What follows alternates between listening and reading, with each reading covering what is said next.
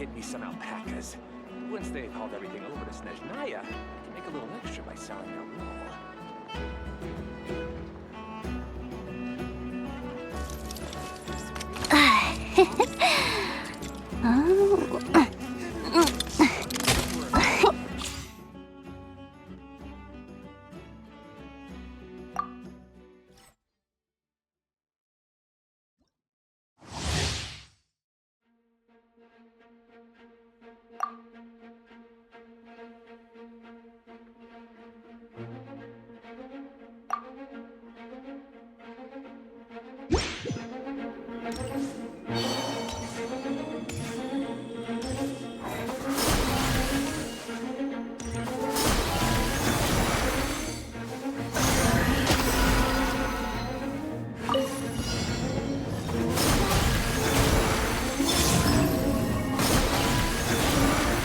Come a little closer.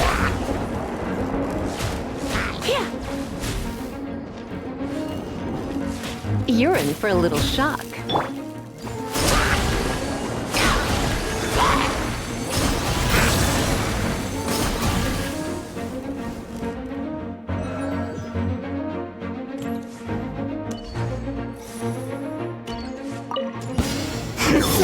Change of plan. Insulation chamber deployed.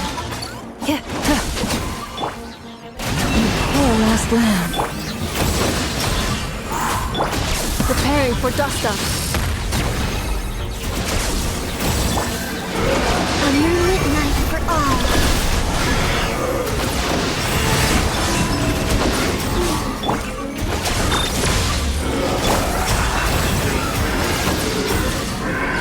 With one heart, we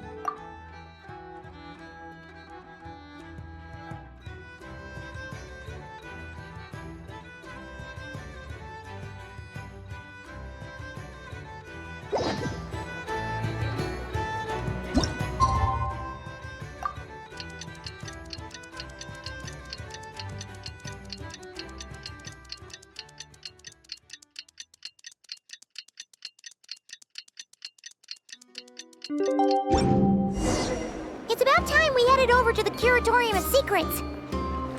We have something super important to discuss. You remember, right?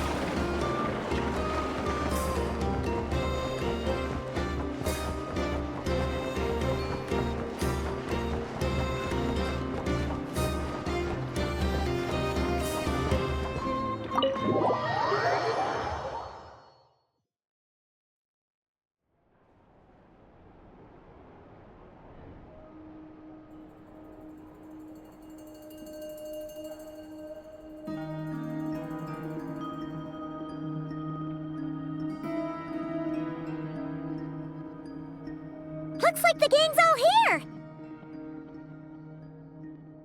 Yep, all ready. How about you two? Green and good to go?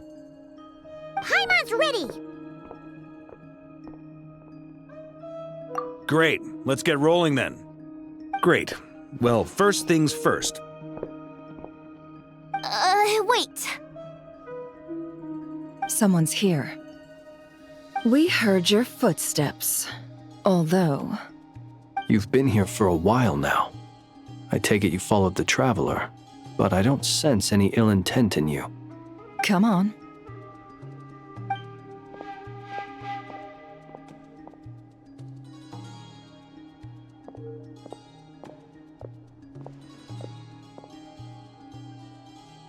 I figured it wouldn't take you long to notice me. I come bearing news from my lady, the knave. Dottore went through the motions of returning to Snezhnaya, but it was obviously a facade. However, he has not returned to the Kuvaki Experimental Design Bureau, nor has he made an appearance in Nasha Town. Well, in that case, he'll be in his lab way up north. I always wondered why he applied for his own private pad. He was planning this all along. Tell them that Sandrone and I will go on ahead. If they still intend to pursue this matter, they should meet us at the research center in the northern tip of Nod-Krai. Nice of Columbina's two best friends to think of us. We appreciate the heads up. Our sincere thanks to the Fatui for your aid. Lady Damselette may have left our organization, but at least some of her colleagues remain genuinely concerned for her well-being. Not to mention that the doctor's increasingly cryptic conduct gives us great cause for alarm. We have crossed swords many times before, but it's not personal. We're just on different sides. We don't lack humanity. And so, as fellow friends of Lady Damselette, it's only right that you should be in the know about this. Arlecchino's situational awareness has saved us a lot of trouble. I'll leave the map here with you. If you do decide to head to the research center, please proceed with caution. And remember, at least while you're in Nod-Krai, Lady Arlecchino's subordinates are your comrades if you want them to be. This is very accommodating of you. We can't thank you enough. Just doing my duty. I shall take my leave now. If you need us, you'll find us at the Experimental Design Bureau.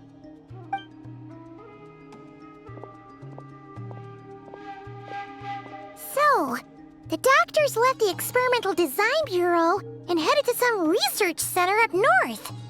Marionette seems to think he's been planning this for a long time. But when did it start? Before he even arrived in Nod-Krai? It seems his loyalty to the Tsaritsa is lip service at most. Behind the scenes, he may even be working against her. Whatever his motives, we know that he's decisive and incredibly ruthless. Facing him unprepared would be a recipe for disaster. At this stage, it's difficult to predict his next steps. I suggest we split into two groups. We need some people to stay behind and guard Nasha Town. Well, as much as I'd love to help, infiltrating research labs isn't really my area of expertise. But at least take Cool Your Jet's Ducky with you. It should be some help during the battle. And as for Miss Inefa, I suppose you will stay to protect Miss Aino? Detecting operational logic. Protect Aino. Priority. High. Just in case, Servarka, I think it would be best if you stayed behind as well. You can leave the research center to us. I mean, I would have said the Knight of Berea should probably be out on the front line, but okay, fine. Leave Nasha Town to me. Be careful out there, okay? If things get out of hand, fall back right away. Yehoda will be on hand to assist you. In my absence, she can handle any intel gathering work. You got it, boss. You guys make sure to get back here in one piece, all right? We will. Things are moving fast. We'd better head off soon if we hope to keep pace.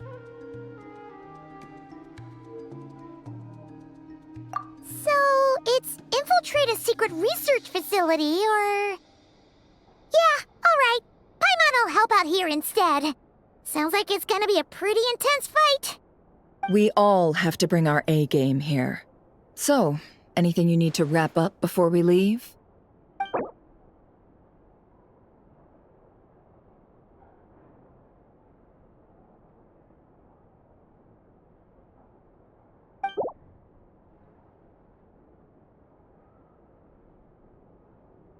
Then you'd better get going.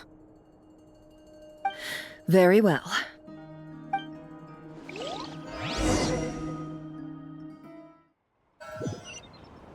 All these broken machines on the ground.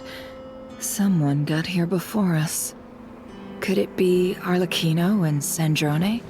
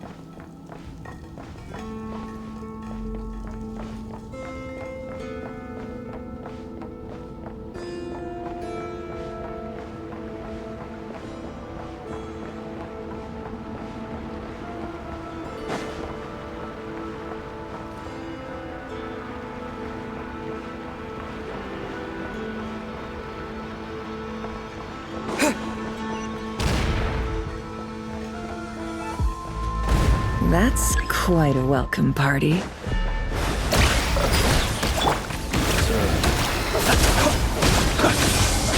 Be silent.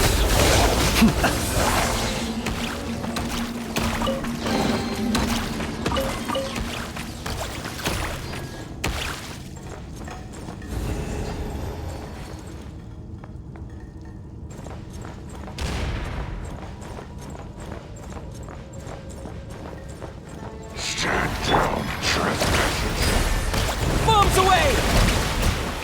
Can't hide the truth.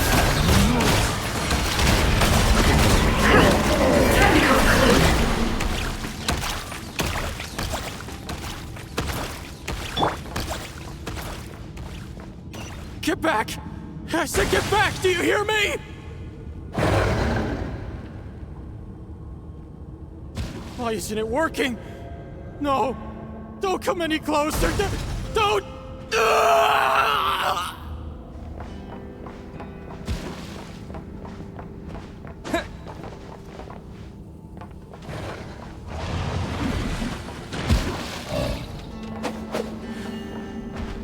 Go!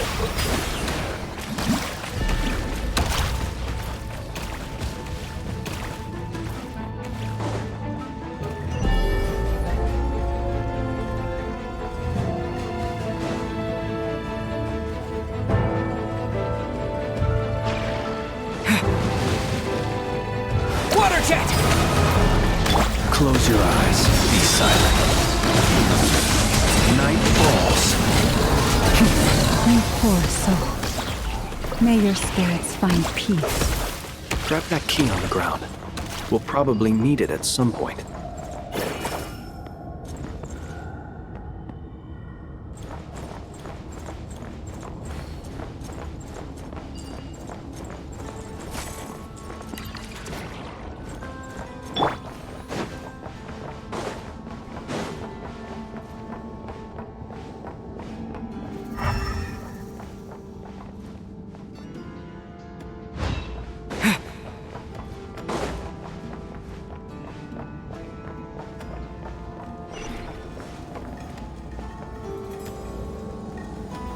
Watch out. Ugh, there's no way through. Let's go around.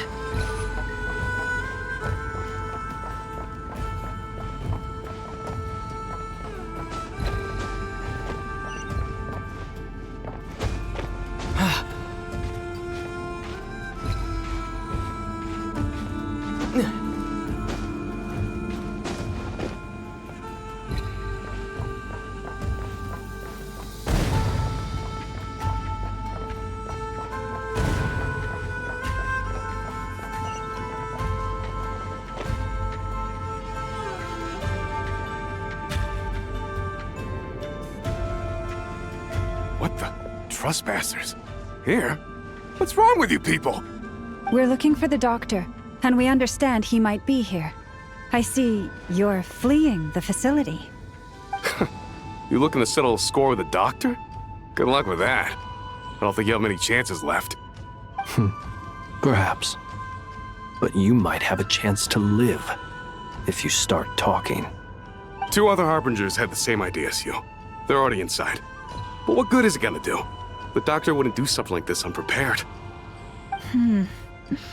Seems to me that you're not too thrilled about being his subordinate. Also, is it just me, or do I sense monsters nearby? If you'd prefer their company to ours, that can easily be arranged. We need to know what the doctor is up to. Please, if you know anything at all, tell me. This is about more than us versus the doctor. His actions could have consequences for all of Nod-Krai, and perhaps even your homeland, Snezhnaya.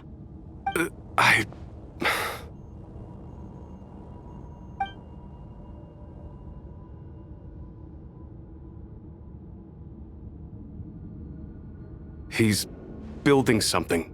Ambitious doesn't even begin to describe it. Feels like this could be the big one. God knows how long he's been planning it. A while back, he told us he'd be returning to Snezhnaya. We weren't expecting him back so soon.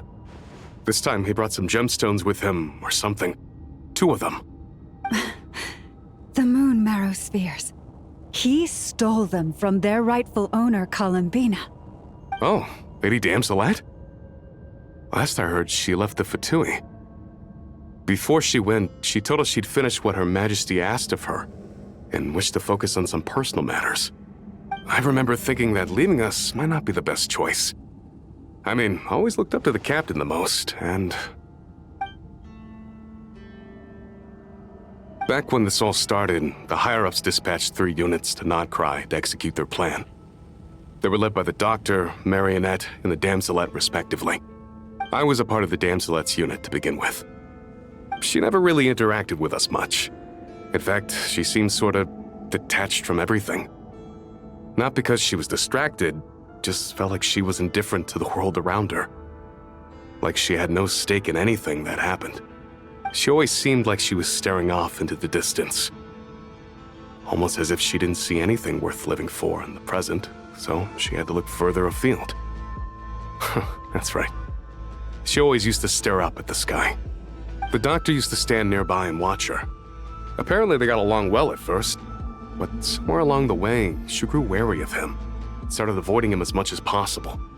After she left, everyone in our unit merged with the Doctor's.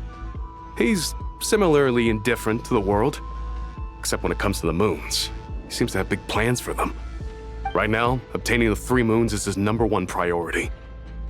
He even said, if he can only get his hands on 2 of them, he'll create a 3rd one himself. How would he create an artificial moon marrow? Maybe the knowledge he gained from the Hyperborean phantoms has something to do with it. Thank you for cooperating. We appreciate the level of detail. I get the sense that you'd serve under Columbina again if you had the chance. Would that be fair? No, she's no longer a Harbinger. As a member of the Fatui, my loyalty will always belong to the Tsaritsa. I'm only telling you all this because I don't completely trust the Doctor. His actions do not align with the goals that first brought us to Nod-Krai. I understand. We'll do everything within our power to stop him. The Knave's unit is based at the Kuvaki Experimental Design Bureau. Maybe you can seek refuge with them. Well, now we know what's going on here. Artificial moon marrow. He's likely well on the way to completing it. Dottore's technological capabilities are far more advanced than I thought. I fear this could get ugly. Everyone, prepare yourselves.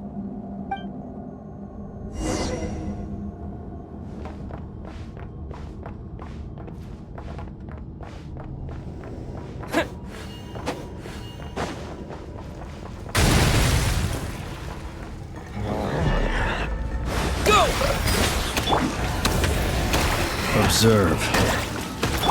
You need this point. It all adds up.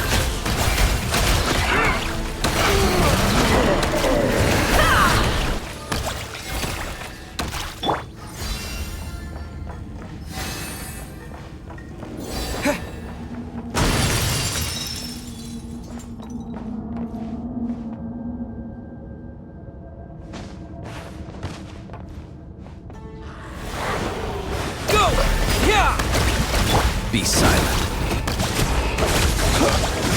To dust. Do not fear the dark.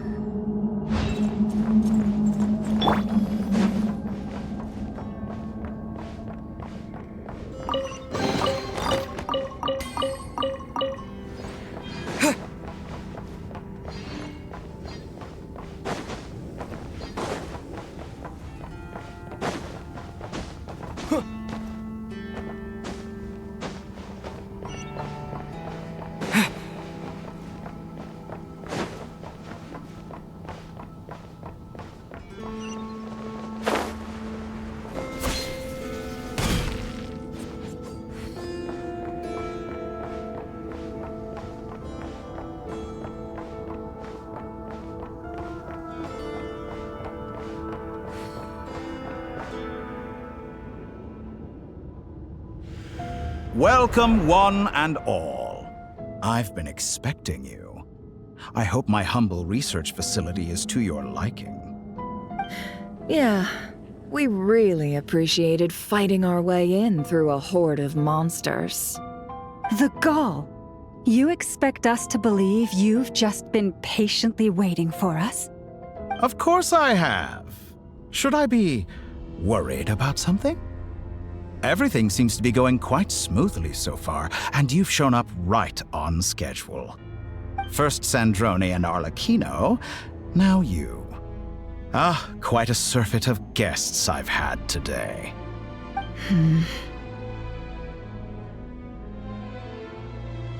If you were looking for them, I should probably mention that Arlecchino disappeared as soon as she entered the facility. As for Sandrone, why, she stood right here only moments ago demanding answers from me at the top of her voice. Hardly out of character. She never was one for basic courtesy. But I have to admit, I was a little surprised to see her showing concern for someone besides herself. Does everyone you associate with undergo such a change in temperament? Speaking as a researcher, I have to say, it is not a change for the better. It threatens one's ability to remain objective.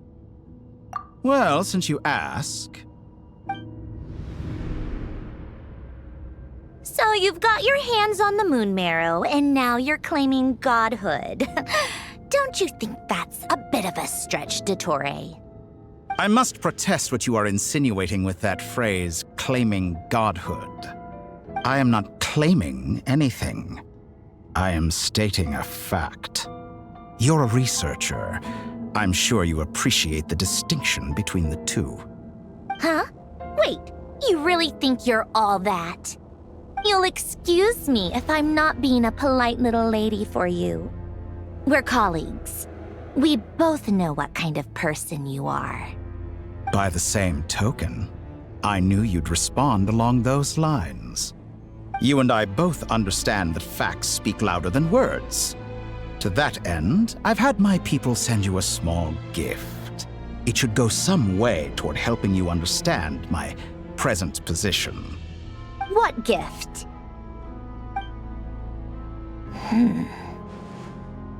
Where have all your troops gone?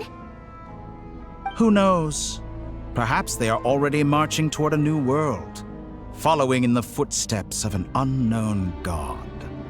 As vulgar and arrogant as you may be, dear Sandrone, I have no intention of taking out my displeasure on your subordinates.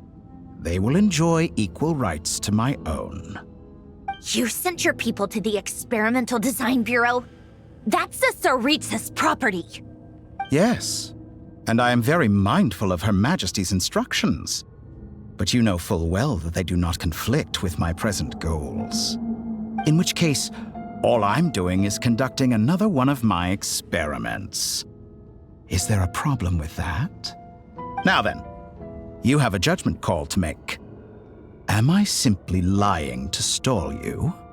Or is it possible that every word I am saying is the truth? In which case, your subordinates really are in danger.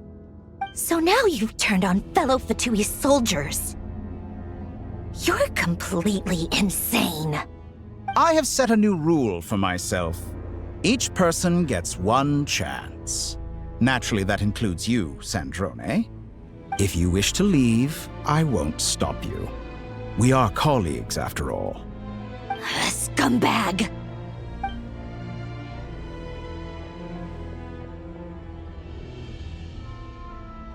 Still, I hadn't counted on Sandrone sparing any thought for the people of this world. Shame. I always found her self-centeredness to be one of her few better qualities. How can she ever hope to achieve greatness when she's so obsessed with protecting her little design bureau?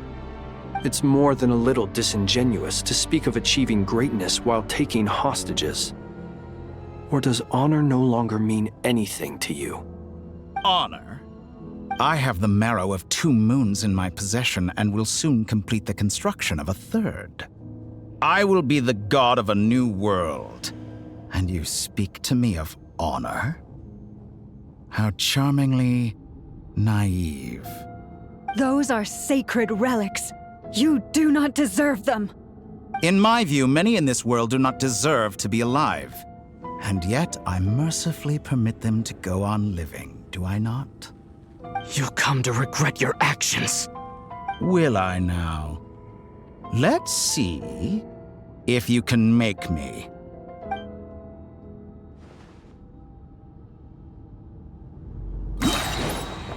Go! Wipe out! Beware the creatures of the night. Observe. For the everlasting forest. Can't hide the truth. Let's see tomatoes. Seek within. It all adds up.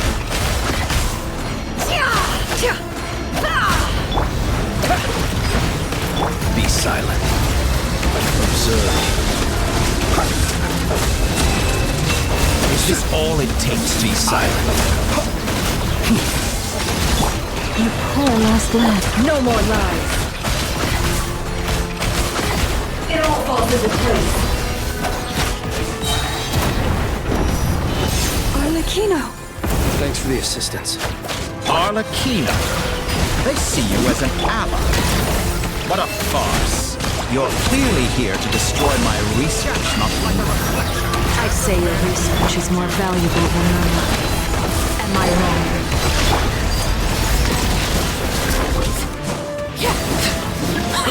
Your actions betray your fear of me.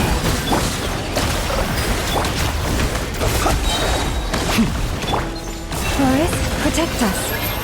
Can't hide the truth. Interesting. Bombs away! Is that the best you can do? Get lost! Everlasting as the moon!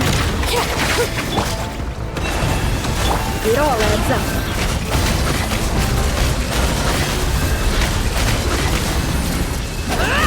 An exact Water jet!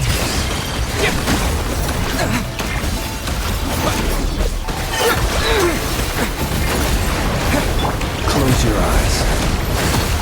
Be silent. To dust.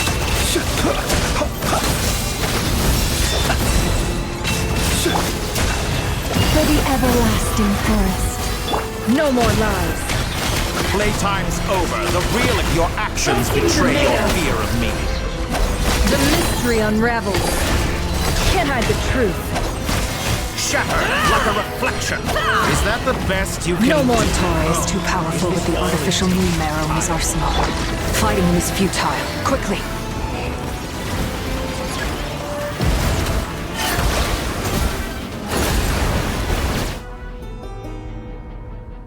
Let's go. I've always thought it is wiser to flee than surrender.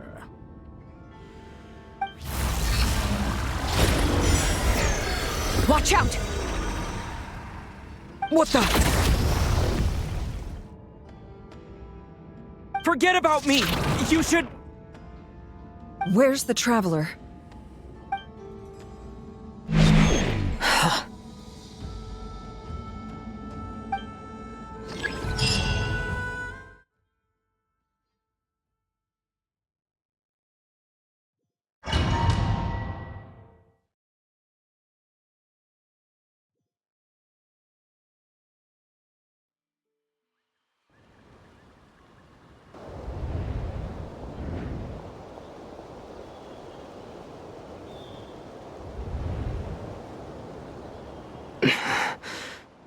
What just happened?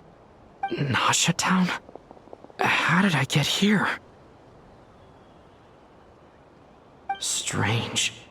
I remember being trapped by Dottore during the battle. And now all of a sudden, I'm here. Something weird is going on. I guess I'll start by exploring the area. Huh? Traveler? What brings you here at this hour? Huh? What are you in the mood for today? A hot dog? Or something else? We've got some special discounts at the moment. Want to see the menu? Sorry, I'm not hungry right now. Ah. Well, feel free to take a seat for now. Let me know if you change your mind. Everyone seems to be acting normal. Am I just overthinking? Oh, darling, look who it is. One of our regular customers. Get the travelers something to eat, would you, dear? Wait, why is he talking like that? Well, I'd love to, but can't serve a customer unless they order something. Anyway, I take it your business is wrapped up? Yes, thankfully. It was a long trip, and it's left me feeling pretty exhausted. But the upshot is, I won't have to leave again for a good while. We can have some quality time to ourselves. Wait, these two are a couple? I see some kids around too. I didn't know they had a family. Hey there! I haven't seen you in ages! What's keeping you so busy? I've been looking forward to playing with you again. You forgot already? You're silly. Daddy brought you over to our house recently. We had some snacks together. What is she talking about? We've had a lot of customers over the last few days, so we've been real busy. And like my mom always says, some people are more than just customers. They're friends. Oh, another customer's arrived. I better go see what they want. This is all wrong. I never once heard the owner of this restaurant talk about their family. It certainly isn't a family-run business. And that child? I don't recognize her at all. Could this be a false memory? Very good. I knew you had it in you. Aren't you going to try the house special? When did he show up? No, none of this is real. You don't seem to like it here. That's fine. We can change venues.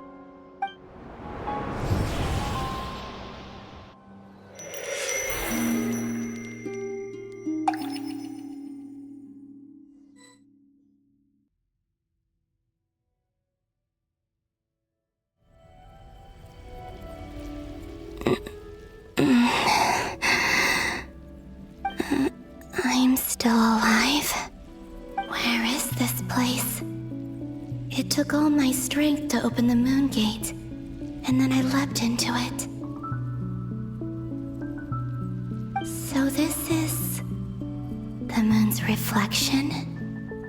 The mysterious realm beyond the gate?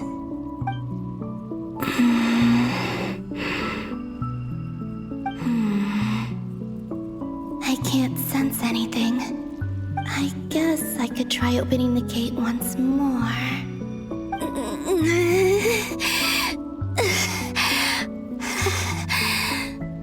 No response. Maybe this space can't be opened from inside. If this was the space that killed both Revier and his lover, then why am I unscathed? Or... no. I'm not unscathed. Even the air here feels frozen in place. There is nothing here with which I can restore my power. I should conserve my strength and proceed with caution.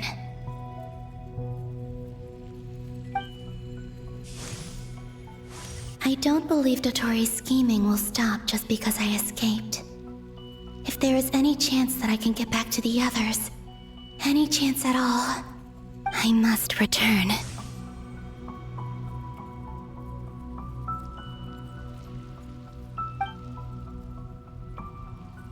Emptiness, silence. What is this place? Or maybe the real question is, what is it for? What's this? Looks like it responds to my power.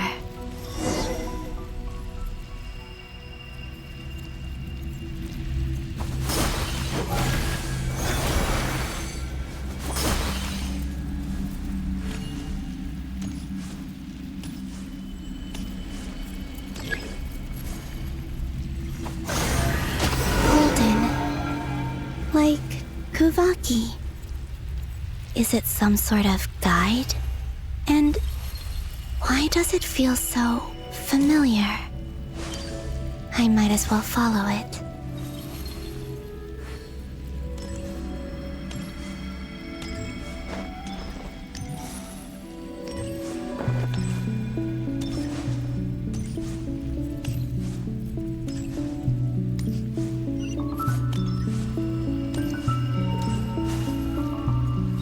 does this lead?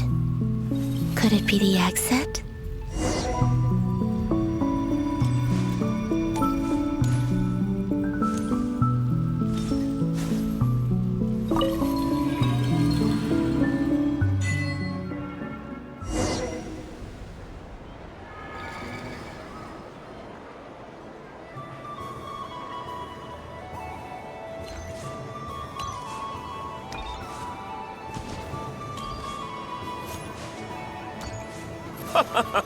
Welcome home, Moon Goddess. Is this Nasha Town? But isn't Moon Prayer Night over already?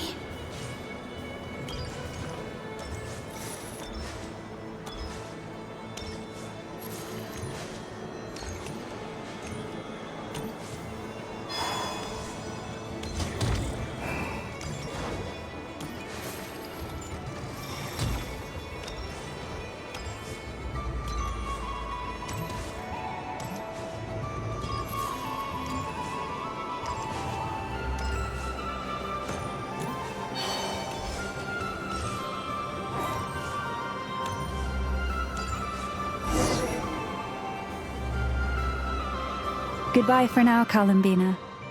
I hope you have a wonderful night.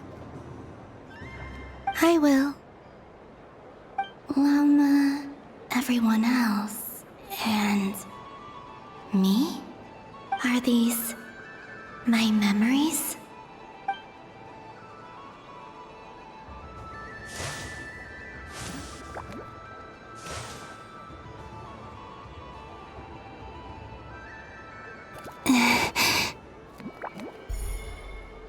I can't touch them.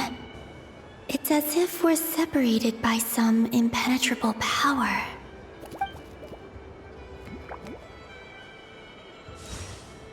Over here! Over here!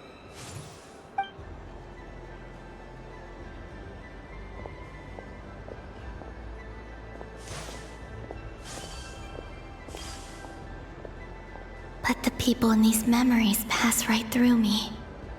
Just like when I disappeared. If only I had known what would come to pass after that. Even so, I should still take a look around. Just being back here. It gives me the strength to keep going.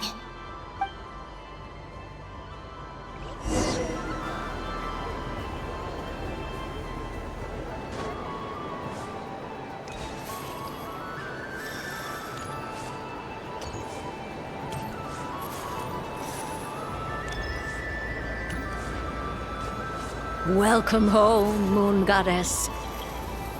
Oh, you're the genuine article. Alice was right. This Moon Prayer Night was worth watching after all. Oh, yes. That was the fortune-telling stall run by Barbeloth from the Hexen Circle.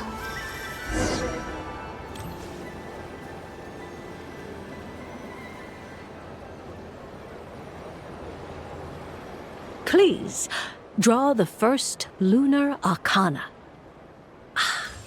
This represents destiny and is the foundation for the divination as a whole.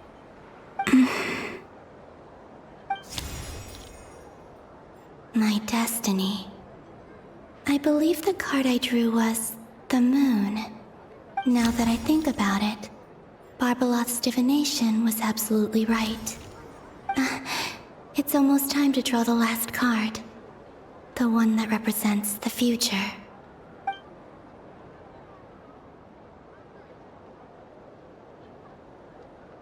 That was the card that popped out on its own.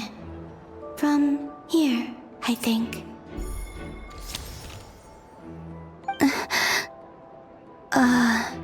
Kuvaki Pulse? What? Fascinating. I've never encountered this before in my role as a diviner. What's going on? Did that card leave the deck? Because of my influence? All I did was try to touch it, and then... Maybe this memory space is not untouchable after all. Are there weak points in the barrier? Or is it possible that there's more to this space than my memories alone? This card is death. I need to get to the bottom of this. I'll try touching something else.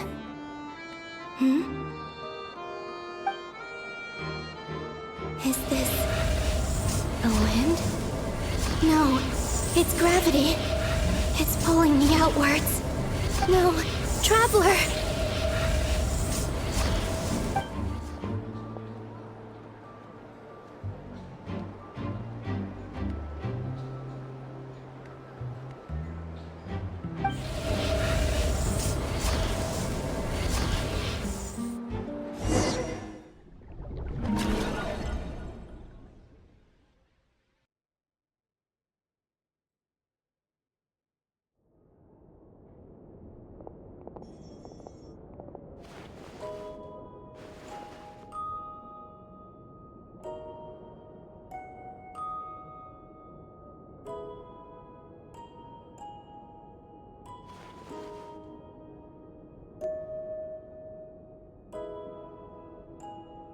Haimon, listen to me. From the bottom of our hearts, we are so sorry. We completely understand how you must feel. The Traveler is trapped, and we all feel responsible for it. Don't say that! Paimon's not a little kid! You didn't leave him behind on purpose! There was nothing you could do! But... He's all alone in there! What if something happens to him? What are we gonna do then? We've barely spent any time apart since we met. Is he gonna... die? We must find a way to rescue him. We were all involved in the operation where he was captured, and we do not abandon our comrades.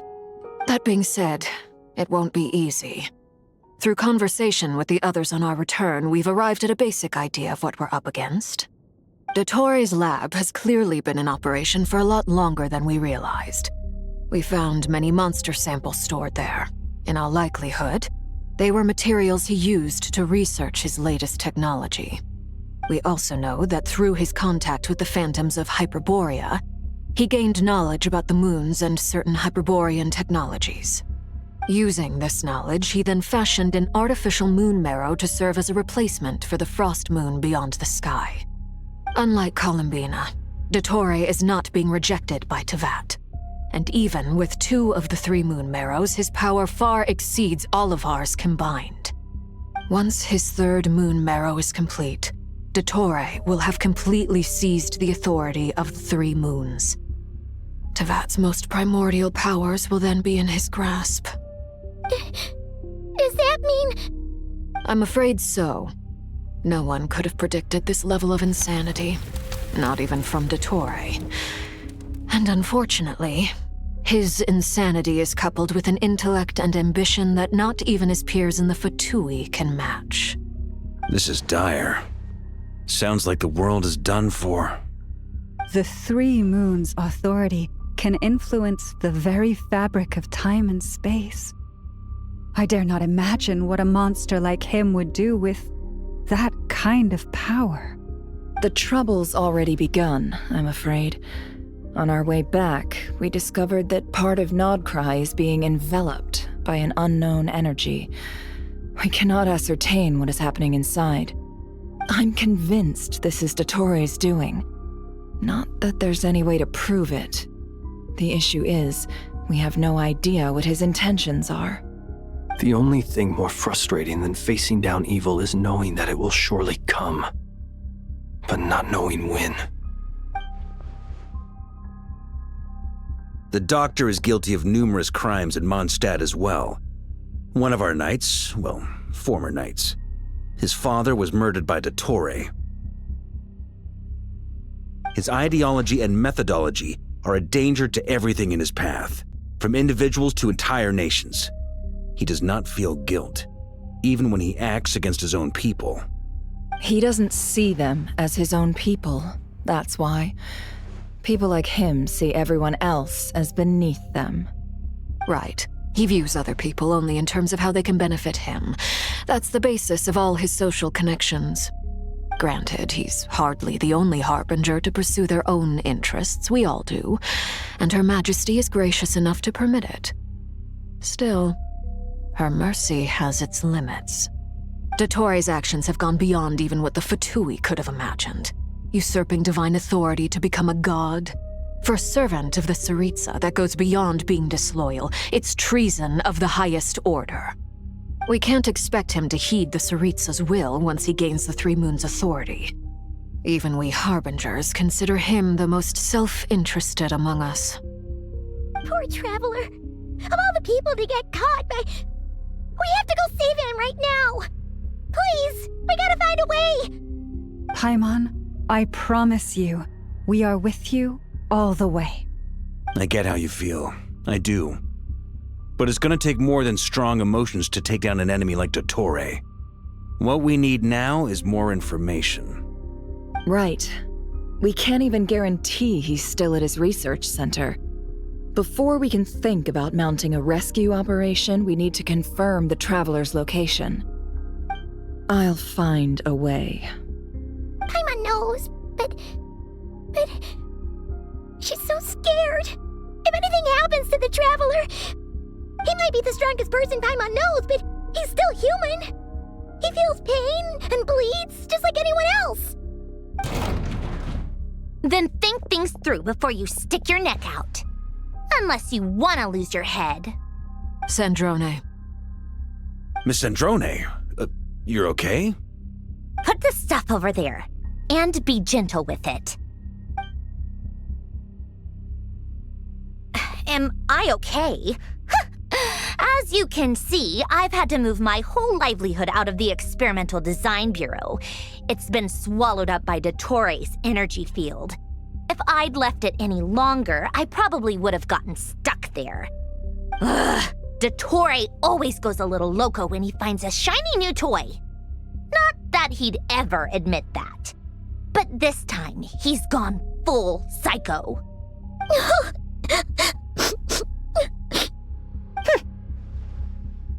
Just go ahead and cry already.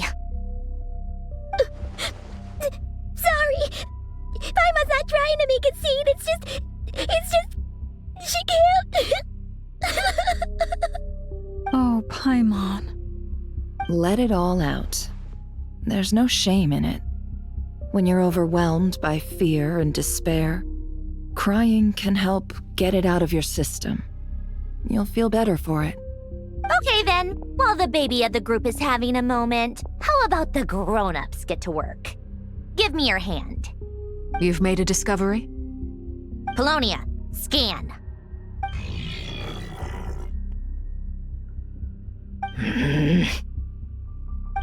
You, hand, now.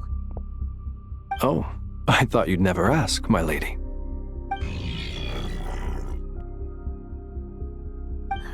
Curses!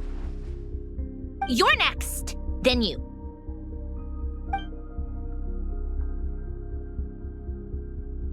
Dottore, you son of a... He's done something to us! Everyone who entered his research center has been implanted with some sort of curse. I don't feel anything unusual at the moment. Does that mean it hasn't activated yet?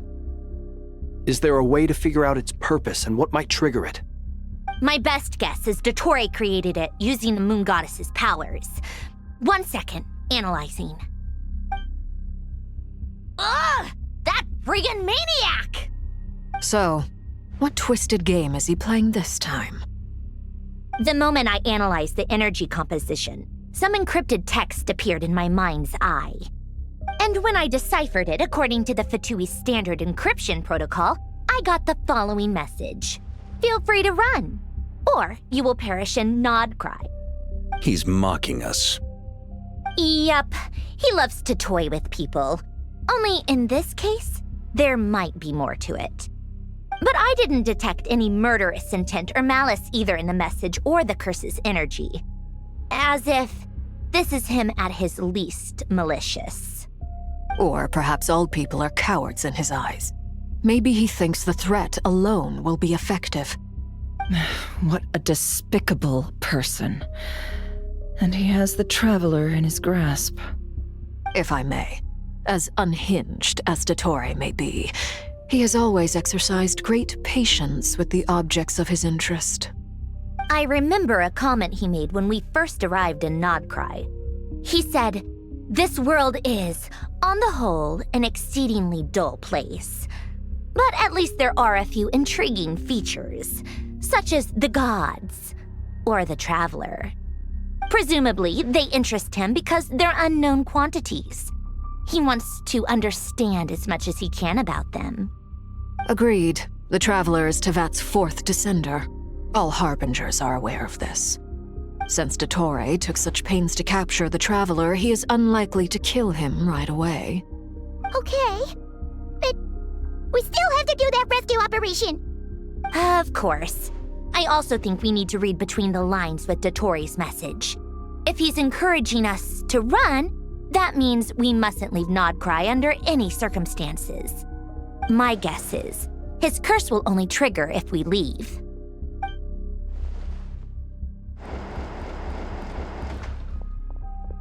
We've discovered multiple energy fields. Albedo is still attempting to analyze their structure. He told me to report back first.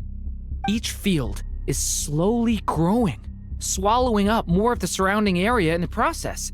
And the pace of their expansion has increased since we first examined them. He's probably trying to swallow Nod-Krai whole. His nefarious ambition knows no bounds. If this continues, the whole of Tevat will be in trouble, not just Nod-Krai. The loss of Columbina could not have come at a worse time. Do we think she's truly gone for good? She entered the space beyond the Moon Gate, knowing what became of Rerir and Thelindis. I'm sorry, but I fear the odds aren't good. Don't be ridiculous. If I know her, she's busy finding a way back as we speak just so she can annoy me. She isn't dead. Whatever has become of her, the fact remains that we are two comrades short on the eve of a decisive battle. We need to find out the Traveler's location, but there is also other work to be done. Agreed. Whatever Dottore's planning, we have to get the local populace somewhere safe. So, as well as a rescue mission, we have to organize a mass evacuation at the same time. It would be best if someone could approach leaders of neighboring nations and negotiate emergency asylum for Nod-Krai's inhabitants. Can anyone handle that? Snezhnaya is one option. I'll see what I can do. This would be so much easier if the Traveler was here. No! Stop thinking like that, Paimon. Paimon will join you. She's pretty well connected thanks to the Traveler. Maybe it'll come in handy. Either way, that's what the Traveler would do if he was here.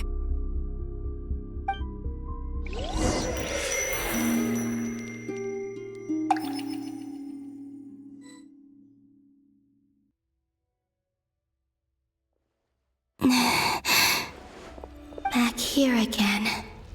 That gravitational force that pulled me back. Is this where it came from? When I saw that memory of Moon Prayer Night, I think I influenced reality. Was it just a coincidence? Or if only I could have sent the others some kind of warning on Moon Prayer Night. Maybe we could have stopped Dottore. I feel so heavy. Does entering that space consume a lot of energy? Well, even so, I have to keep moving forward. Back to emptiness and silence again. I should try and find my way back inside that memory.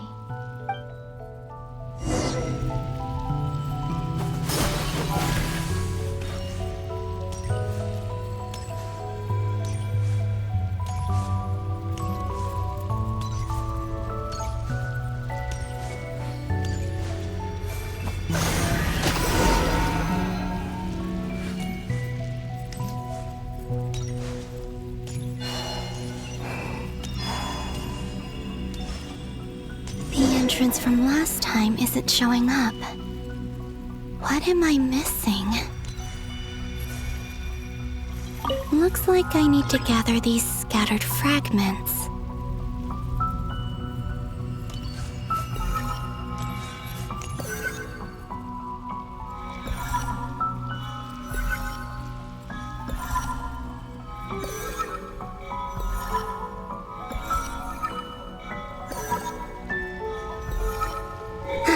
It worked!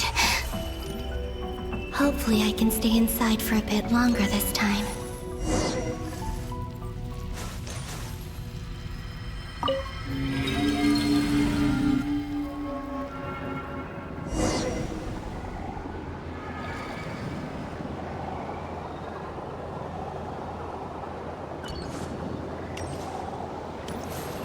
Ad Astra Abyssosk. Welcome to the Adventurers Guild.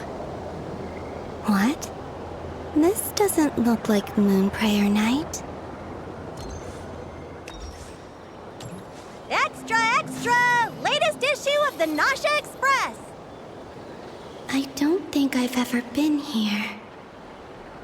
Maybe this space isn't comprised of my memories after all. There aren't any festive decorations around.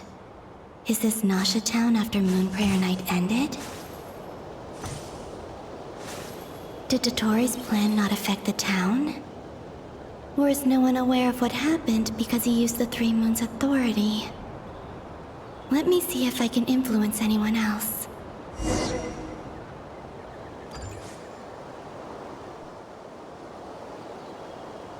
So, what do we do next? Wait, that voice.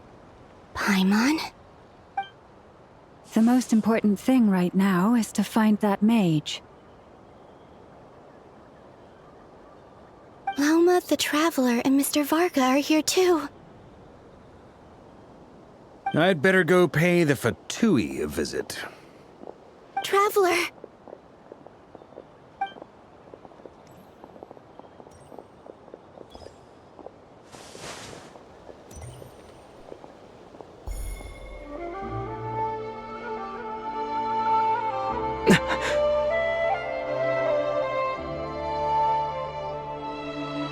Columbina? I made contact. It's me, Columbina. Huh?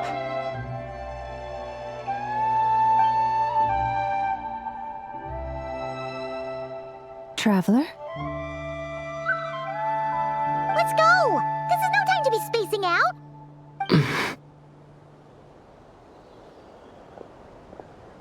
Huh? Wait a moment. This has happened before. Huh? This is what happened when I disappeared. I stood right over there, thinking that no one would ever find me again. It was only when he called my name that I decided to follow them. But did he turn around because he sensed my touch just now? Is it really possible that from in here, I can change the past? If I keep following them, maybe... Huh? It's that gravity again.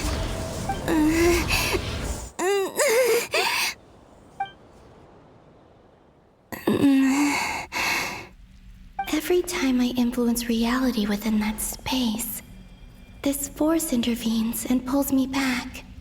It's as if it's trying to stop me from leaving.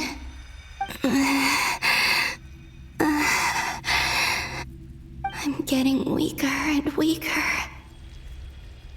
I'll just have to try another approach next time. Come on, Columbina. Keep going. You have to tell everyone what happened.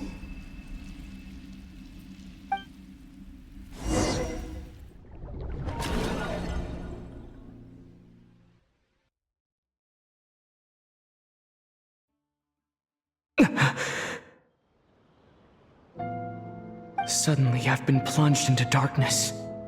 Alone. It feels strange. As if something has grabbed hold of me. Is Toray now powerful enough to interfere with space itself? Look at you, standing so still in total silence, I almost didn't recognize you. Hello there, traveler. He seems to be in a good mood. Wait, what's that behind him? Ah, so you noticed. This is the completed Trilune. 2 primordial moon marrows and 1 artificial specimen. You are wary of it. Good. Maintain that reverence. You performed well in that recent battle. Brave and reckless as always. Courage is the sign of a true hero, and impulsiveness is the hallmark of those who strive to advance. I say this not to belittle you. Most creatures are far more timid by comparison. 3 moon marrows? Does that mean the artificial one is now complete too? Well spotted. What do you think? For a replica I built myself, I dare say it looks the part. Dottore, are you planting illusions in my mind? I have no interest in fooling your eyes. On the contrary, I hope to show you the true essence of all that you see before you. Is this not a beautiful city? People live in peace and find joy in their work. The streets are safe. People can even leave their doors unlocked at night. You might say it is the Elysium everyone dreams of. All available data indicates your values and worldview conform with the mainstream. This kind of society should be quite to your taste. False beauty is deceitful. Lies are to no one's taste. I wonder, is it your moral standards that are too high? Or your expectations of reality? Answer me this. If someone existed in a sweet dream from the moment they were born, a dream in which they never once felt pain, which do you think they would consider superior? The dream or the reality? That's pure sophistry. It has nothing to do with your actions. As I suspected. You have yet to understand all of this for what it really is. What do you want from me? You sound impatient. Do you think the only reason I'm keeping you is because I want something from you? If it's not, then why haven't you killed me yet? No one can stop you if you're as powerful as a god. I'm delighted you recognize that fact. I believe we last squared off in Sumeru. Ah, the memories. How time flies. You and I have both grown. I'm not surprised that Arlecchino and Sandrone worked with you. You've always a way of slowly but surely ingratiating yourself with all levels of society. People laud you as a hero, but I suspect there's more to it than that. Oh, but to be clear, I don't say that to flatter you. Do you always give your opponent an appraisal before you deal the final blow? Call it a long-time habit. I'm a researcher, and one of my duties is to give an objective assessment of my subjects. But you misunderstand. We are not opponents. Not at this moment. I just want to talk. Think back to Tartaglia, Arlecchino, Capitano, Colombina, and now even Sandrone.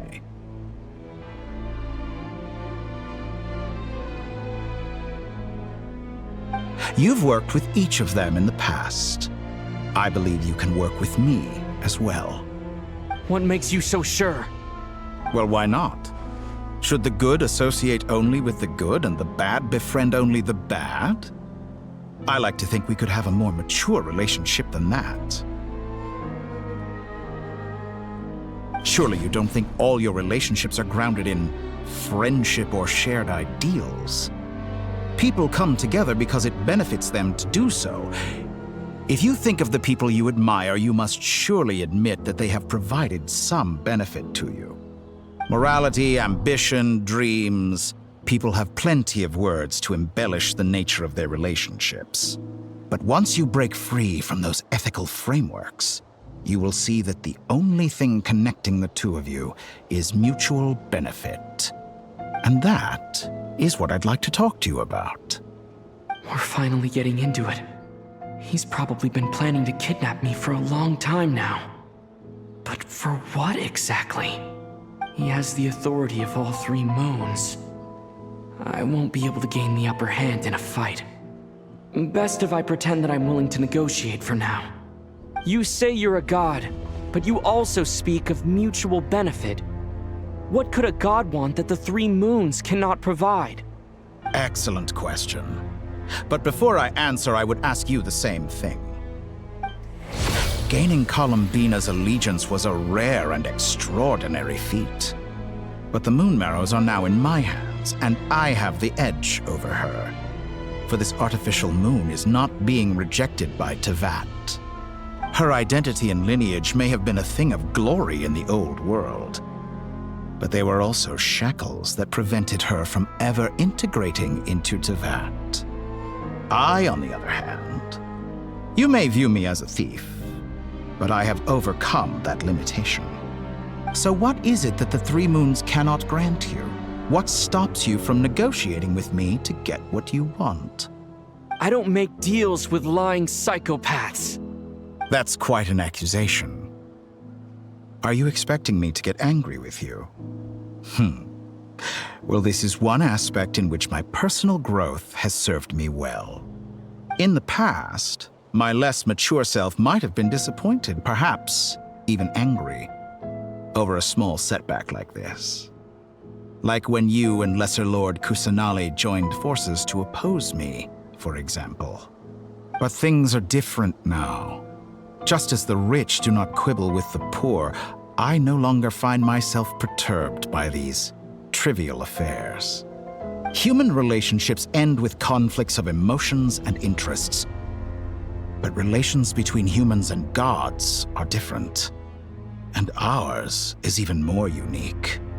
I have ascended to the highest heights and laid claim to unprecedented horizons. And you were no ordinary person to begin with.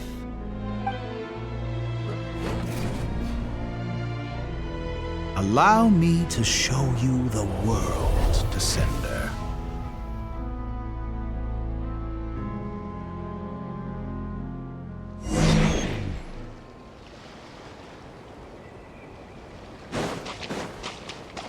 To stand, walk, jump, sit, and lie down.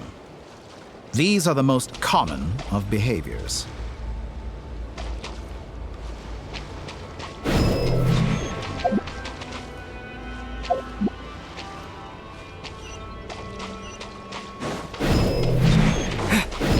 Have you ever wondered why we were born following such laws? Who stipulated that we could not fly instead of walk?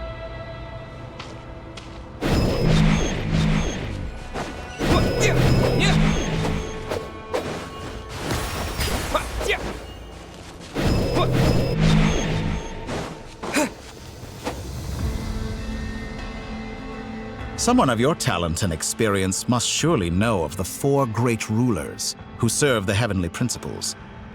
They govern life, death, time, and space. One wounded by a blade will die from blood loss or infection, and one who falls into a lake will drown in agony. The elderly wallow in solitude, and the solitary age faster. Eventually, new life is born, only to embark on the same path of suffering. These four divisions anchor the world and shackle those who live in it. But they themselves transcend its boundaries, squandering the power bestowed by the heavens.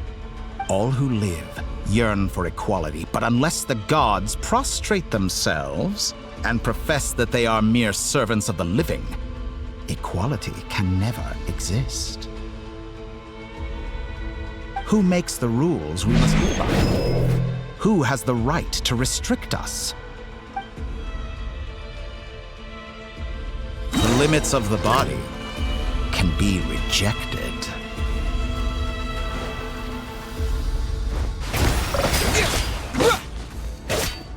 Wipe out!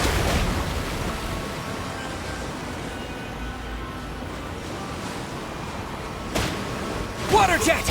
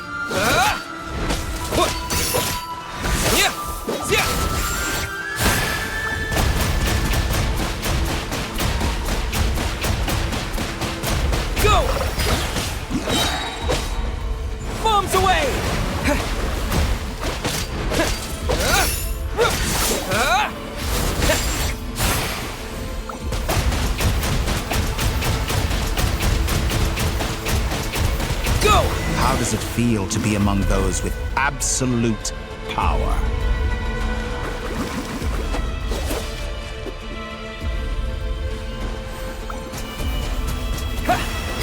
You cannot conceive the extent to which your flesh hinders your mind and spirit.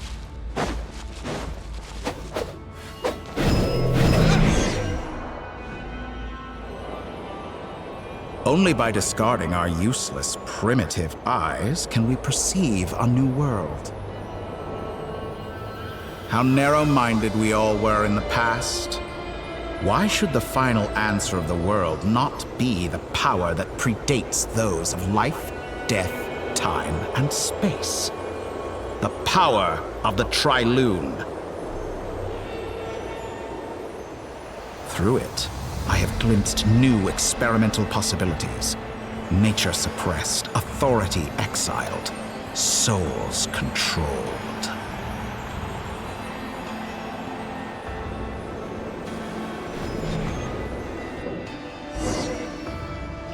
You know, I heard recently that a group of critics reviewed countless stories and drew an interesting conclusion.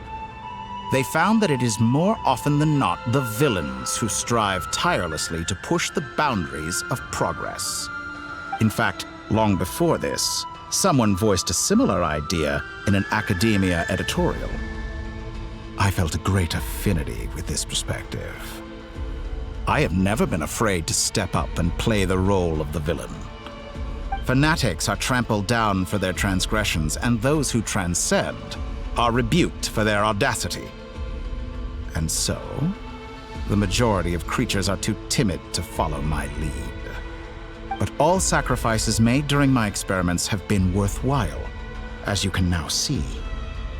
I can offer you something new, something unique, precisely because I am a villain. Think about it. We are eternally bound through mutual interest. Can you truly say you would never turn to malice if it could give you the life you dream of? After all, what value do perfection and purity really have? They are fragile and feeble things, utterly tedious. I say, better to be governed by a flawed humanity than a gnosis. The true seeker of knowledge is the villain who undergoes countless tribulations in pursuit of their goal. I'm sure many people have told you that you're different. Because I'm a descender? Exactly. Very clever. But what has that got to do with you? I do not conceal my wicked deeds, my selfish desires, or my greed. A true researcher must act as I do if they are to understand and speak of the truth. And yet, a knowledge seeker like myself will inevitably grow tired of studying Tavat beyond a point. You have traveled to all corners of the world and met many people. Along the way, there have been moments when you were misunderstood or even became a wanted criminal. And all the while, you have spent your days doing some of the most mundane jobs in the world. You fight and toil, claim minuscule rewards from my friend Pantalone, then you fight some more, winning some battles and losing others as your search goes on. And this cycle continues, with no end in sight. Surely you must sometimes grow weary of being stuck in this same loop day after day. We're completely different. I embrace everything that life throws at me. I am engaged in every step of my journey. How does that make us different? I too embrace what life brings, researching everything that interests me. Think of all the novel things I've managed to create, like the artificial moon marrow. Don't you see? As unique a specimen as she was, even Columbina is not irreplaceable. Take that back! She's gone because of your actions! I didn't say that to anger you. Though admittedly, I don't see what there is to be angry about. Anything Columbina could do for you, I can do better. I know what your ultimate goal is. You wish to walk the path your sister walked, and seek answers from her at the end of that journey, don't you? Someone like you could never understand what it feels like to care about another person the way I care about her. Perhaps not. But that doesn't mean I can't help. I could find your sister right now, bring her before you, and make her give you the answers you seek. Don't be so presumptuous. You'll never begin to understand the situation between us. Oh, no. This is no presumption. I'm only offering what I know is possible with the power of the Trilune. But it seems like you would sooner continue with your journey through this world. Why? Do you truly desire this journey? Or is it simply a necessary process from which you cannot escape? Think of all the time and energy you have spent, everything you've had to endure just to make it this far. Is this really what you want? Or has your hand been forced by the promise of that final answer? Yes, you have made many friends. But do they ever spare a thought for the void in your heart and what it yearns for? What you want is not friends. It is family. But do they know this? I, on the other hand, am far more considerate. Join my experiment, and in return, I will bring your meaningless journey and all its struggles to an end. This is a malicious attempt to manipulate me. But at the same time, he's stating some very human truths. Of course he's right about my predicament. How can I deny it? I have faced ungrateful strangers, never-ending troubles, an endless quest for answers. I want to see her. After everything I've been through, words can't describe how much I miss her. How much I want to be reunited with her, wherever you are right now. Do you miss me too?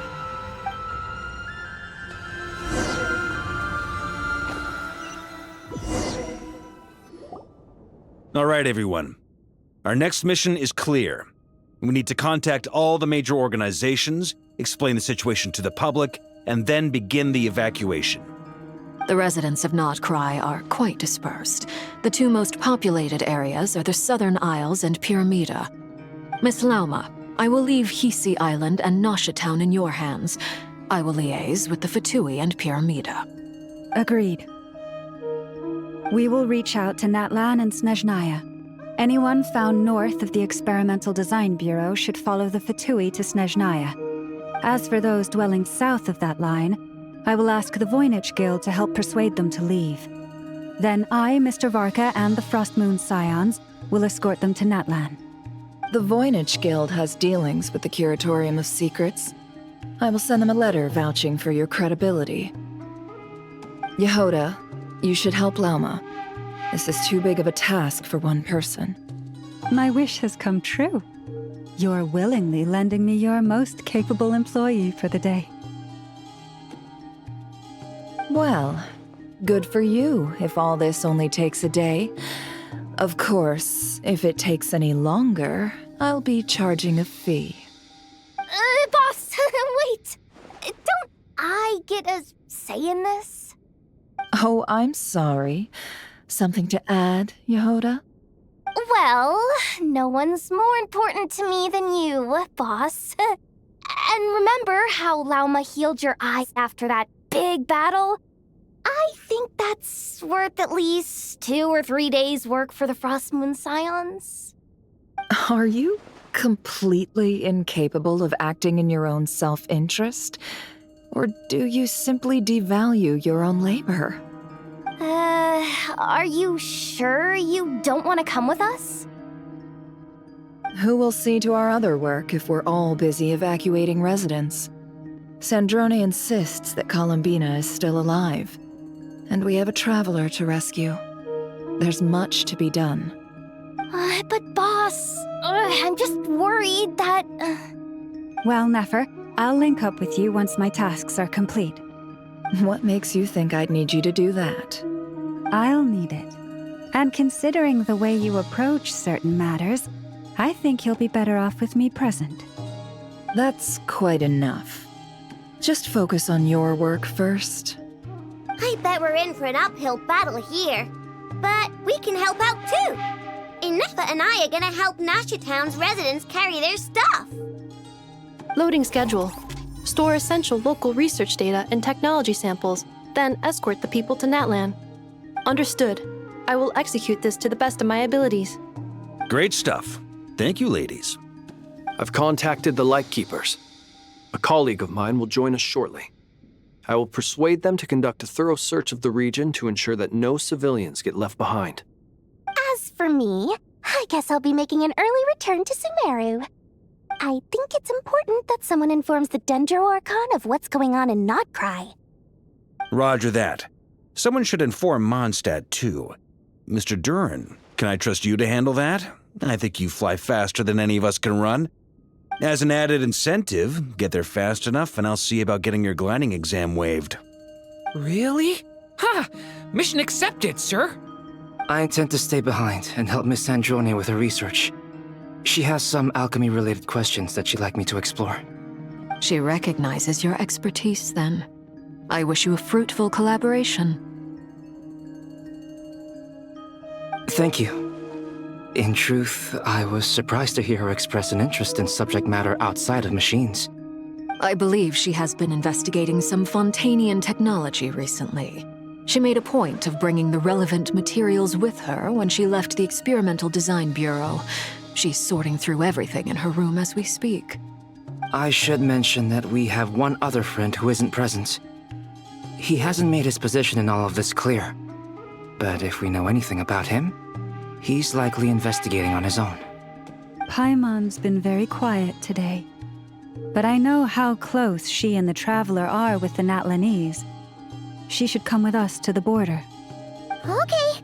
Paimon will do her best. Make sure to heed Sandrone's warning. Many of us have been cursed by Dottore. As such, under no circumstances should anyone cross national borders.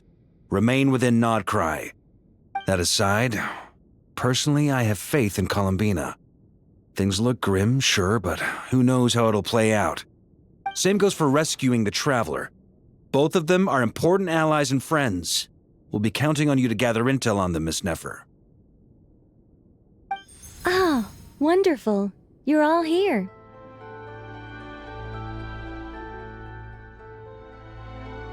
That voice again. Nicole? Whoa, that was loud. And it came out of nowhere. So mysterious. Sorry, this is the only way I can speak to you all right now. Please accept my apology. Anyway, time is short. I'll cut to the chase. We're still facing quite a catastrophe here at the world's borders. Alice has roped in every Hexenzirkel member she can get a hold of. Except for me. She told me I had to come and help you all out as a matter of urgency. I quote, "You love talking, don't you? Well, now it's finally your time to shine. Take these. Make sure the whole party gets one each. You'll be in charge of making sure everyone stays connected." Huh? Is this a Dodo communication device? Scanning. Unknown device. Analyzing. Unknown device. Conclusion. Cute. Affirmative. It is cute and good. I believe that I quite like it. This is no ordinary Dodo communication device. It's my very own special modified version, specifically... sorry. I almost went off on another tangent there. Anyway, help yourselves.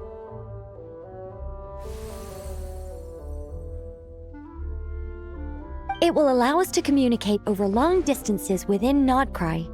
No more worrying about shuttling messages back and forth.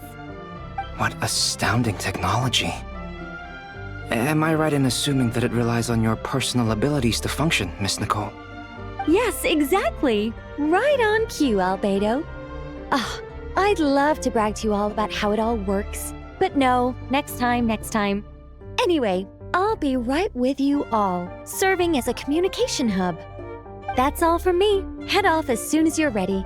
I'll be staying here to keep watch, and I'll be sending you my blessings.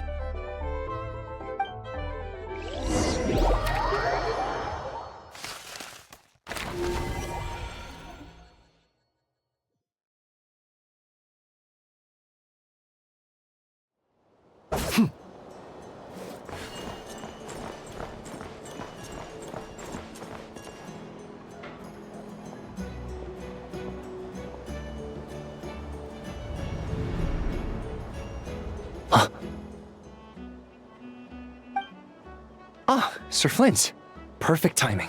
I just arrived myself. You are most considerate, Master Ilua. But in fact, I know you have been sitting here for quite some time. If you saw me, why didn't you say something?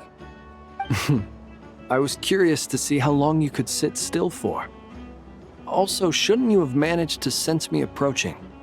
That would be a first. You always seem to appear out of thin air without making a peep. Also, how many times do I have to tell you not to address me as master? I don't qualify. I beg to differ. Why should a young man so well versed in social graces as yourself not be worthy of that title? Please, Lord Flint. Sir Flint. I'm begging you, don't flatter me into complacency like you do with everyone else. You understand me better than most. My newest acquaintances tell me I love complimenting others. What do you think? I think they don't understand why you do it. You just love puffing people up till they're a big, happy ball of hot air that floats away into the sky. In all sincerity, I can only hope that they bring good tidings when they come back down to Earth. Is the situation that bad? We just held a strategy meeting. Let me fill you in.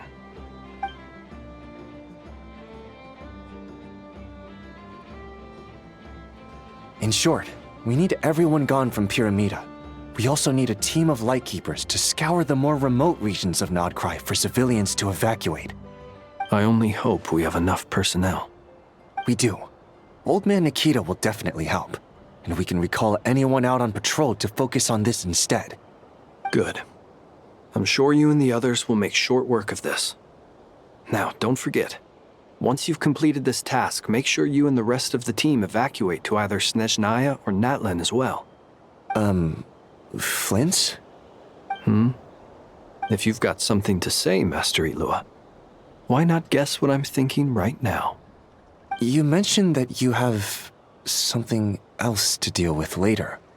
How difficult is it going to be? I doubt it will be easy. I know you're a Lightkeeper, and it's your duty to protect others in times of crisis. But I have a feeling that you'll be walking into grave danger. However bad things have gotten in the past, Nod-Krai has never faced a mass evacuation before. But from the sounds of it, you don't intend to come with us. I don't mean to pry, and it's probably none of my business. But whatever it is you're intending, you don't have to go through with it, you know. I've been afflicted with some sort of curse, and I'm told it may well trigger if I set foot outside of Nod-Krai. As such, I cannot leave. I have to act, if for no other reason than to fight this curse. What? No. Why? Why would anyone want to curse you? There are plenty of people out there willing to trample over others in pursuit of their own goals. Frankly, Sir Flint, I am furious. You're making light of what is an incredibly serious situation. Indeed I am. And? And what? I told you, I'm furious about this. Nothing I can do about it, I'm afraid. Things happen, and we just have to deal with them. If you find yourself feeling angry, perhaps start by drinking a big glass of water. Hey, you mean you're completely unmoved by my anger? I'm devastated. Then allow me to express my sincerest regret. Come by the lighthouse sometime. We'll catch ourselves a few fish, have a little barbecue, play some cards, and bask in the sun. Maybe I need to spell this out. Lean in a little, Flint. Oh my, this doesn't bode well. Word is that you were caught up in a real horror show recently. People were amazed that you returned safe and sound. They've been debating whether you're even human. I've returned safe and sound from plenty of crises. When you say people, do you mean other people? Or do you just mean you? Fine. I'll be frank. You're not human, are you? Heavens. Now that's a horrifying thought. You know what? Forget it. We'll revisit this once it's all over. A sound plan. Albeit a little ominous sounding. Just promise me you'll come back in one piece. All right? For you, Master Ilua. How could I refuse? Also, please pass my regards on to our colleagues. Tell them, thank you all for your assistance. Please put safety first as you proceed with the operation.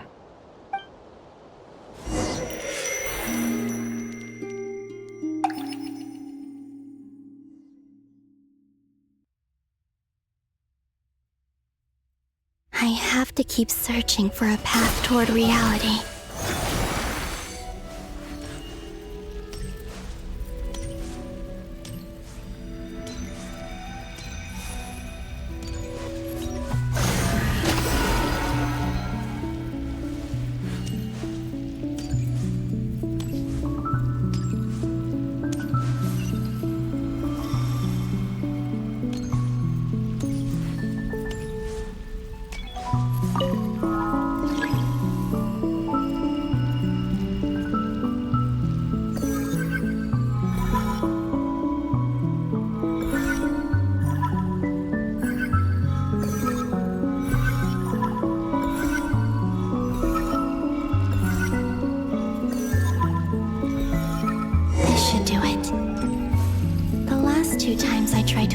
Reality in this space. It consumed a lot of Kuvaki. I'll try and be more careful this time. I need to leave key clues behind using less power. I hope everyone still remembers what I said on Moon Prayer Night.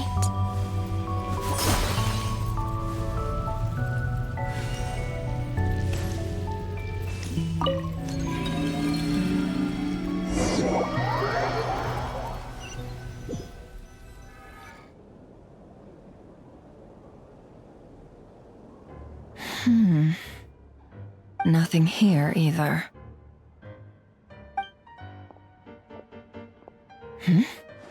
Flints? Ah, Miss Nefer. What are you doing here? Unless... I just spoke with Itlua about arrangements for the search and came for a walk nearby. As for you, why would... It appears we think along similar lines. And neither of us likes to accept things at face value. As well as figuring out how to gather intel on the Traveler, I wanted to confirm some of my own suspicions. Also, we'll need to bring a lot of force to bear against Ettore, even if we're only looking to rescue the Traveler. We can't leave anything to chance. You don't think Columbina perished either, do you? I'm merely considering the possibility that she survived, just as you are. How much can we really know about a deity like her anyway? Do you remember what she said on Moon Prayer Night? About using moonlight to send messages to us? Of course. I think that's why we're both here. Where have you checked so far? I've been focusing on the outdoors. Anywhere the moonlight shines. I checked most of Nasha Town, but didn't find anything. I checked the Curatorium of Secrets, and a few rooms where I thought I might find some leads. But no luck here either. The only places I haven't looked yet are the rooms in the flagship. But process of elimination isn't the only thing that brought me here. Oh, really? What's your other reason?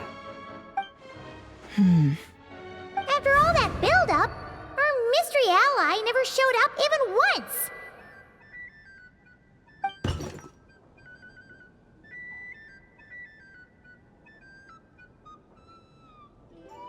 Huh?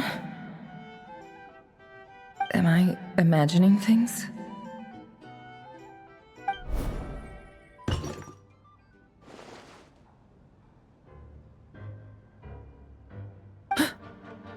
Come on, let's see what's going on.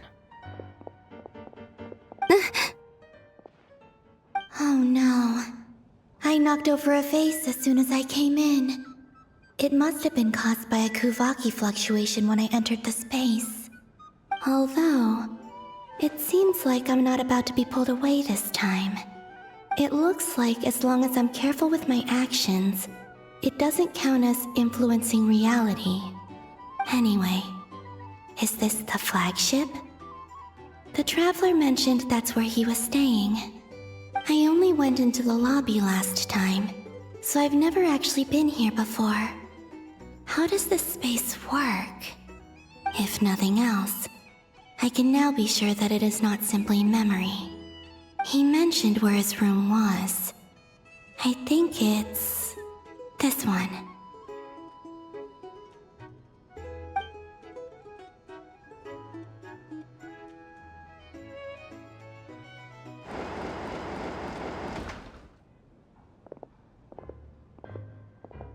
The door is closed.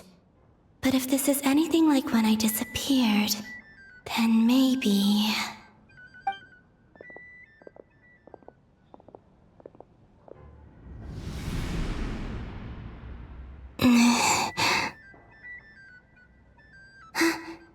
I'm in. He and Paimon aren't here at the moment. I hope he's okay. I wonder what happened to him after that battle with Dottore. Best not to dwell on that for now. I need to try and leave them some clues.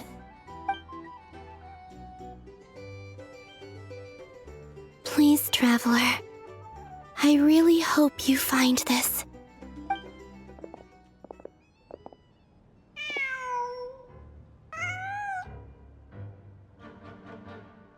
Huh. Just a cat. Nothing else here strikes me as noteworthy. Didn't you stay here for a couple of nights once? Before Rerir showed himself, yes. It's also where the Traveler and I first met. Did you notice anything unusual during your stay? I remember thinking how much noisier the flagship is at night compared to the graveyard. Other than that, no. The Traveler and Paimon were most congenial neighbors. This is where they've been staying, yes? Over here? That's right. I wouldn't usually condone breaking and entering, but we can make it up to them later. Focus now. I have to write a message on the wall using Kuvaki, just like I said on Moon Prayer Night. Simply open your windows on nights when the moon shines bright, and the moonlight will naturally flow towards the words I have written. Here goes. I'll need to carefully control my strength.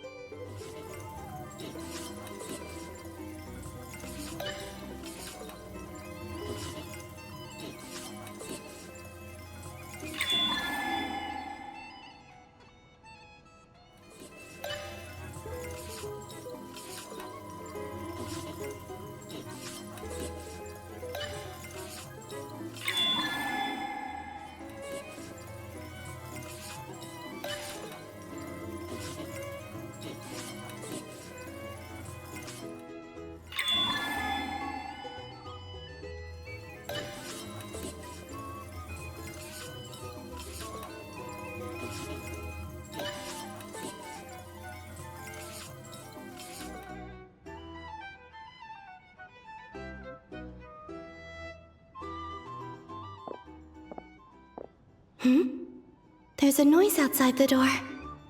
Is he back?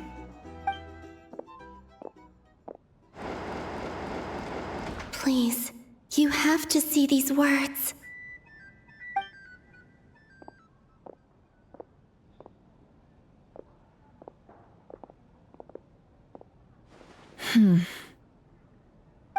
Well, do you sense anything? Unfortunately, no. And this place was our last chance. Not necessarily. We've only looked in Nasha Town so far.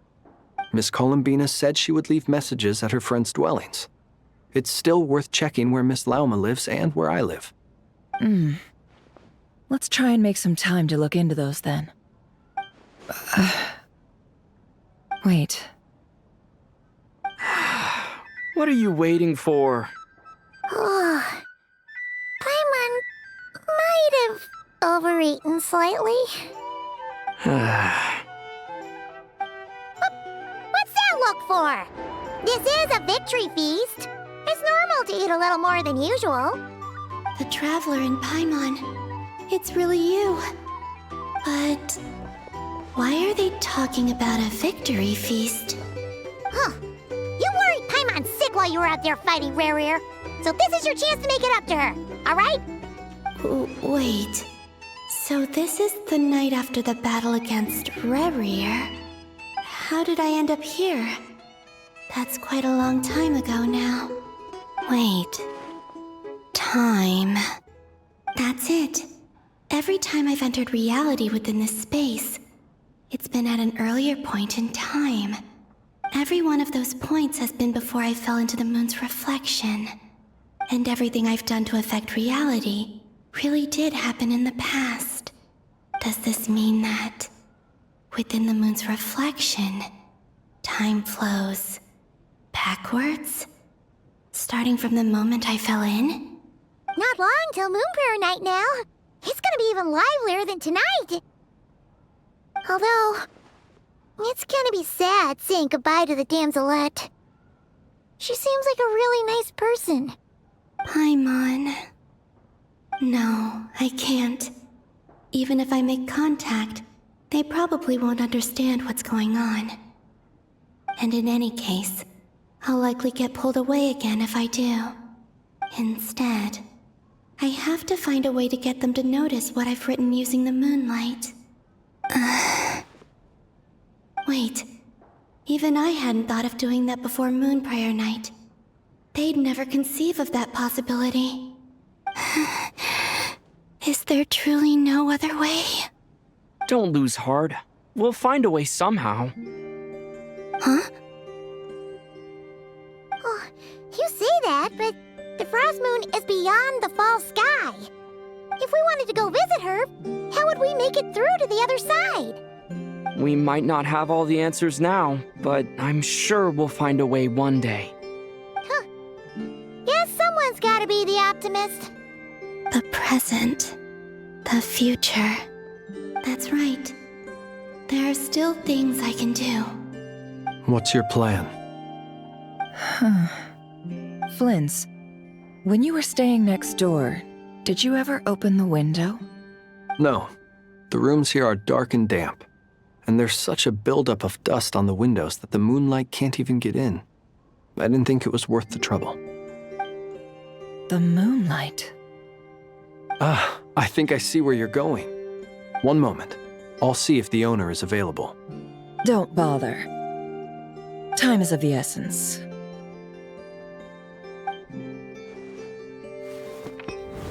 Time. Even if no one sees what I've written at this moment, maybe someone will remember what I said after Moon Prayer Night. I need to write down as much information as I can. And maybe one day... Huh? What's up with you? You can't even hold your cup steady. Are you getting tired? A little. Well, you should probably hit the hay then. You've had a really tough couple of days for you.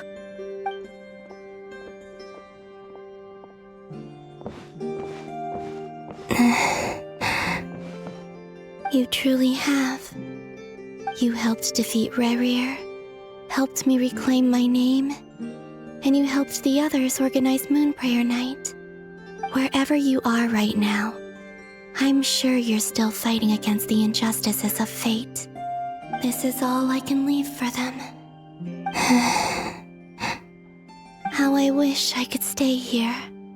But it's time for me to go. I hope to see you again in the next time, and if the opportunity presents itself. I will surely return to your side. Huh. Columbina. She's alive. Not only that, but she's left us an entire wall's worth of clues. She even wrote down what would happen on Moon Prayer Night. It's just a shame we found it too late. I am here. Time in this place flows backwards. I am constantly moving forward. It sounds like she's found a way to influence the past using Kuvaki. But her future is our past. So, these words have been here ever since we defeated the Ray Hero Solnari. We just never discovered them. Which came first, the chicken or the egg? Do you ever mull over questions like that? Only when I'm in a good mood and at leisure. Well, I never do. Everything that has happened already belongs to the realm of fact. As a business person, and especially an intel broker, what I do is extrapolate from those facts to try and read the future. An admirable philosophy. It's a means of survival. Let's go. We have a wall's worth of clues to share with the others.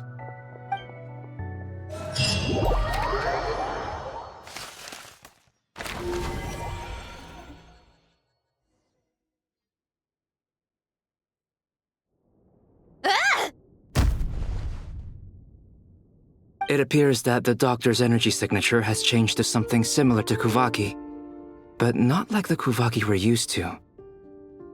Nod-Krai's Kuvaki devices will only have a limited effect on it.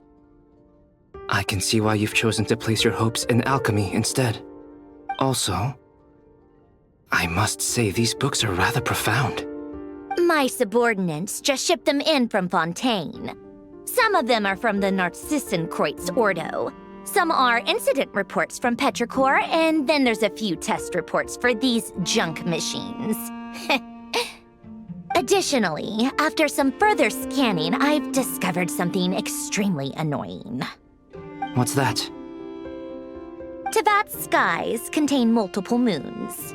A long time ago, when I did my first scan, I detected 3, just as the legends say. But when I checked again just now, I detected 4 moons. So there's one extra? Yeah.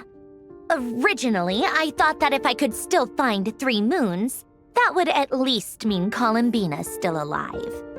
But then it occurred to me that apart from the frost moon, Teyvat's moons are just husks.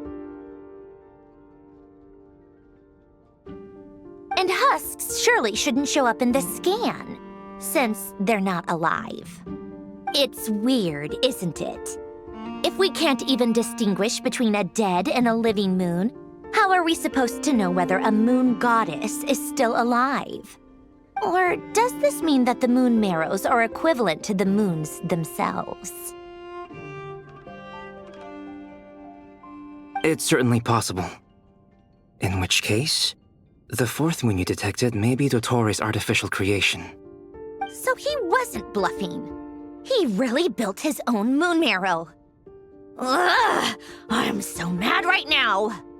It's easy to get overwhelmed when you have too much on your plate. Maybe you need to relax. Perhaps try going for a walk, or simply take a few deep breaths. Nothing can calm me down at a time like this. I need more time, and I need progress.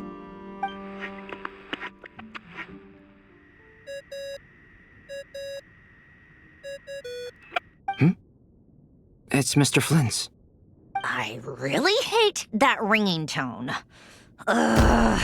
First the 4 orthants of the Narcissenkreuz, then moon marrows. Now what? Oh, sorry if we're disturbing you. Might I ask what's troubling you? What do you want? We're busy. Are you still at the Curatorium of Secrets? Yeah. Look, everyone else is still out, so there's no hurry. Plus, I'm busy, so I would appreciate if you gave me some space. Even though we have crucial intel to share? Fine, I'm listening. Do you intend to share it via the Dodo communication device? Ordinarily I would, but this is a unique situation. I think it's best that we discuss it in person. See you at the curatorium.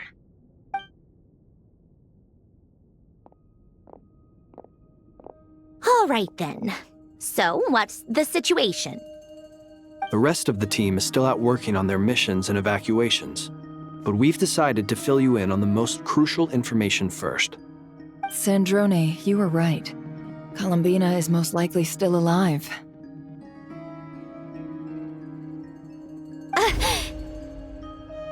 That's the best news we've received in a while, by a long way.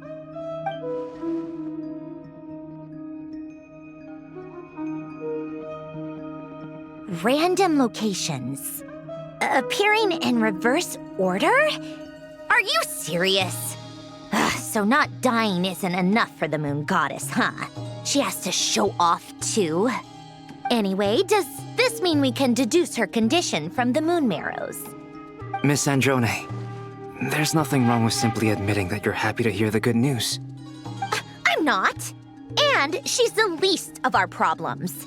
We're facing a huge crisis. If she can't control the flow of time in there, she's just gonna keep moving backwards. Different points in time won't intersect, and she'll never find a way out. Let's say life begins with a drop of water. When did time begin? The moment this planet came into being? No, that's not right. Her final destination would be the moment at which the space she is in was created. But it doesn't seem like we can influence that space from the outside world. So how can we help her? Also, if she's alive, Rerir and Thalindus might be too. But as far as we know, neither of them have come back out. That space may not have an exit at all. I'm afraid I must concur with Miss Nefer in this. Can't exactly argue with that. Let's leave it there for now. I've taken notes on everything you said. Will it help with your research? I doubt it's gonna help with breaking Dottoro's energy fields. But who knows when it might come in handy. Better to have it all written down than try to remember everything when I need it. All right, I need to get back to my research. Mr. Albedo has made a lot of suggestions that will require my undivided attention. Sure, I'll stay here. I have things to work on.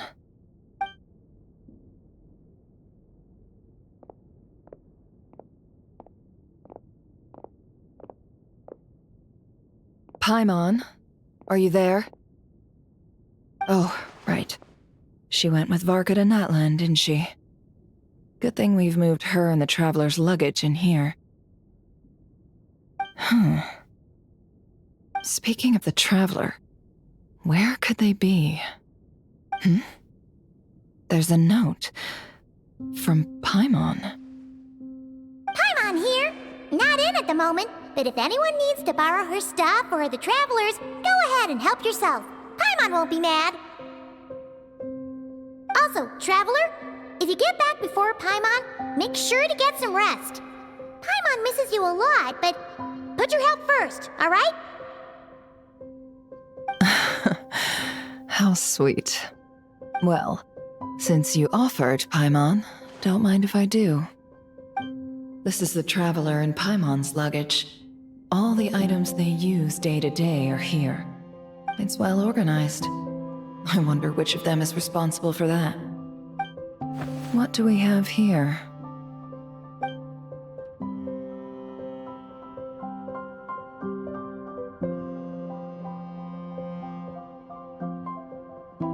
The camera captured a special moment that can only occur between people who are close to one another. You can really sense how the photographer feels about their subject.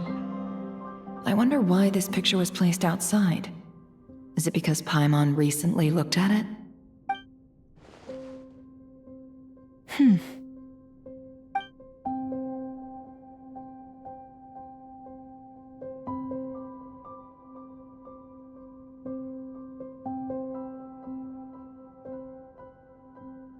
This must belong to the Traveler. Perfect. I'll use this. Hang in there. We'll find you.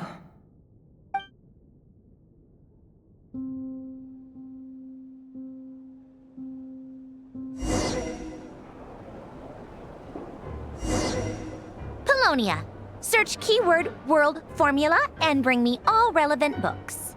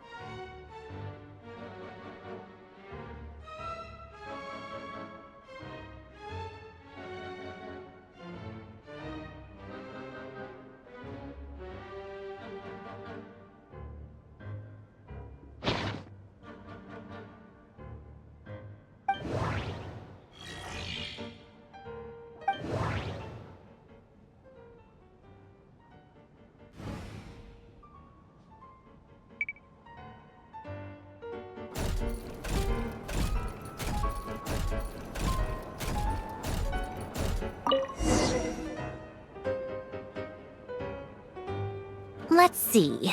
This one is on Tonki's sermon dictation concerning the apocalypse.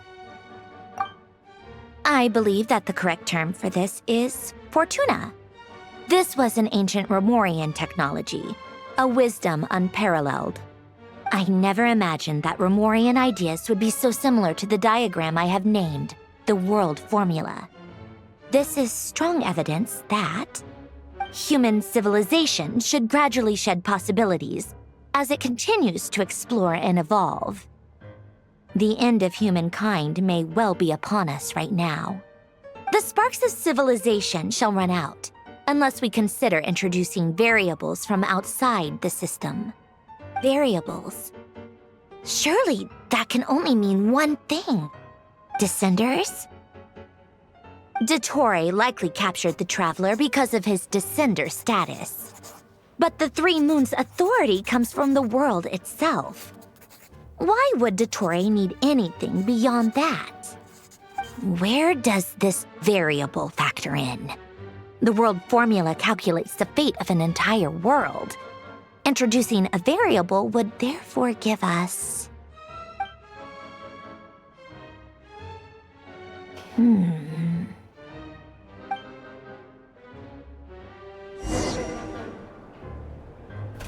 Polonia, search keyword pathway and bring me all relevant books.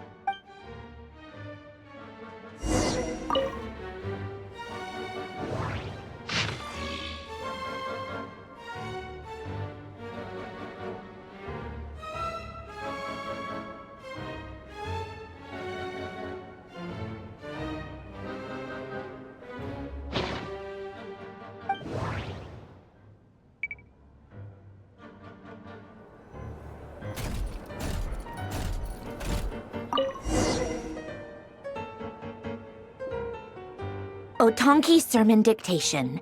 Explications on the Chemical Marriage. These titles are pretty esoteric. Observe and compute the pathway displayed in the guidance diagram.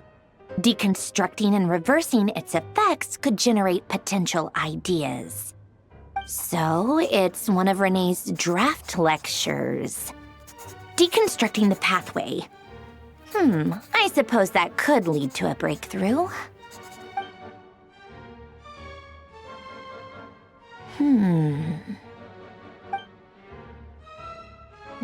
This is so long. This guy sure loves showing off his knowledge.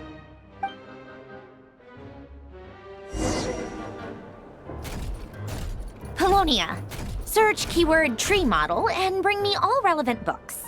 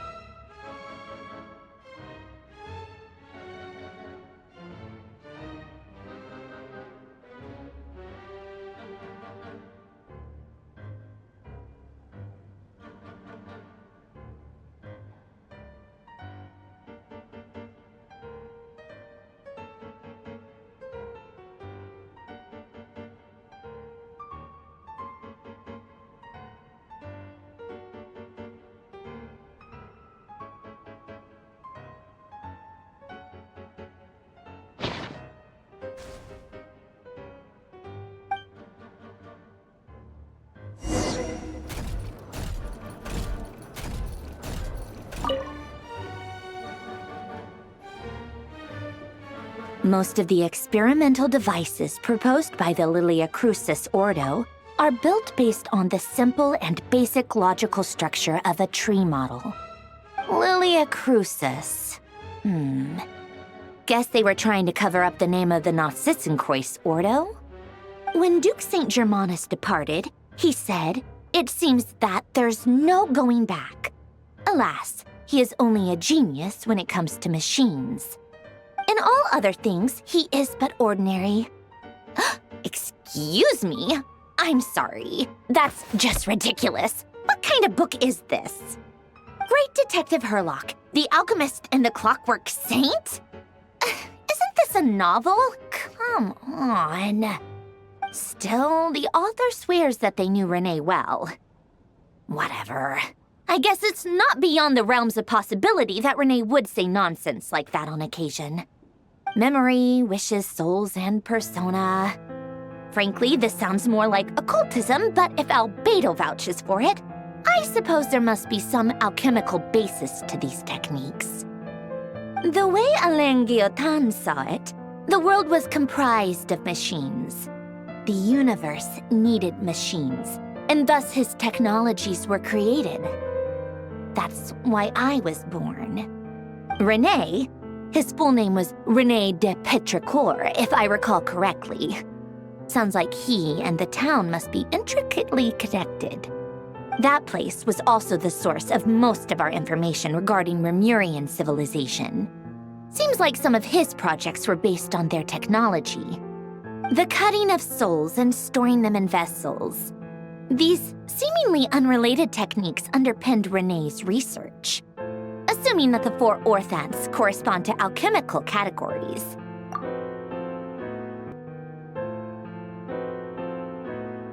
The chemical marriage model? Alain would have scoffed at that. He never would have let those theories or parameters anywhere near his mathematical formulas.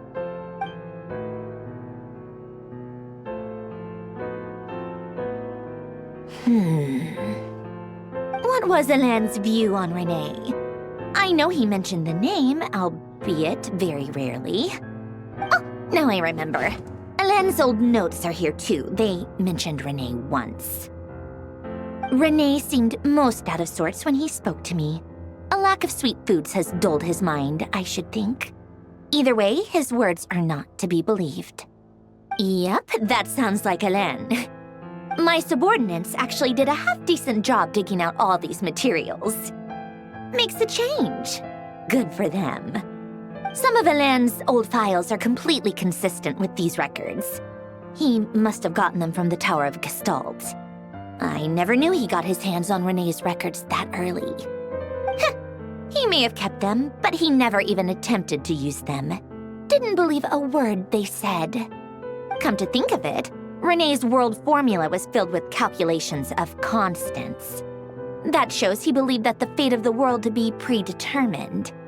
As for Alain, it's been too long. I forget what he said.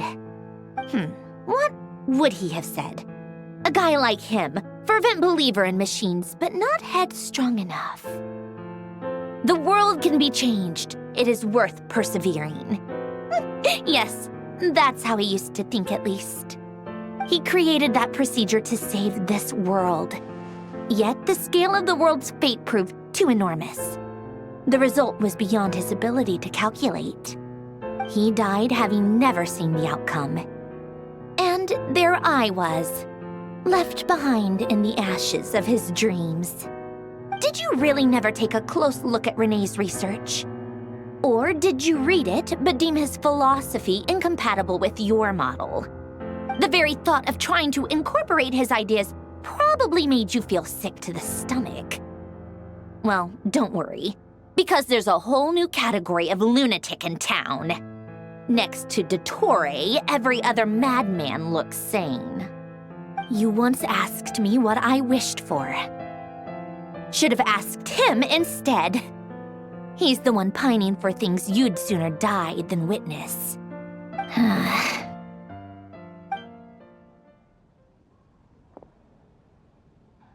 Even the tiniest variable can make big waves in the present. Now then, allow me to put these incompatible fragments together in your stead. First, establish and verify the existence of the Great Circle.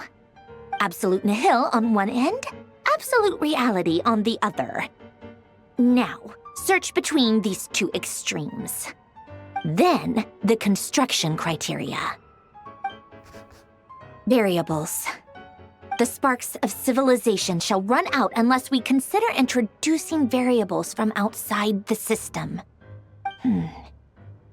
Input variables. Traverse the world, space-time, and civilization. Then extract the essential nodes from the records to determine which variables they point to. The primordial power that differentiated itself from the void. The power of light. Yes, light. Records. Hyperborea. This is horrendously complicated. After all that, I'm still missing a few variables. I need to think this through again. How do you think it looks, Polonia? Like the frenzied scrawlings of a madwoman? Fine, keep it to yourself. It's not like you can talk anyway. I'll assume you gave it a passing grade. I jest. But true madness does often start with trying to save the world. What would Arlecchino and Columbina think if they saw this incomprehensible hen scratch? They'd probably have me institutionalized. So would Rosaline. She's been dead for a while now. When I close my eyes and think back, I can still see her face. And that enormous dress she used to wear. Such a bizarre choice. What possessed her? Oh, and the clack-clack of those heels used to drive me insane. No one's asking me, obviously, but I hope you all know that I never wanted to save the world. I'm not crazy. I don't have delusional ambitions, and that's a clinical fact. The world needs a solution, but I don't need the world's validation. It's the world begging me for answers, not the other way around.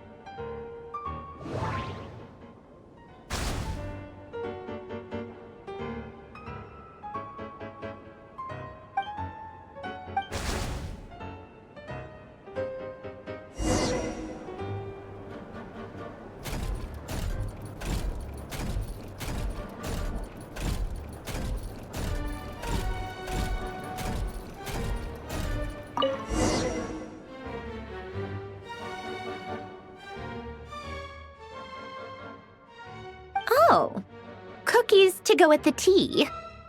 Let's see. They must be from that person who brought those documents. I see they're from Hotel de Boer. Something's written on the box.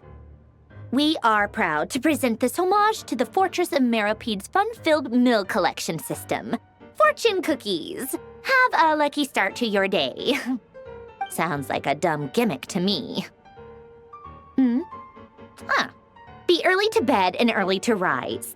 Get plenty of sun and drink plenty of water. Then things will surely go well for you. What? Are you kidding me? Somehow I doubt that an early night and a glass of water is magically gonna save a world on the brink of existential peril.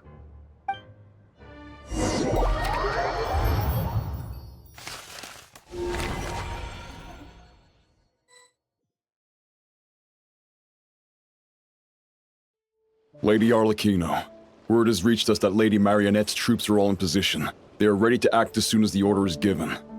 Excellent.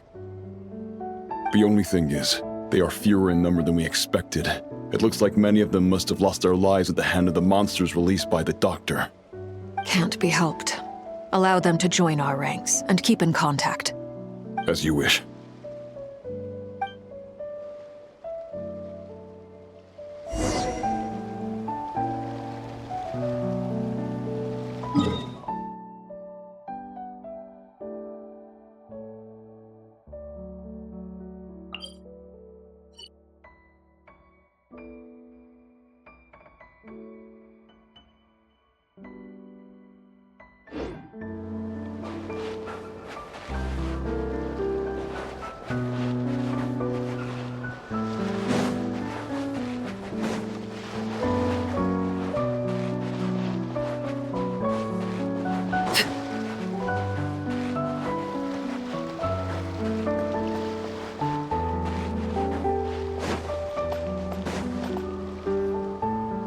It's been a while, Arlecchino. You look well. Did Dottore really have to build his lab right on the sole path between Snezhnaya and Nod-Krai? Had to go on a huge detour to stay out of its line of sight. Sounds like an arduous journey. I assume you've brought word from Her Majesty? Of course, all part of the job. Firstly, the Tsaritsa has authorized Fatui Internal Affairs to review Dottore's case. They will reach a formal verdict on whether he has turned traitor and whether he poses a threat to Snezhnaya. While they're working on that, I've been ordered to come and receive the refugees from Nod-Krai. They are nearby. My team will escort you to them shortly. Great. Aside from that, Her Majesty has a message for you and Sandrone personally. Huh? Where is Sandrone? She stayed behind to work since I was making the trip anyway. It seemed sensible to have one person on standby at base while the other came out to meet you. All right, guess that's just how she rolls. In that case, tell her that the Tsaritsa's decree this time is pretty awesome sounding. I think she'll like this one. Still, I wonder what... Wait, what's that? Did one of our troops turn into a monster? Take him out.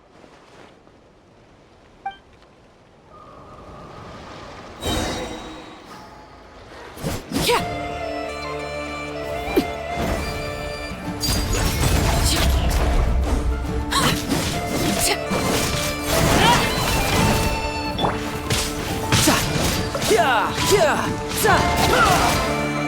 Bring it on!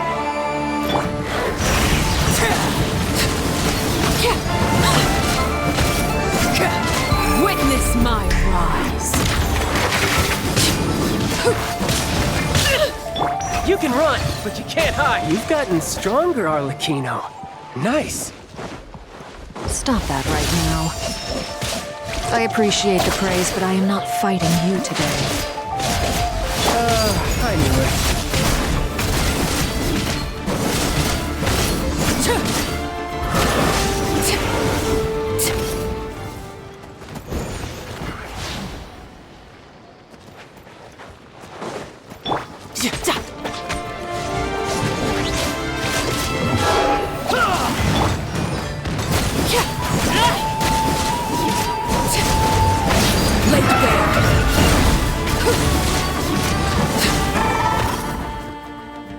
I can't believe it. He was a living, breathing human one moment, and the next...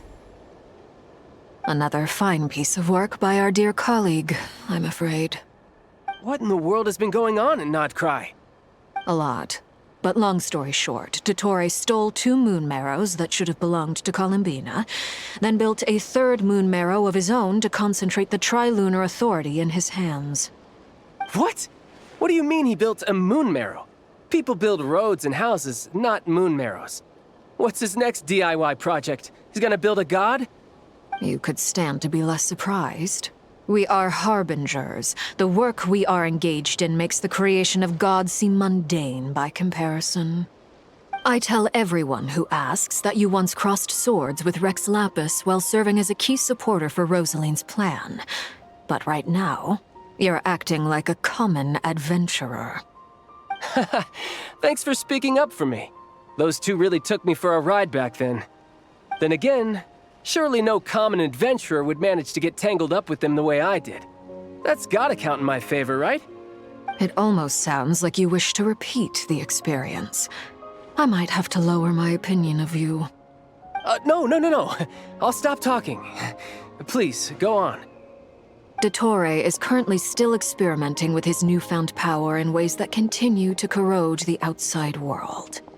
As for the human mutation, I believe this is simply a consequence of his experiments, and not a strategic move. That radiant beast was once a subordinate of Sandrone's. I suspect he was only allowed to live so that he could become an experimental subject. Also, those of us who fought Dottore have been afflicted with a curse. As such, I cannot leave Nod-Krai. This is so much worse than I thought. No wonder Her Majesty's decree is so extreme. While these exceptional circumstances persist, the Harbingers are hereby authorized to use unilateral executive powers. Should Dottore pose a threat, Arlecchino and Sandrone are permitted to eliminate him. My thanks to Her Majesty. I will pass these good tidings on to Sandrone. Her Majesty has also declared that she will refrain from launching an attack on the now evacuated Nod-Krai due to the presence of unretrieved research material. A wise decision. By the way, how's my old partner doing? I'm assuming they're with you? Partner? You mean the Traveler? I'm afraid I have bad news. He was captured after our failed assault in Dottore's lab. His whereabouts are currently unknown. What? Why? Since when does Dottore have a bone to pick with him? That is indeed the question. I'm not sure he does. He must have some other goal in mind. This won't do. I have to rescue him. You can't. We have no idea where the Traveler is. What am I supposed to do then? Stand here twiddling my thumbs? Sandrone is working on it. The best thing you can do right now is complete your mission. Fine. I guess I'll leave this to you then. One last thing. Tell the Rooster to get the message out to the gods and citizens of every nation in Teyvat. Beware. An uncontrollable pollution is spreading forth from Nod-Krai. The source of that pollution is a madman drunk on the success of his experiments. The Fatui and our allies will endeavor to contain the threat. However, if Nod-Krai falls, things are likely to escalate. Considering Dottore is one of our own, all Fatui stationed in Nod-Krai consider it our duty to stay and fight him to the bitter end. Whatever the cost. Hey, don't be too pessimistic. If it comes to it, I'm sure Her Majesty won't stand by and do nothing. I hope you're right.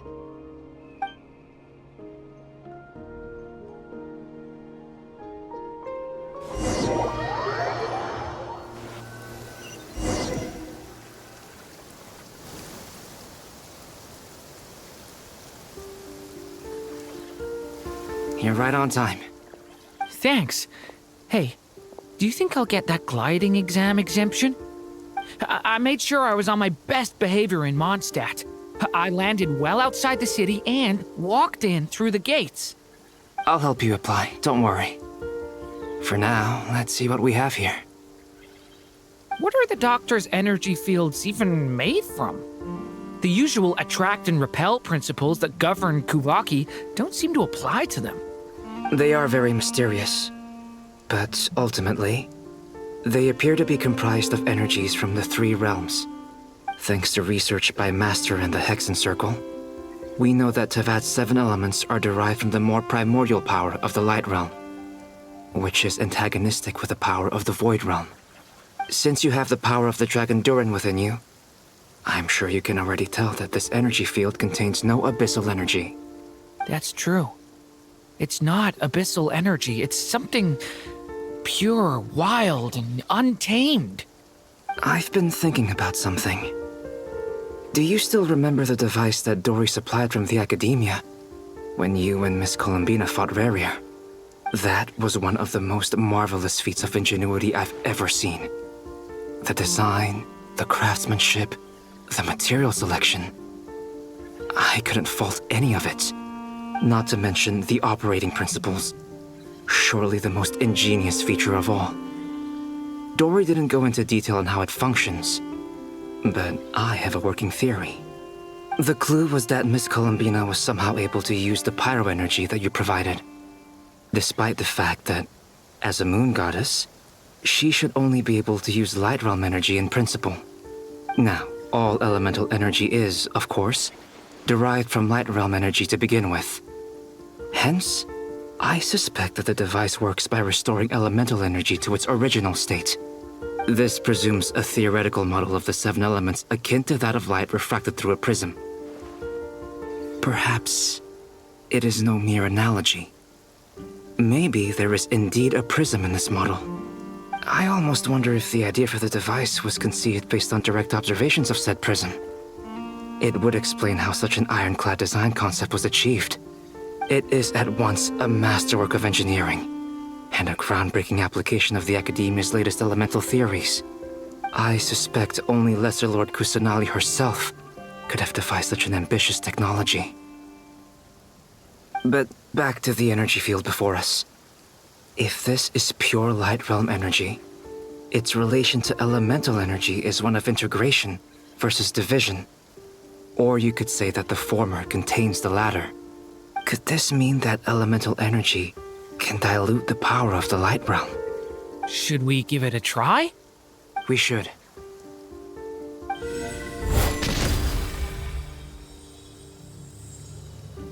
Ha! It works! Clear signs of disruption were detected at the periphery of the energy field. This indicates that elemental energy can disturb or even negate the field. Now you try. All right, here goes. It's working! Switch to abyssal energy and attack again. No surprises there. Abyssal power drains the energy field to a significantly greater extent. I now feel confident in asserting that the energy field is indeed pure Light Realm energy, and that elemental energy can dilute it. But the energy field is huge. How much elemental energy will it take to neutralize it? We don't have to neutralize it completely. We can try other approaches. That's all for theory. Would you like to continue watching? So you knew I was here? Huh? When did you get here? A while ago. But Albedo sounded like he was working on his thesis defense back there. Back in Sumeru. You can end a person's whole career by interrupting them mid-speech. Very thoughtful of you. I'm truly touched. Could I ask you to lend me a hand? With what? A little test. Try using Animo to unleash a concentrated assault with circular blades, with the goal of breaking through at a singular point. Nice! This time it tore through the field. Tremendous. This is a major breakthrough. Should we go through? We probably shouldn't risk having mutually antagonistic energies in such close proximity. Durin, you stay here and watch the entrance. Hat Guy and I will go in to investigate. Sounds sensible to me. Keep your eyes peeled, Durin. Don't worry, I got this. You two be careful in there. Just give me the signal if you need help and I'll dive right in. What do you mean, signal? It's based on a new alchemical concoction I developed last month. When 2 bottles of it are smashed on the ground together, they emit a blinding burst of light. If it comes to that, remember to shield your eyes with your hat. Glad I asked. Thanks for the heads up.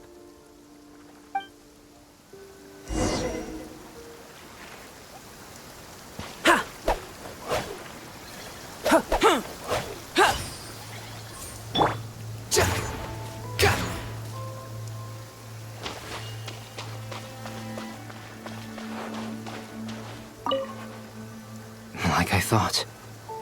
Beyond a certain distance, we can't see the opening where we came in. Maybe that's to prevent people from escaping. Sounds like Dottore style to me.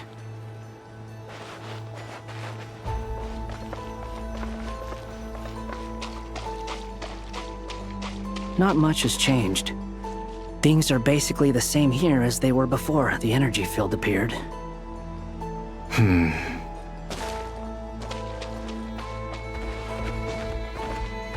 Quit following me.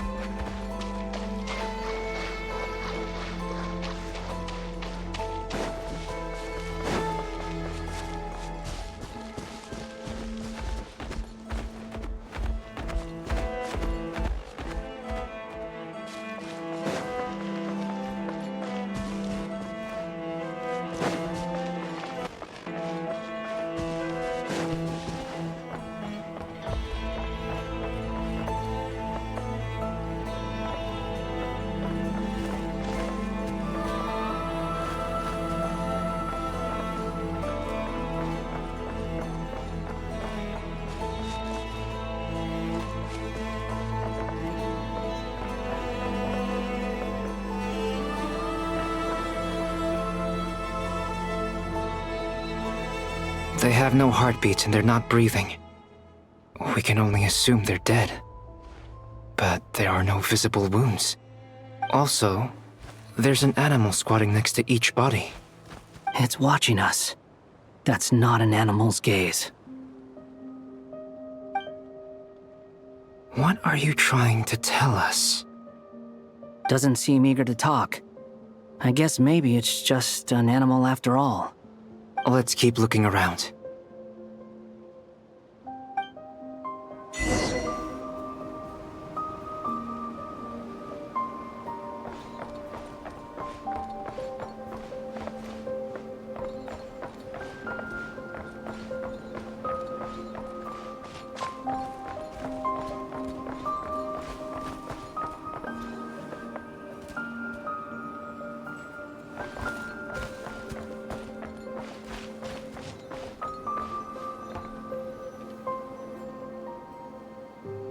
Same situation everywhere.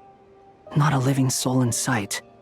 Just countless bodies with animals standing watch over them. Well, I think we can safely rule out the possibility that they're all pets. Is skirting around the topic your way of showing consideration for other people's feelings? Just being cautious. I don't doubt that you can handle the truth.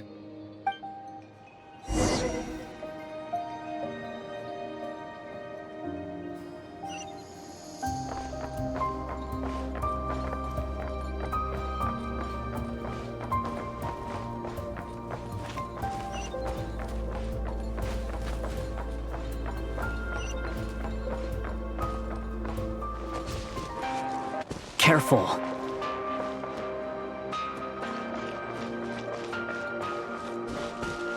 Please. Help us. Please. Over there. I hear a voice.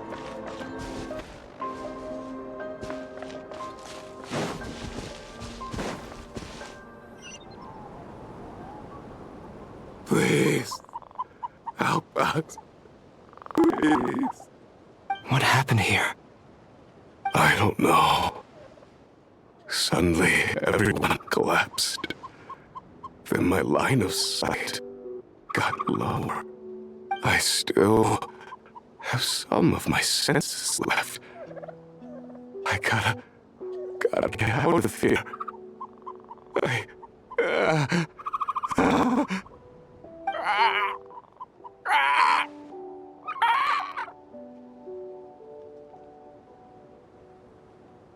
It looks like there's a huge experiment going on inside this energy field. Maybe each energy field is its own giant experiment. Vile. He's swapping human minds with those of animals. Even without the other circumstances, this would be an extremely radical experiment. Those people may have lost their sense of selves, but they are not fully animals either. If they were, they would have left. But instead, their instincts are driving them to remain by their dead bodies. We should go. No sense in sticking around here longer than we need to. Agreed.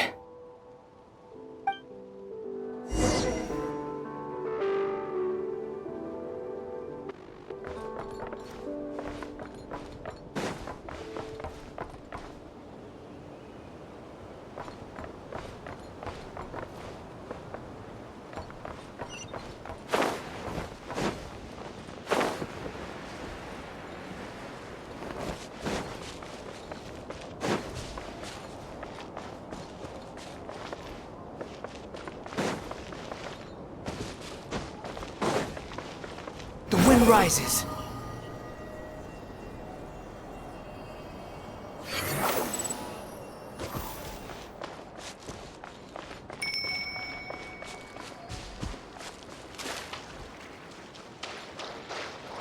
Squall and fury.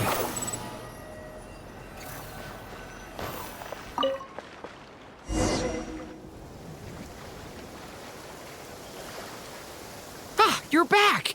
Everything okay? We saw some things that take a strong stomach. Otherwise, we're fine. We should share our findings with the others.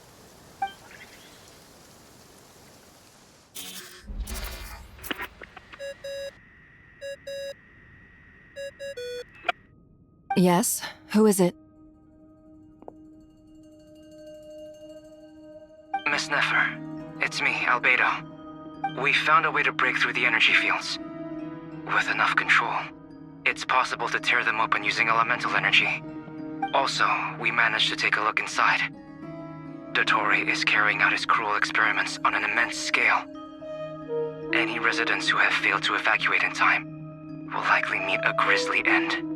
Sounds like he's living down to our expectations. Might I ask how things are proceeding on your end? I'm just about to get started. I'll be in touch once I have a result. Understood. Stay safe. I will.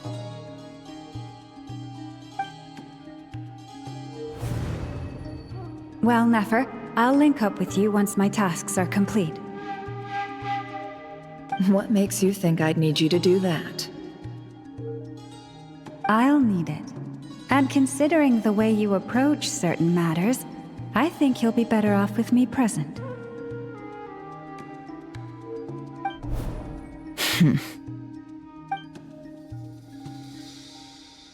Let's begin.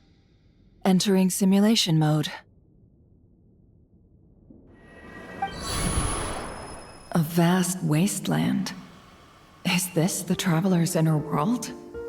I was expecting something more vibrant, to be honest. Wait, someone's there. What are you looking at? In that case, I'll look at it with you. I want to know all about everything you've seen and experienced.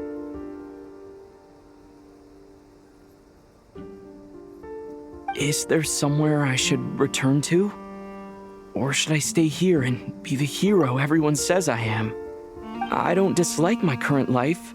Roaming the land, fighting battles, accomplishing missions, earning a living, looking after Paimon. It's not so bad. I guess the only thing that's missing is that you're not here with me. This is the conscious layer, which contains a person's true feelings. It is filled with both longing and kindness. I suppose anyone who lives long enough ends up wishing for someone who can't be there. Maybe it's the only way we can feel truly alive. Time to delve a little deeper.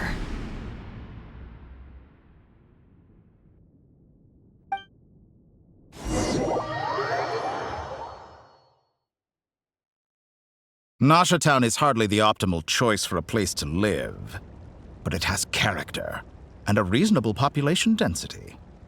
What are you trying to say? Oh, don't be nervous. I was just thinking where might make a good starting point for your journey.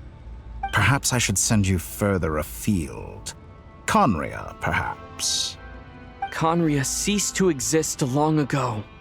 Once again, you fail to understand the possibilities that the Tri-Lune creates. Anything that has existed in the past, I can now recreate. You simply do not wish to see that happen. That might be because you miss your sibling and fear getting answers that you are not ready to learn. But this is not for me to judge. If we are to collaborate, we need to maintain an amicable relationship. In a moment, you will be able to... Oh no. What are you...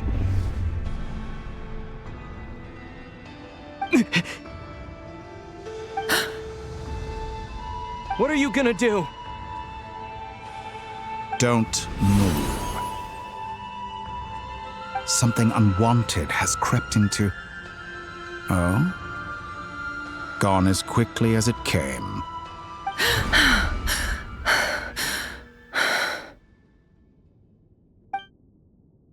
Did you save me?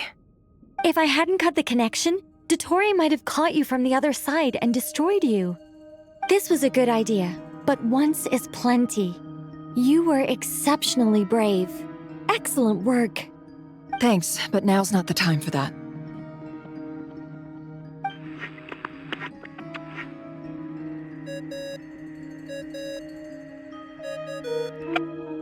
Albedo speaking.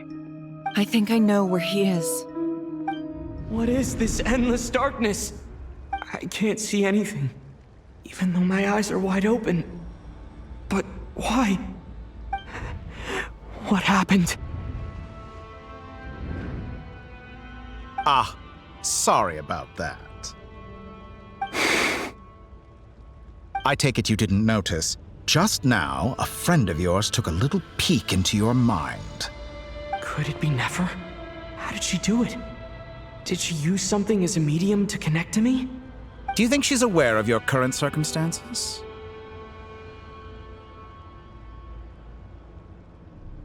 Oh dear. Have I stunned you into silence? I only wanted to slow down your time a little so I could stop your intruder in her tracks. It would have been nice to capture the spy. I must say, I'm finding the ability to adjust the flow of time rather intriguing. The moment you closed your eyes, time seemed to grow impossibly viscous, didn't it? A whole month passed before you opened your eyes again, but only for you. No one else was affected. I dare say this is something only a god can achieve. Point taken. You've proven once again that you have god-tier powers. Oh, you misunderstand. This wasn't about proving a point. I was testing things out. I find I learn best by doing, and I have to admit, time is not the easiest dimension to control. I only wanted to make you sleep for a short while, but it ended up lasting a whole month. Clearly some finesse is required to wield the authority over time as I wish. I hope you're not angry with me. It was only a month's discrepancy, nothing too serious. Had I been off by a year, a decade, or even a century, that would have been quite a different story. You could have frozen me for millions of years. So much for collaboration. You aren't showing much sincerity. Millions of years? To what end? I wonder if you don't understand humans all that well. They are very pragmatic creatures who understand only that which they can perceive with their senses. If I had you sit here for a week, I imagine people might sympathize. But if I left you here for 100, 1,000, or 10,000 years, the sheer size of that number would cause it to lose all meaning to them. They would not have the capacity to comprehend your suffering, and thus they could not empathize. Unfortunately, while gods do exist in Teyvat, it is ordinary humans that account for most of the population. Their lifespans are so limited, their bodies so fragile. Did you ever really hope that they could begin to understand someone like you? Your long life and unique origins make you fundamentally different from them. How long will it be before they start to treat you like the alien you are? Before you are ostracized, outcast? Alien? Even I feel bad for you sometimes. This world has made you into a slave. So many times you have served its will, and not once have the powers that be ever thought to grant you the one simple thing you wish for. You have been treated most unfairly. I can change that. I will grant you special privileges and give you back the status you rightly deserve as a descender.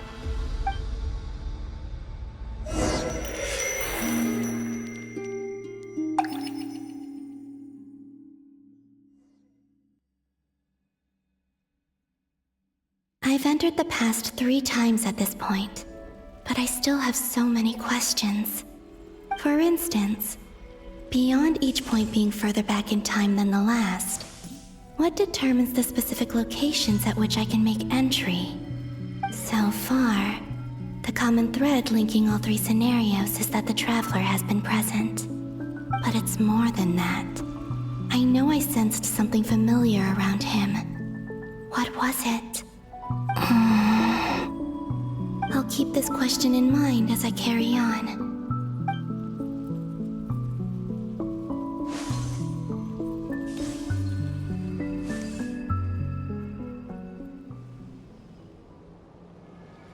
Humans, you never change. Always trying to use powers you neither comprehend nor control. This looks like Star Sand Shoal. Was this before Rerir regained his physical form?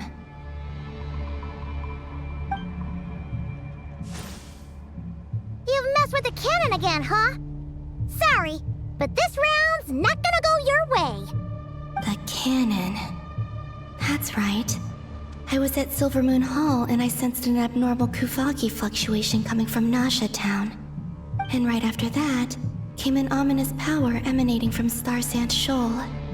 My body was once torn into countless pieces and hurled into the swirling chaos of time itself. But even so, my life and will were not extinguished. I wonder if I could try to prevent his resurrection. But how would I do it? What can I do, here and now? Traveler! Behind you! Look at that light!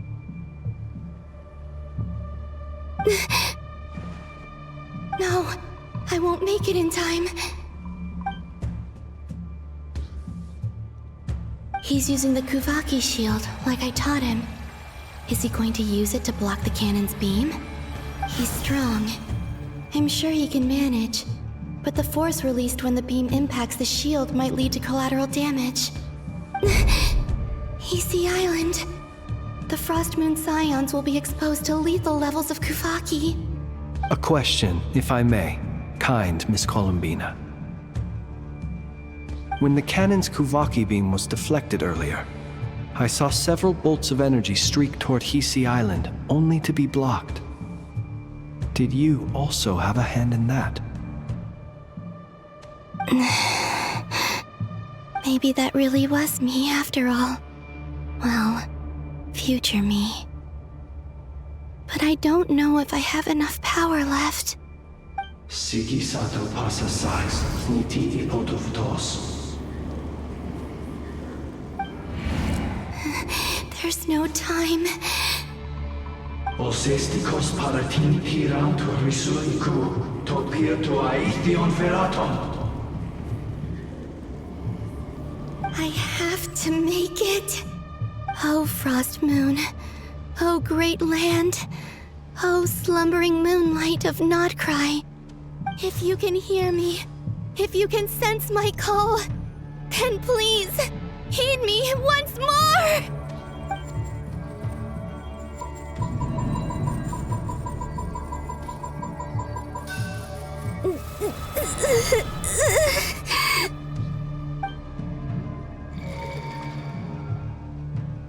Did it work?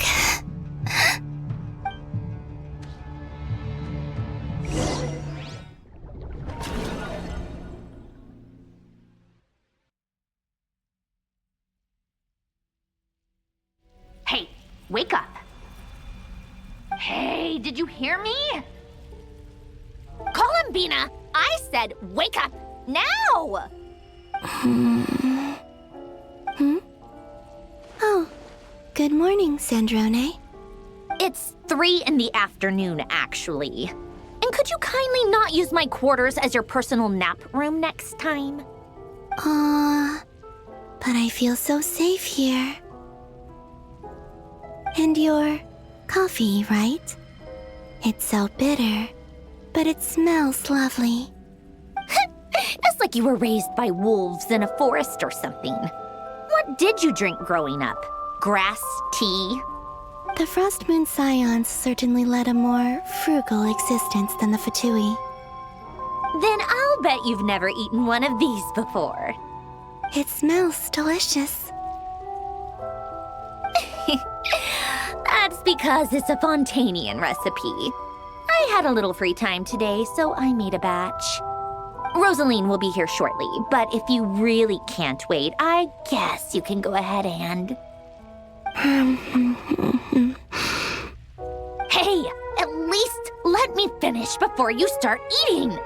Did the Frost Moon Scions not teach you basic table manners? Or did the rules not apply to you because you're the high and mighty moon goddess? These are so tasty. Of course they are.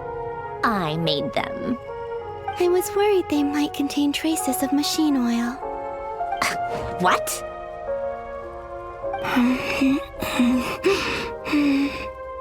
You know, there's something I've always wanted to ask you. Why did you leave your old home and join the Fatui? I mean, I'm sure their food was awful.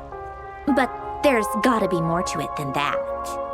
Well, life there didn't go quite how I imagined. What were you expecting? You're a god. Your followers are gonna make some demands of you, right? Surely you can just answer a few prayers here and there in return for the free food and drink. How bad can it be? Well, would you help other people just for free food and drink? The doctor told me that you were created by a great mechanic, Lord something Fisher. The Lord Artificer. Ugh, some people can't keep their mouths shut. Oh, Lord Artificer. And didn't he have something to do with the, narcissist? Nod-Krai Ordo. Yes, that was it. Nod-Krai Ordo. So, would you try to fulfill their wishes? You must be joking. I wouldn't go even if they paid me. I don't even know them. Exactly. Well, I felt the same way. I did not know the people who made demands of me. What do you know? We're on the same page for once. In his later years, Alan did ask me if there was anything I wanted to do. If I had any wishes of my own. Well, I don't. And I'm not in any mood to fulfill someone else's either. Who's Alain? He was the... You know what? Never mind. You're not gonna remember. Anyway, the point I'm trying to make is, neither of us is the self-sacrificing type. Let me ask you this. What sort of place would you like to live in, if you could choose? A place where people don't ask me for things I cannot give them. Where they don't worship me, or fear me, but just want to chat with me like a normal person. I'd also like the freedom to come and go as I please. And ideally, it would be somewhere with the smell of coffee and snacks. Not to burst your bubble, but no such place exists in the world. Now, take your snacks and scram.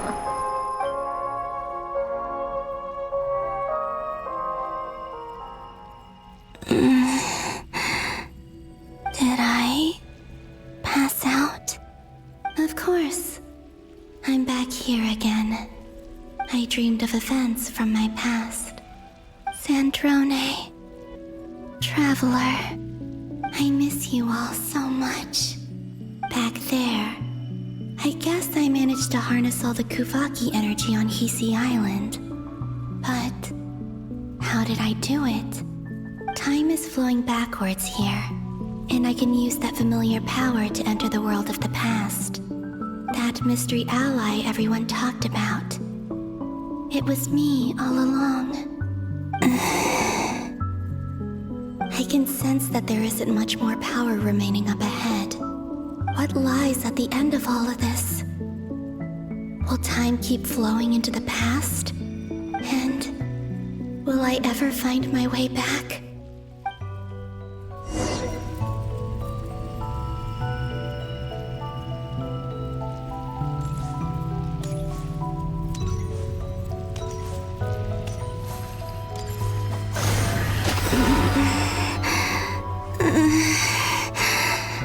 It's getting harder and harder to use my power.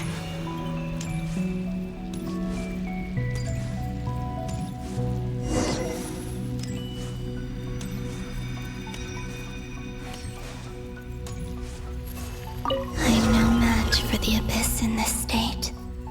I need to avoid the contaminated fragments.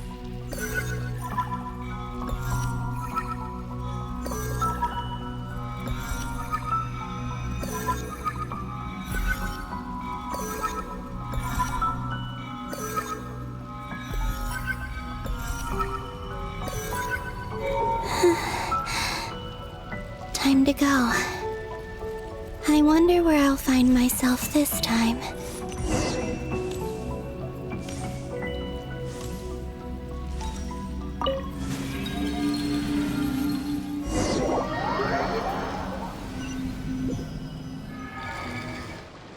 The Final Night Cemetery. This is where Flint's is based. Or not! How are we supposed to read through this many files? Difficult, yes, but it is also our most efficient option. Seems like they're searching for information. Oh, I remember. Flint's and Varga talked about some files on the Wild Hunt. Was this my doing too? To expose the true intentions of this Rarir, we need to dive into Nod-Krai's history. Are my actions changing the past? Or are they simply completing a process? Is all of this inevitable? Or am I the one making these decisions? If I choose not to help them now, will it change how things turn out? Hope we don't land on our heads then. They're my friends. I can't not help them.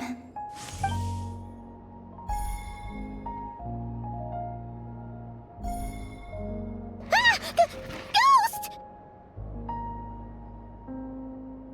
And the other one was... here. Hey! Another file's moving!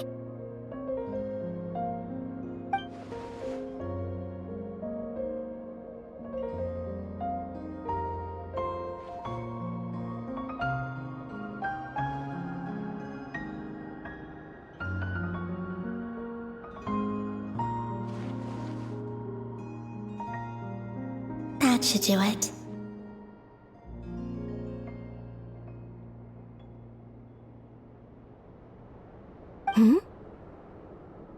Luanatar? You can sense my presence? Wait!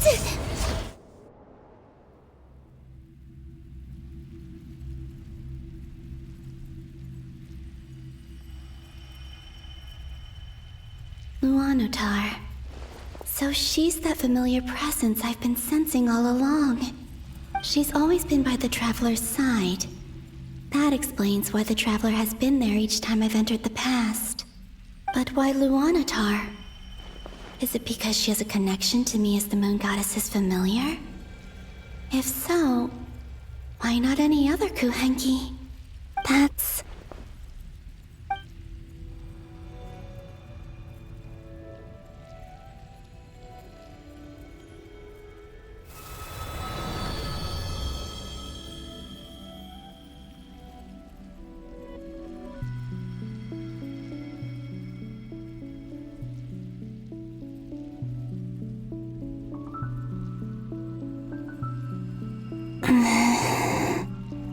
I cannot sense any power up ahead.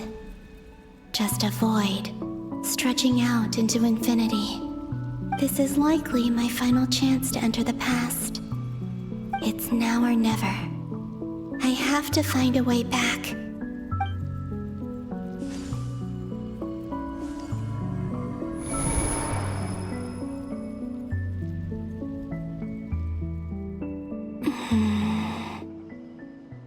Hisi Island?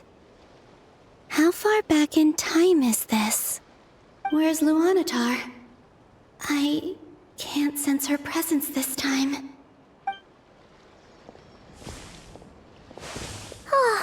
Seeing Enefa and Aino reunited like that sure was heartwarming.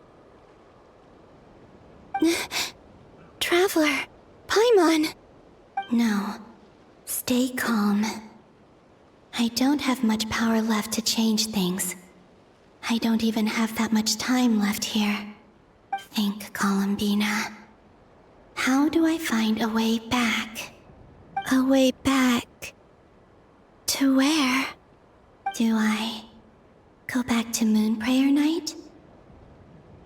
Or to the future that followed? And if I return in my current state, what will become of me then? Dottoro's actions that day proved that he'd been planning that for a long time. He had already seized the power of 2 moon marrows before capturing me. Even if I managed to get back, how can I fight against him when he wields the Tri-Lune Authority? I can't. If I go back like this, I'll be playing right into his hands. I have to find some way of rivaling the power he has usurped. Wait. Time flowing backwards. The Tri-Lune Authority. Does that mean... I think I know what the final destination of this lunar reflection might be. I know what I must do. Speaking of homes, we must already be close to where the Frost Moon Scions live. The vibe here feels different, just like the scenery. But how do I communicate my plan to my friends? Should I write it down here? No. Someone else will see it. I need something with a close connection to me. Something I can use as a medium to tell them what's happened to me in here. Now it makes sense.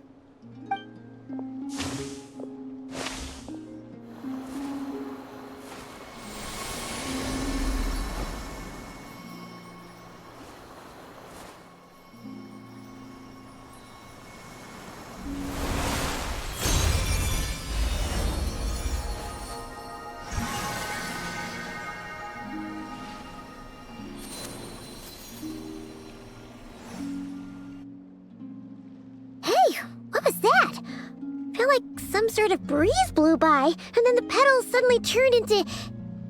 Huh? It was I who brought Luanatar into being. I gave up a piece of my own soul to create her. That's why I could sense a familiar power from the moment I entered this space.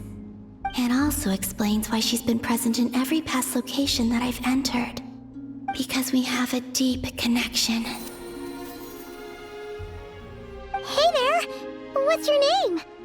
And the reason why there are no more gates to the past after this point is that Luanatar hadn't been born then. No wonder I sensed the trace of a blessing when we first met. But I still didn't recognize the soul hidden within you. Back then, I was just a little lost dove. I had yet to become Columbina Hyposelenia. Go on now. We've got stuff to do. Best you find someone else to hang out with. Hey, you scared it off. I'll be counting on you. Remember to stay by the traveler's side, guide him, and help him in my stead. Oh, and bring him to the garden where the moon prayer blossoms grow. There's a little lost dove there who will need his help.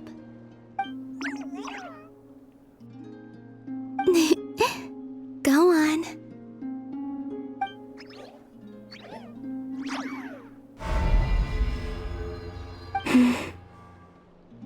You too. Go and live your story.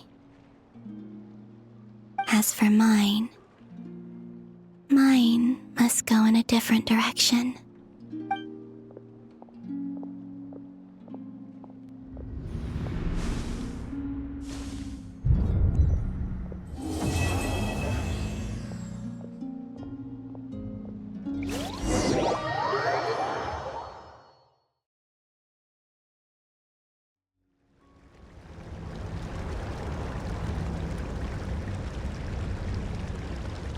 How would you like to experience the thrill of never being held accountable for your actions? You could crush people like ants without consequence, or tear off their heads or limbs as you please. Believe me, such a life is but one small step away. What point is he trying to make? Freedom? But the freedom to kill? To do evil and get away with it? Why would you offer me that? The creation of a world is the ultimate scientific experiment. I have taken my research to the highest level. where I shall be not just a god, but also a servant to many sacred spirits. I shall heed the truth and perform holy deeds. A god's laboratory is the perfect playground.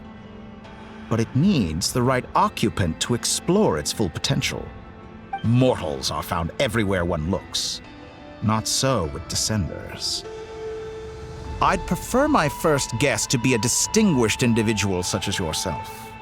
And I know you could make the most of the opportunities it offers. So the condition for entering the new world is to take innocent lives. The same dilemma that Rerir once faced. Could I really bring myself to kill others for my own benefit? Rerir did. And look where it got him. Have you made up your mind? I can't do it. Your playground is no place for me. You're putting your hopes in the wrong person. But we both know I'm not quite the hero you say I am either. I have my own reasons for the journey I'm on.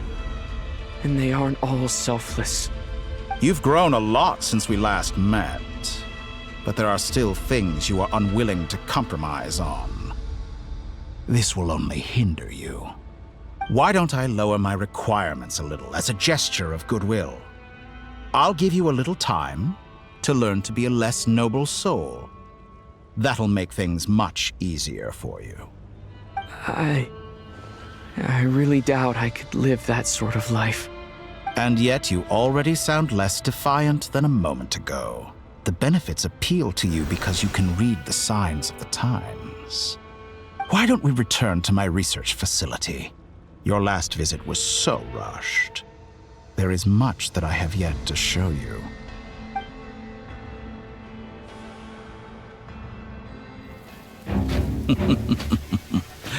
Now to that question, Heroes don't attack from behind. Guess I'm no hero. This is most disappointing.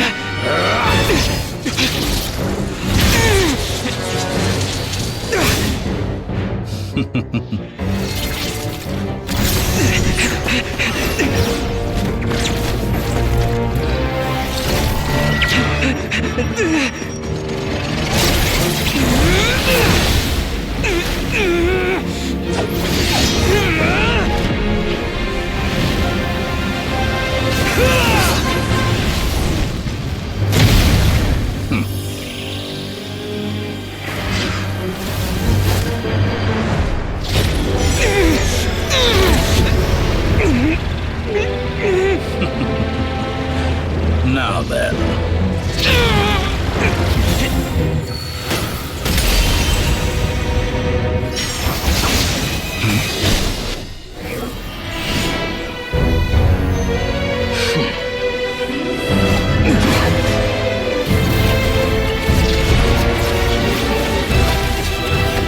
A new face. Interesting.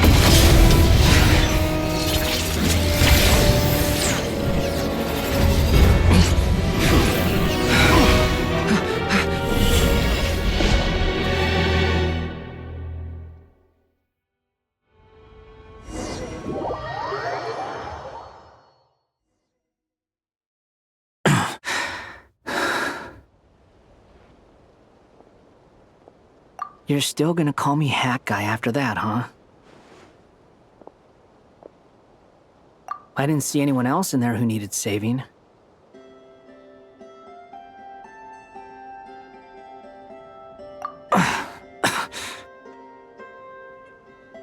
It's nothing. I'll be fine. Why are you looking at me like that? Is it that shocking that I'd come to your rescue? I owed you a favor back in Sumeru. Now we're even. Distracting Dottore was tough, I won't lie. He's not gonna fall for the same trick twice. That was my one shot. I'd hoped to use it to take him out. Ugh. I never wanted to obliterate someone more than I do right now. Dottore doesn't recognize me, but his segments were originally made based on an analysis of my operational principles. I expect it's only a matter of time before he figures out what I am. So Dottore doesn't recognize Wanderer because he deleted himself from Irminsul. Did he really miss his only chance for revenge by saving me? Why the long face? Hey, I'm not blaming you, okay? And I'm not complaining either. Rescuing you and killing Dottore are equally important goals. Everyone would be pretty stuck without you. It's best you live to fight another day. How are you holding up? Are you all right? Hat Guy said to put safety first, so we agreed to run as far away as we could after leaving the energy field and only meet up once it was safe. You don't look injured. It seems that Dottore didn't do anything to you. All right. Rescue operation complete. Let's head back. There's a lot more work to be done before this is over.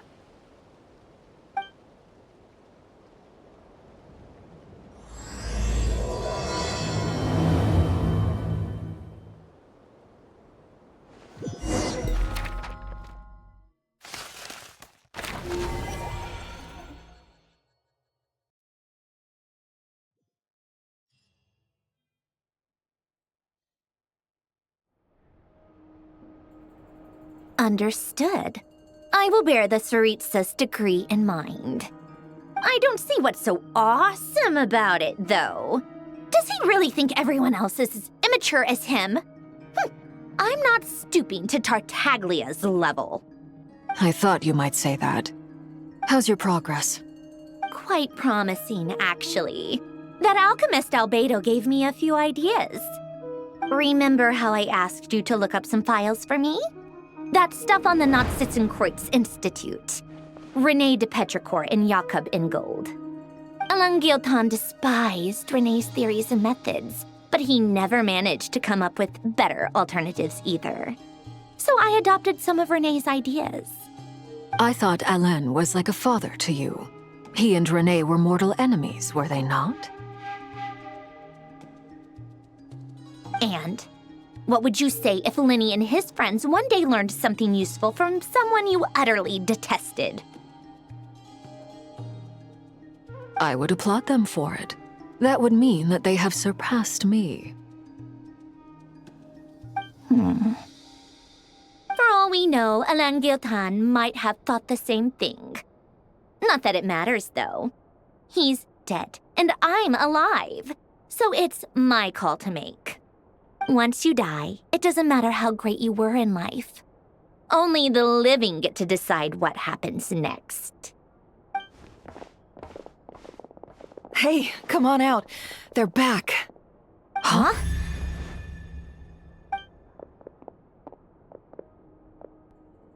You're back?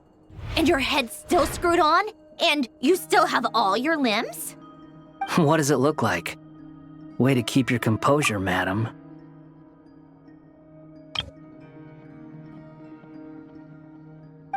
Excuse you. I am perfectly composed. Glad you're okay. Yes, it's a huge relief. Worry? Oh, yeah, right.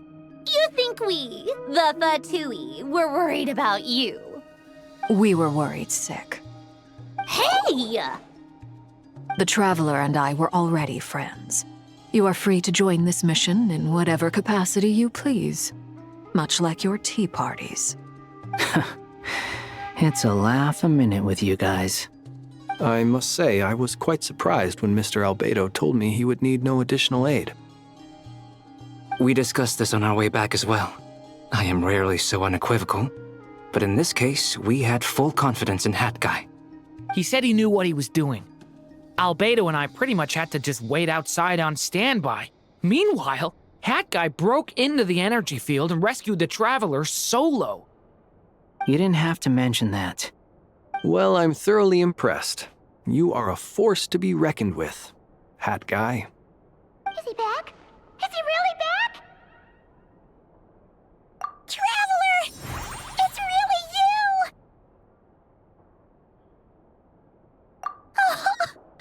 Oh, thank goodness! Paimon missed you can finally breathe easy, Paimon. It's great to have you back in one piece. Oh, Paimon's been having nightmares the whole time you were gone. Look at them. You know, once you reach my age, there's nothing better than watching a misty-eyed reunion between friends. It's nothing. Same goes when you get to my age, too. I bet Ino and Anefa would be tearing up as well if they were here.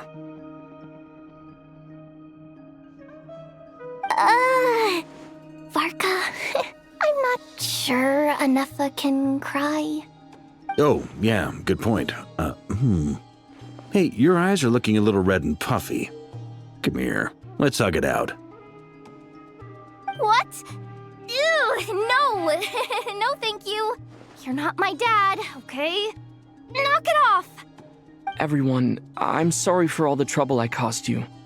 But the silver lining is, I didn't come away from this ordeal empty-handed.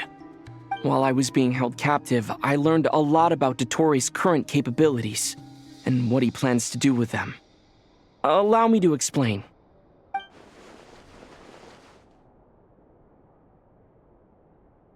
The three moon goddesses were even more powerful than we imagined. No wonder Dottore believes himself to be equal to the gods, maybe even superior. Utter blasphemy. While everyone was gone, Nefer and I made an interesting discovery, and I believe Miss Sandrone has something to share too. Ma'am, perhaps you could do the honors?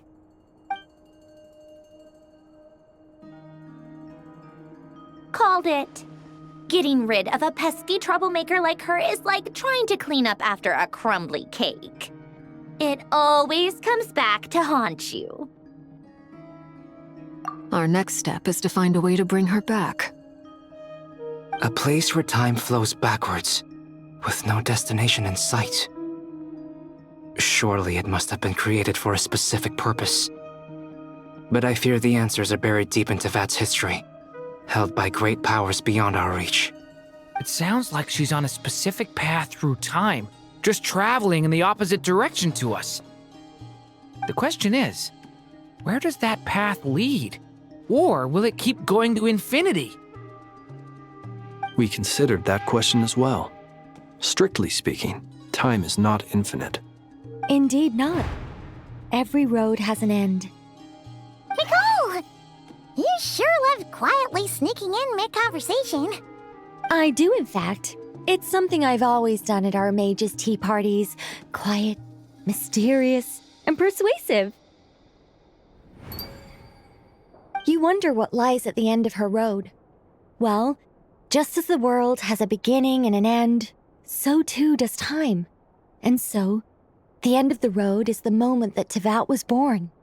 But where Miss Columbina will end up along this road, that depends on where this particular river of reverse time began. What about the original moons and the moon goddesses? Do they have a beginning too? All things do. In the beginning, no moons adorned the sky. It was the Dragon King Nibelung who raised the 3 moons into the heavens, and thus were the moon goddesses born. They were shadows of the planet, born to wield Nibelung's authority and oversee the world on his behalf.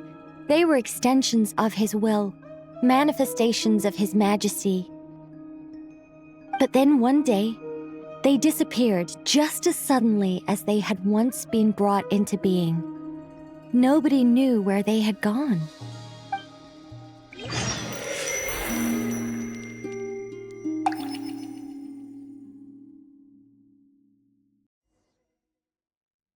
Like I thought, no more paths back to reality have emerged since.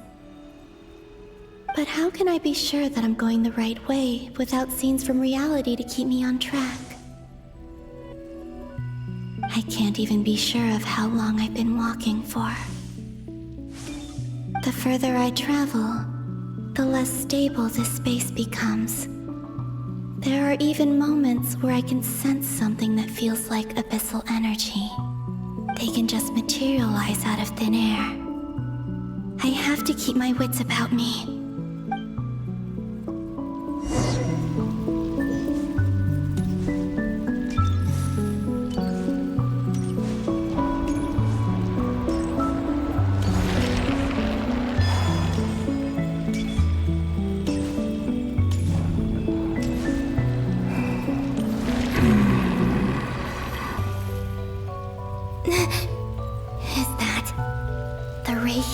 Solnari?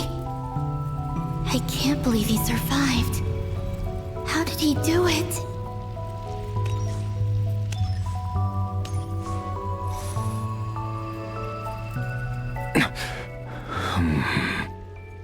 You are the moon goddess.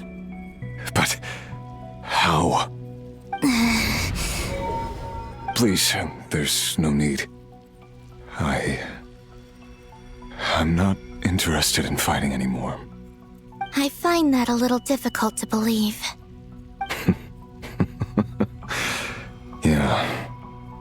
Honestly, so do I. The way you used my own power against me was a brilliant strategy. And then, in the final moment before I was thrown into this space, I got to see an old friend. Mr. Dainsleif. Right. It was so long ago now. But we were friends once. And when I first got here, I was filled with hatred, remorse, and rage. How I cursed and devoured. I tore everything here apart. I was consumed by the desire to leave this place and have my vengeance. But to no avail. This is a place with no exit. This is the second time I've entered this space. Though I have no memory of the first. I was torn to shreds the moment I entered. But this time I survived. It must be partly because of this new body. And partly because of all the Kuvaki I absorbed in Nod-Krai. Are you the source of the abyssal power in here? Not all of it. Some is from when I first arrived here and tried to destroy everything. But there was already a degree of abyssal power here before I entered.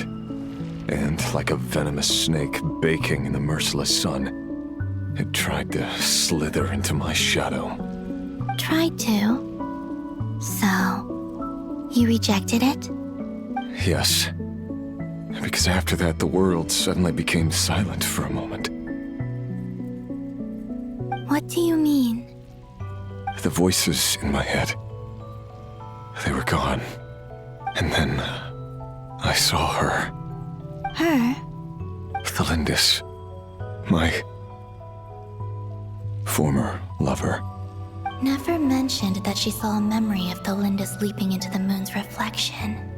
More precisely, I saw her afterimage. I'm sure the real her is long gone. She was just an ordinary Conrian. She couldn't have survived here for very long. Anyway, why have you come here? Didn't you know it was a dead end? If I hadn't escaped through the moon gate, my friends would have been in far greater danger. Oh, I see. Because of your power. The power of a moon goddess. What? You'd like to know how I know, wouldn't you? The one who resurrected me said so. I could hear a deep lust for power in his voice. Do you mean... Dottore? Dottore. So that's what he's called. He'd been collecting fragments of my body for a long time. All so that he could resurrect me at the moment of his choosing. I had no interest in his research. But being as corroded by the abyss as I was, we were aligned as far as hunting the moons and recovering my strength were concerned. So that's why the Wild Hunt suddenly became so active in Nod-Krai. When I left the Fatui in my weakened state, Dottore must have felt that his time had come. Moon Goddess, could I ask a favor of you? What? I know this is a lot to ask, especially from someone who tried to kill you. If you refuse, I won't fight it. But this is the only thing I desire now. Nothing else matters. What do you want? I'd like you to take a message to Thelindis for me. Thelindis? But... Yes, she's dead. But like I said, I saw her afterimage. I can sense that some part of her soul remains here. Far, far ahead. Why don't you go and speak to her yourself? I can't. I don't know why, but I can't move freely in this space as you can. All I can see is a glimpse of her, walking away. Just like the moment when I last saw her in life. In return, I will clear these abyssal obstacles for you. No, not in return. I'll clear them for you. Whether you want to help me or not. It feels like something I ought to do. Why? Yeah. Why, indeed. I've been asking myself that question a lot recently. Why did I do the things I did? I'm tired of it all. Tired of the person I became. People used me. And then I turned around and started using others. I hurt a lot of people. I think I grew tired of it long ago. But I wouldn't admit it to myself. And ultimately, that's how I ended up here. What do you wish to tell her? All of it. My past. My mistakes. Everything that happened after we were separated. Is it okay if I give her the abridged version? Yeah, I'm sure there's plenty you can skip over. Just tell her the important parts. Whatever you think that means. Like the part where you relentlessly tried to kill us? It's up to you. Love demands honesty. But my relationship with Thelindis was built on lies. We hid too much from each other. But after living my whole life in the shadows, I don't want to hide anything anymore. I will do my best.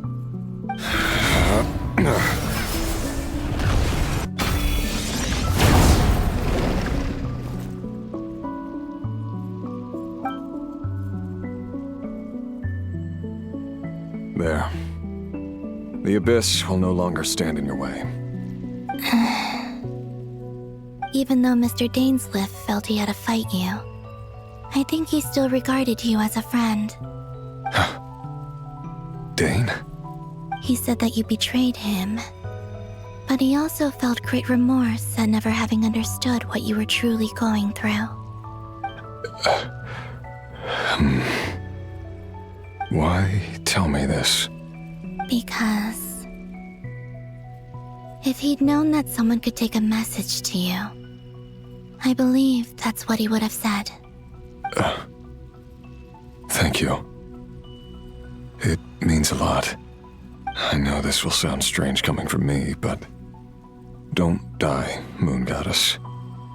I can tell that you're determined to get out of here.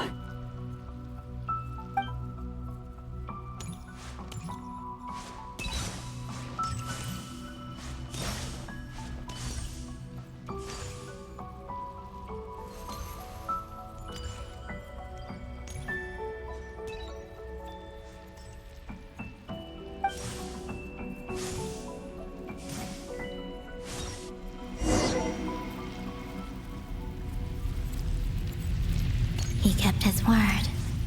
The abyss is no longer obstructing my path.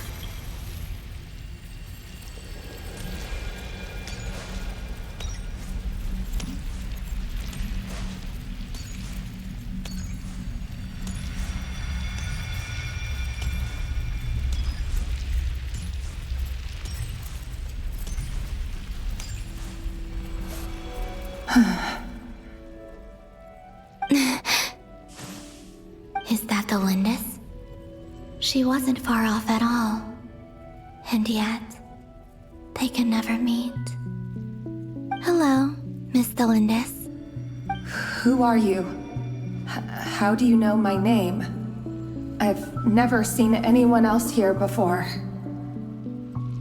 You can call me Columbina. I promised Rerir that I'd bring a message to you. Rerir? My Rerir? Is he well? He's doing better than he was.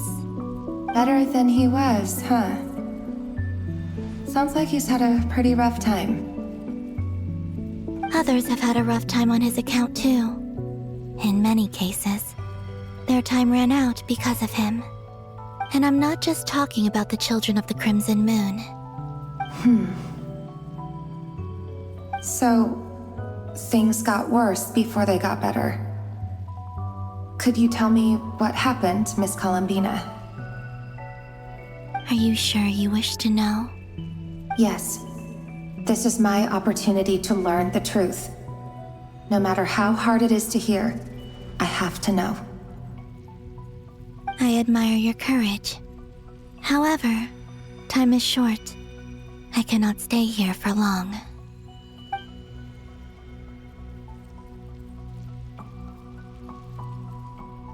Rerir had seeds of hatred in his heart, and many people nursed them for their own ends. On some level, everything he did was to try and find a way to see you again. But in the end, he came to regret his mistakes. He wanted to apologize for hiding his past from you. Beyond that, he did not say specifically what it was he wished to convey to you, but I'm sure that you've always been on his mind. You are what has kept him going over all these years.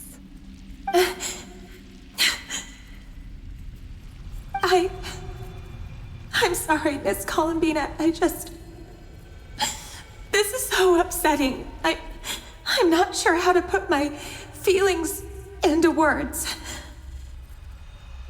It's all right. I understand. Well, that's everything from me. So, I guess I'll be... Wait. One moment. Time flows backwards here. The road ahead only leads further and further into the past. I know. I intend to reach the end of that road. Without a moon marrow, without the 3 moons' power, you won't make it far. Wait, unless... Are you one of the moon goddesses? You could say that. I see. I often think to myself, if life is like a train ride, why haven't I reached the terminus? Where am I even going? And it's not just me, it's this whole place. Wherever it is, it seems like it's existed forever. It's such a mystery. Where is it going? I must seem so ridiculous. I can't answer these basic questions, and yet I jumped right in here without hesitating, only to be torn apart the moment I entered by powerful energy currents. Only my soul remains now. Thinking back, I was suddenly overcome with fear and terror in that moment. Perhaps I too became bewitched by the abyss. I may have been the leverage it needed to control Rerir. I used to be a researcher at the Universitas Magistrorum in Conria, researching the iridescent moon's marrow. Eventually, I came to the conclusion that time in here flows in reverse. Rerir was one of the Finster King's retainers. With me, he was in an impossible position.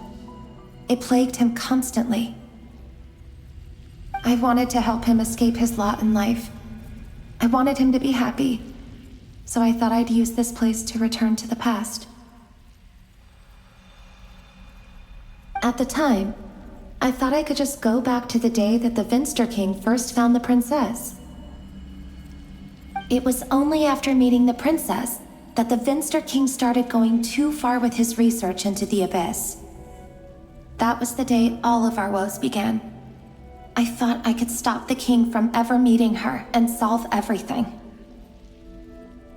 I couldn't kill the Vinster King himself, so I had to find another way to save Rayrir. That's why I wanted to go back, to kill the person who had brought new possibilities to our realm. I'm sure it was a futile endeavor, but the Abyss probably enhances the basest human desires. So I naively hoped I could change everything. But I was simply too weak.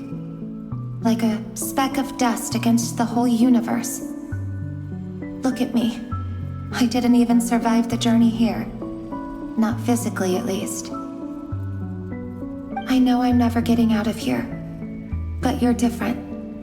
You can make it, and I want to help you. I owe you that much. How do you plan to help me? Have you noticed the golden energy that exists here? Based on my past research and my observations since coming here, I believe they carry you forward faster. I can share what I've learned and help you understand the pattern in which this energy appears.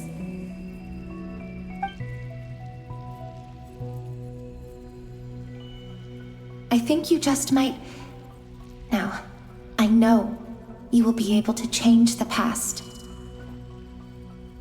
Also, I've been speculating about where this space ends. The documentation was scanned, but from what I know of the legends about the moons, the oldest ones seem to begin with Nibelung, king of dragonkind. I have no way of verifying any of it by this point, but if it's true, you might be able to reach that era if you keep walking. Understood. Thank you, Miss Delindis. I'm the one who should be thanking you. If you hadn't entered this realm of everlasting death, what use would my deductions be? Thanks to you, they have some meaning. About Rayrir, I'm so sorry. For everything. It wasn't your fault. That's not true. Because we both feared bringing trouble upon each other, neither of us ever told the truth. And that dishonesty sealed our fates. But enough about that. I wish you a safe journey, Miss Columbina.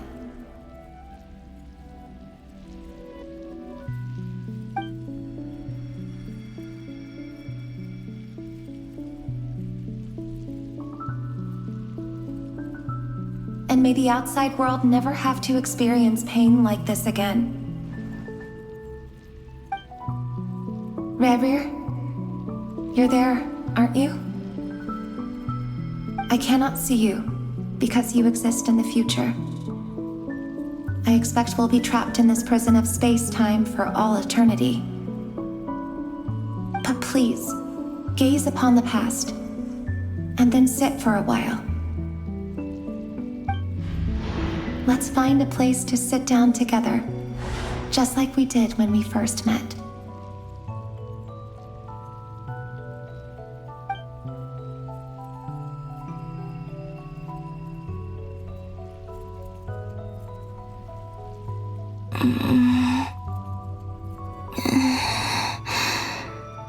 How long have I been walking? How much further till I reach the end? Is there even an end to be found? Everything's getting blurry.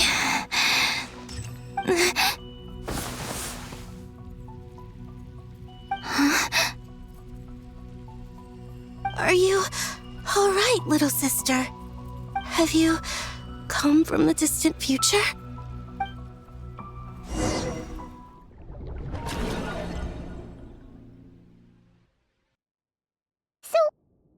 Exactly did the moons just disappear? Shouldn't it be a little harder to get rid of major creations like moons? The world is a vast and ancient place. On a certain scale, all life lasts for but a fleeting moment. Miss Nicole explained that the moon goddesses likely perished in the War of Funerary Flame. The moons themselves were also destroyed at that time, save for the Frost Moon, from which a new moon goddess was later born. Am I missing something then? 'Cause the stories say that the moon goddesses were born on the moon, but doesn't Columbina say she was born in Nod-Krai? Huh, you're right! Why do their birthplaces differ? What's the difference between the two generations of moon goddesses? Also, remember what Sandrone said? Her scans detected 4 moons. In other words, 4 moon marrows. Technically, the result of the scan means that 4 moon marrows were detected and positively identified as moons in that moment. In other words, this piece of information alone isn't enough for us to know how Miss Columbina is doing right now. Yep, we have no way of staying up to date on whether she's dead or alive. She's on her own for now. But at least she's trying her best to get back to us. Yeah. She's a tough cookie. And a sore loser, too. We have to trust that she'll find a way. Because we really need her power. As much as it pains me to say it, we've got no chance of beating Dottore in a straight-up fight. He's much too powerful. It wouldn't even be close. That maniac is going to devour everything in his path until he reaches us. We need to find someone or something that can stop him before he does anything worse. I'll be frank. Our only hope of defeating this false god is with a real moon goddess on our side. I'm not just saying this because Columbina's a friend and I want her back safe and sound. It's just the truth. And I know that even she was no match for him when he attacked, but I don't have a better solution. We're not giving up on saving her, whether she can defeat Dottore or not. Right. Don't worry, Miss Sandrone. We're all aligned on saving Columbina. No one's trying to argue that we can only justify saving our friend because it will help save the world. This is about multitasking. We want to save both. So, she's more than just a moon goddess to you guys? Absolutely. Duh! She's part of the gang! And you are too, you know. Yes, I know. You don't need to labor the point. I knew that the moment I came running over with my documents that I was part of the in-group. I mean, if Arlecchino can fit in, I certainly can. Anyway, as for how we get Columbina back, I've been working on it constantly. But I think I'm still lacking certain information about the moon. I'd probably get there if I could continue my calculations, but the problem is, I've run out of computing power. Computing power? You mean you need more energy? No, the issue isn't energy, it's processing power. There's so much data to get through that the whole process has just ground to a halt. That's a tricky problem. René de Petrichor of the Nazissenkreuz Ordo once foretold the fate of the world. But I don't know how he did it. My guess is that he used the primordial sea's power. However, that won't work for me. His methodology was vastly different from my own. What's worse, they're incompatible. And to top it all off, we can't even leave Nod-Krai. Ugh, this is so annoying. If I'd known we'd run into a bottleneck like this. Well, no, the design bureau's a bust as well. Curse that Dottore! Couldn't have made this harder for me if he tried. What do we do then? How about we grab a bite to eat and take a break? Maybe something will come to mind after you've cleared your head. You don't get it, do you? I'm trying to calculate the fate of an entire world here. And I need accurate results, not vague prophecies. Where the heck am I gonna find the computing power for that? Ahem. Anyway, time to shelve the discussion on technical difficulties. Being a killjoy isn't very ladylike, after all. Either way, we've done what we can. Rest well, everyone. Remember to let us know if anything new comes up. Hat guy? Is he hinting that we should talk outside? Let's go somewhere a little more private.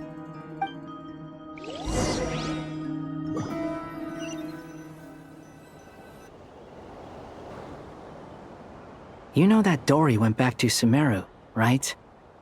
Yeah, she mentioned she was planning to head back. Things aren't looking good for Nod-Krai. She's gone to spread the word so that Sumeru has a chance to prepare for the worst. From what I know of Dottore, there are two possible reasons why he hasn't made a move yet. One is that he's still working through some kinks in his new powers. The other is, he wants to see how we're going to react.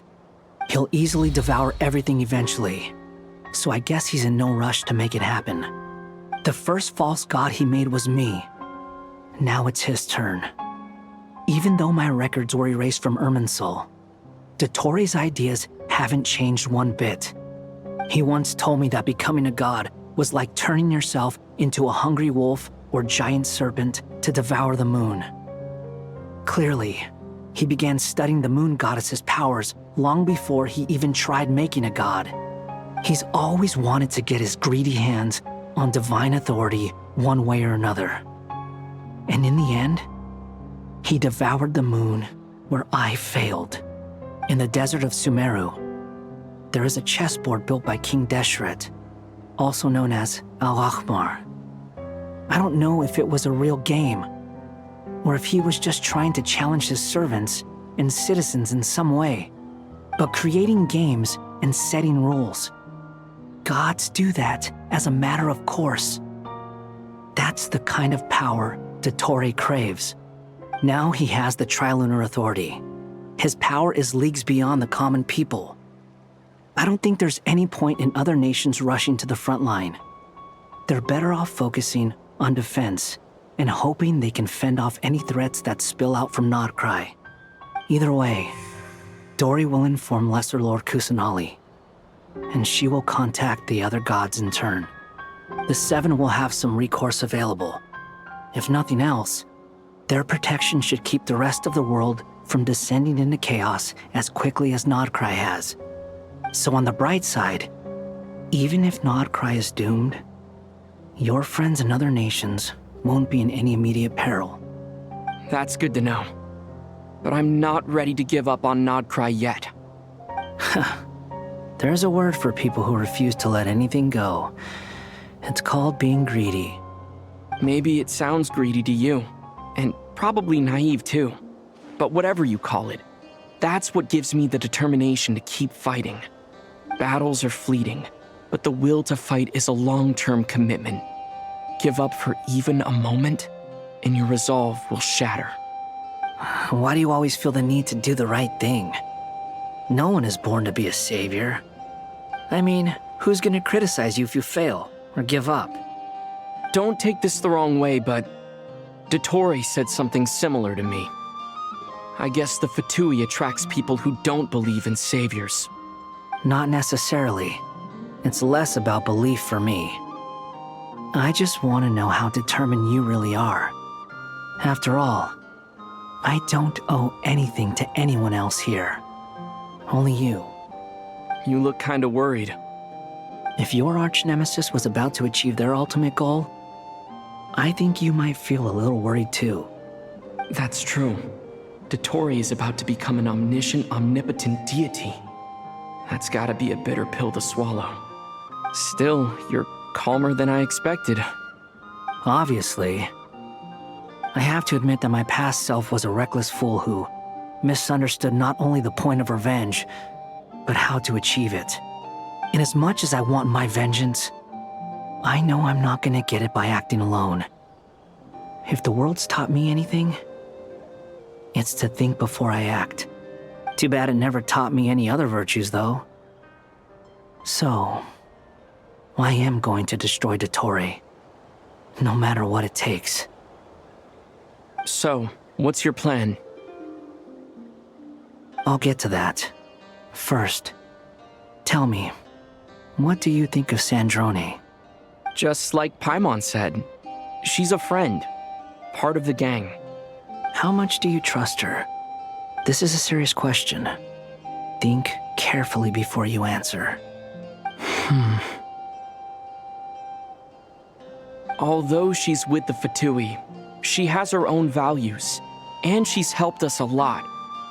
If nothing else, she's clearly going the extra mile for Columbina. I see no reason not to trust her. If you say so. In that case, the three of us need to talk. I have some thoughts about her computing problem. It can be solved, but it will come with a cost. How much? If I can afford it, I'll cover it. Sometimes your heroism really backs me into a corner. You know that? Come on, let's go talk to her.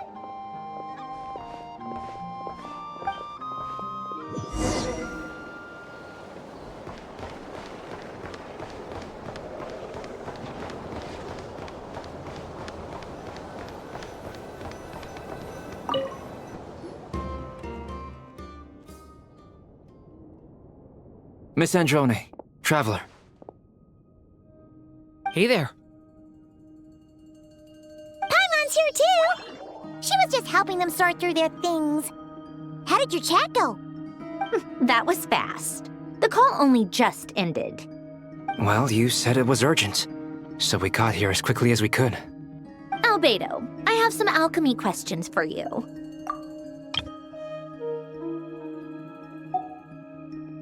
I see. Looks like my knowledge proved useful after all.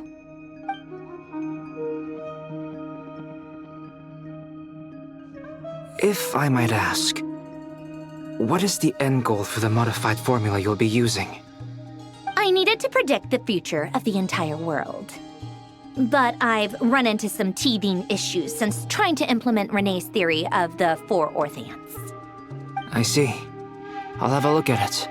Still, computing power is the real issue here. How do you plan to solve it? About that, it's been sorted. Oh, with the Traveler's help? Actually, you're not wrong. He found the person with the solution. Was it Hat Guy? Yeah, it was him. Wow! Go Hat Guy! Seems like all that time studying at the Academia is paying off big time. But where is he? Wasn't he the one who asked Albedo and I to come here? Come with me.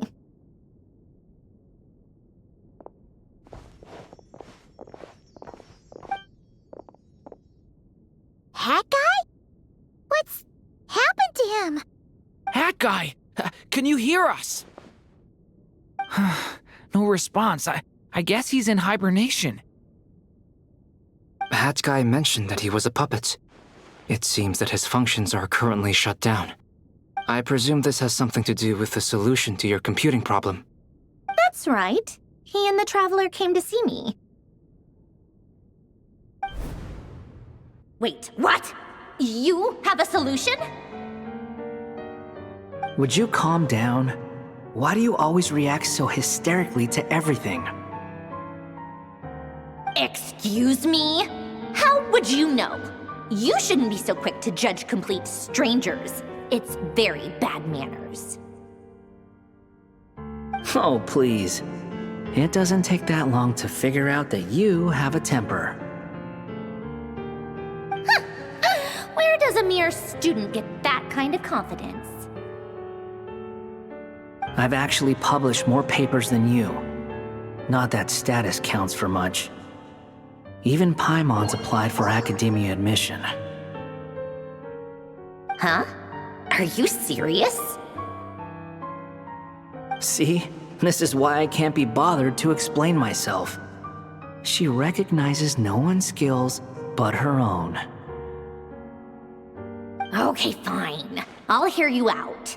So, tell me, how do you propose to solve my computing power problem?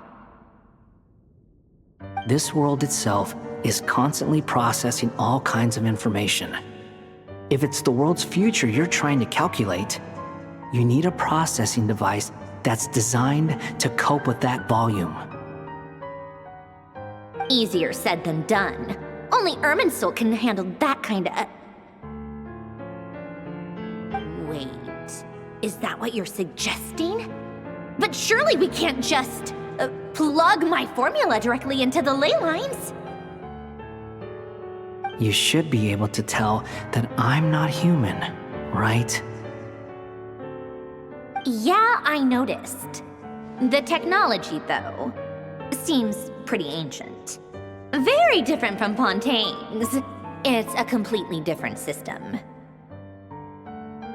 Conrian, to be precise. I'm what they would have called a puppet. Puppets need an energy source and processing power. The artisans who built them sought out the materials most suited for that purpose. You? Do you mean... The Traveler and I have talked it over. He's willing to vouch for you. So, I'll allow you to borrow my core for your calculations. It was built using wood from a silver-white tree, which makes it a small part of Irminsul. Conrian technology and Irminsul wood. Who in the world could have built you? Are you sure about this? A puppet without its core will cease functioning completely. And if it's left in that state for too long, it might not recover. You could die if you do this. You do realize that, don't you? I can put 2 and 2 together, yes. No need to rub it in. I won't lie to you. This has never been done before. I cannot guarantee your safety. Doesn't matter. I'm prepared for the worst. Did you two actually talk this through? Is he... Are we really considering this? Yes, we discussed it. The bottom line is, he trusts me, and I trust you. Let's give it a shot, shall we? Honestly, I have no clue where this kid even came from. But for whatever reason, he lent me his core to use in my formula. I'm very close to finishing my calculations now, and the core is currently in use. So I'm sorry, but I can only show you a sketch right now. This is what the core looks like. A silver-white branch. It certainly matches the legends told about Irminsul. Is Hat Guy gonna be okay? He's not gonna die, right? Right? In theory, he should be fine. As long as we put his core back in time. Beyond that, all I can say is that I'll try my best to avoid risk and make sure the core doesn't sustain any damage. I think I know why you called us here now. Someone needs to watch over his body and make sure it's protected until the process completes. Correct. He said that the only ones he trusts here are you two, and the Traveler. And the Traveler will have other work to do. He will have our undivided attention. Aw, Hat Guy. On a more positive note, things are progressing steadily on my end. I'll call everyone in for a meeting once the results are out.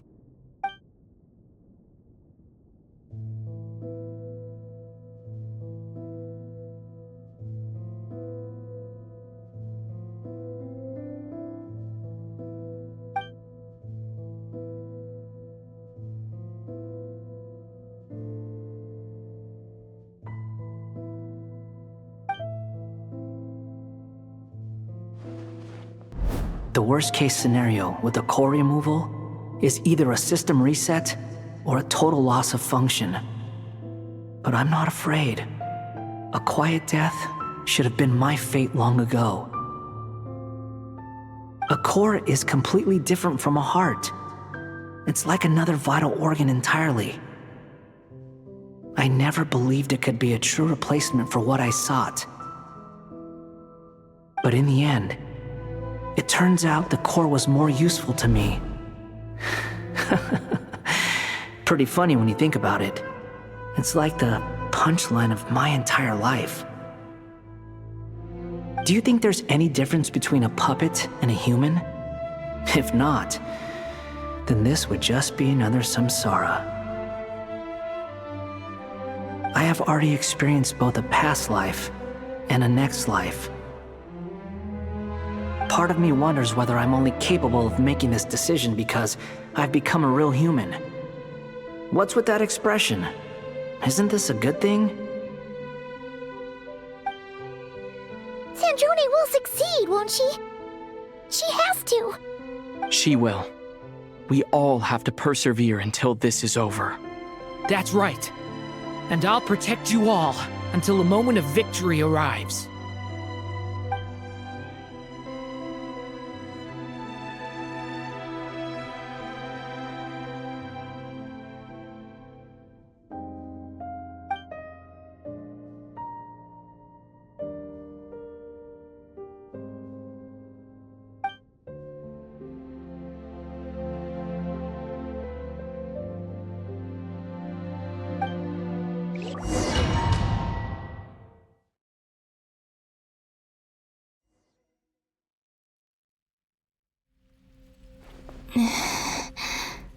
Who are you?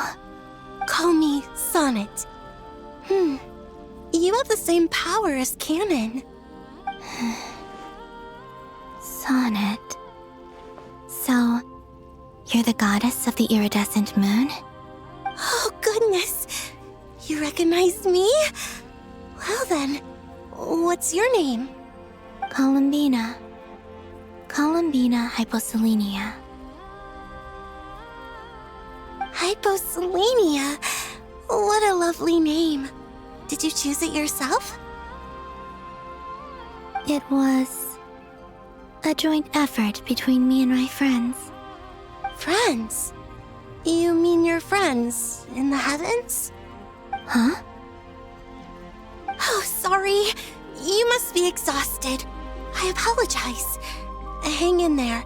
Let me introduce you to my older sisters. Do you mean the other two moon goddesses? Arya and Canon? Wow, you sure know a lot. Hey, does that mean that our story goes on into the future?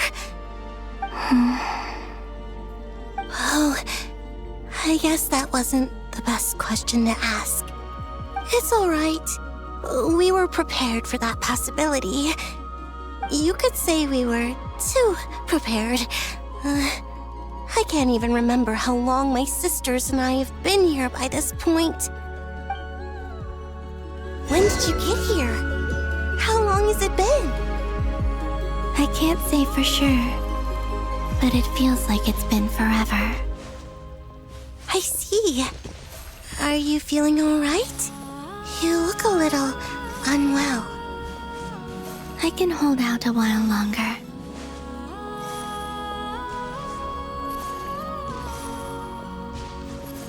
We don't have far to go. The place where my sisters and I are based is just up ahead. Don't worry, they're both really nice. I'll introduce you.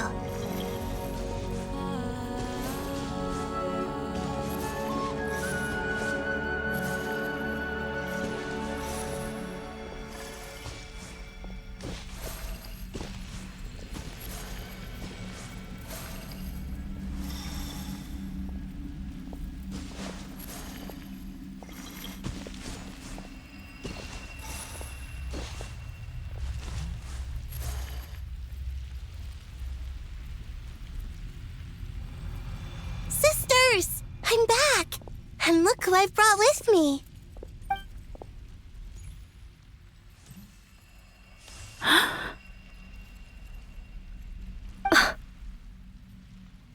It's our lovely little sister, born in the far future. The pleasure is all mine.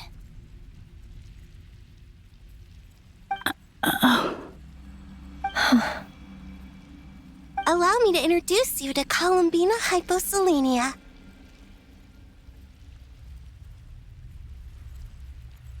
This is Arya, the goddess of the eternal moon. And this is Canon, goddess of the frost moon. Canon, don't you think Hyposelenia's power is similar to yours?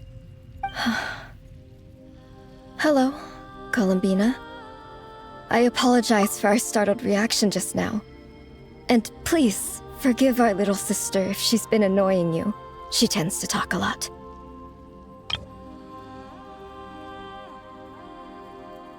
It's fine. You seem shy. Don't worry, Columbina Hyposelenia. No one can hurt you here.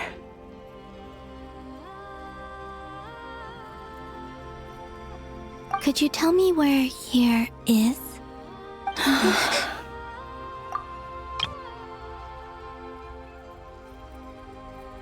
Please. I must know.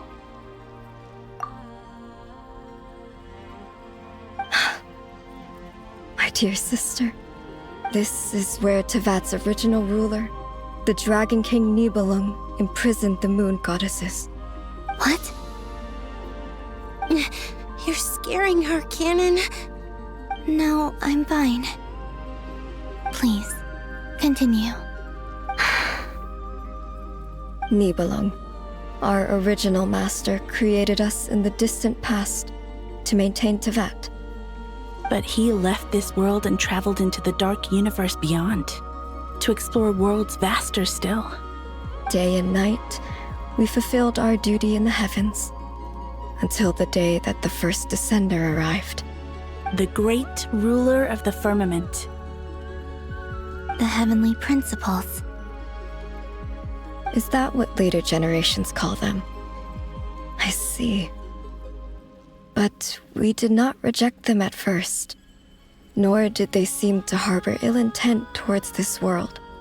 We coexisted in peace. They were like a guest in our home. Slowly, however, we came to realize that our guest had a growing desire to change and dominate the world. And you didn't stop it? No. There was an order to the rules they set up that Nibelung never taught us.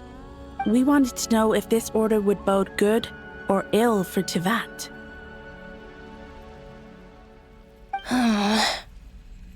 All right. Canon and I wanted to know. Sonnet was against it from the outset. Later, we discovered that this great ruler of the firmament bore an almost paranoid hostility toward the desire of certain life forms to seek power. Or perhaps they feared them. They would even cast down celestial nails as manifestations of their power, to punish the civilizations of the world below. Only this was far beyond mere punishment. Right. Their rules brought order, but the price people paid for merely testing the limits of those rules was far too great. I did everything in my power to help the punished escape catastrophe, but still, too many lives were lost. The ancestors of the Frost Moon Scions were some of the ones you helped. But just when we had decided to take countermeasures, the Dragon King, Nibelung, returned. And so began the War of Funerary Flame. So, that's the name the world gave that war in the future. Well, who won in the end? As far as I know, the Heavenly Principles won, although it came at a great cost. They remained in Tevat, where they continue to rule to this day. And the world's original master, the Dragon King Nibelung, was destroyed. And what of the moons? Are there still 3 moons in Tevat's skies?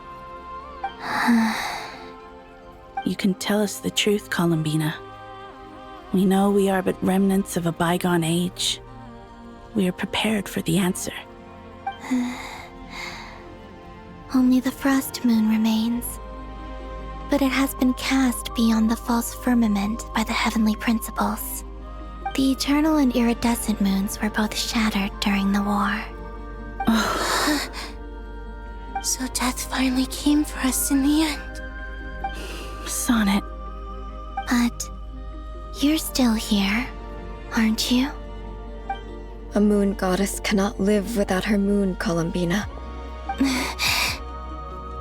She's right. why I began to disappear. Because the frost moon is cut off by the false sky.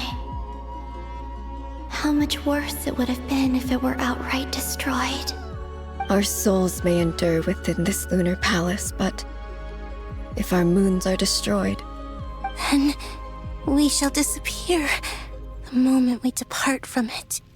I'm sorry. There's no need to apologize to us, dear sister. If anything, we owe the world an apology. If only we'd decided to act sooner, rather than arguing amongst ourselves. all the more reason not to spend this time in regret and repentance. Instead, we should focus our efforts on how we might help our future sister. Sorry? Don't you see, Columbina, your story is not yet over. Is that not why you are here?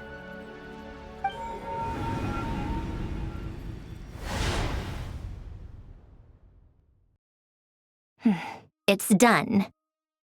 Initiate numerological array. Continue running primary process. Calculate the world's fate through extrapolation. And identify nodes of potential change. Secondary process, scan for moons. Still 4. The number of moon marrows hasn't changed. Wait, let me think. Is it possible that there's something I've been misunderstanding about the moons all along? Variables. Variables in the world. I know where potential variables within the world come from. So what about the moons? Are there any variables there? Like their life or death, for instance. What if being alive or dead makes no difference to a moon? But that's so strange. Even immortal gods can die. Why would the moons alone be? Wait! I've got it! If alive or dead is considered a variable, we might have had this wrong the whole time. No one ever said that a moon marrow equals a living moon. We just made that assumption ourselves. Initiate secondary process. Scan again. This time filtering out interfering perimeter, moon marrow. I don't care if they're natural or artificial. Get them out of my search results! Why? It says 3 moons still exist in Teyvat, even after excluding the moon marrows. But we know for a fact that 2 of them are dead. Redo the scan. Narrow the results to living moons and real moons. No, scrap that. Narrow it down to moons that have lunar authority and remain alive. Why? Why is it still 3? What is this, Columbina? Has the world lied to us? Or are you the one pulling the wool over our eyes?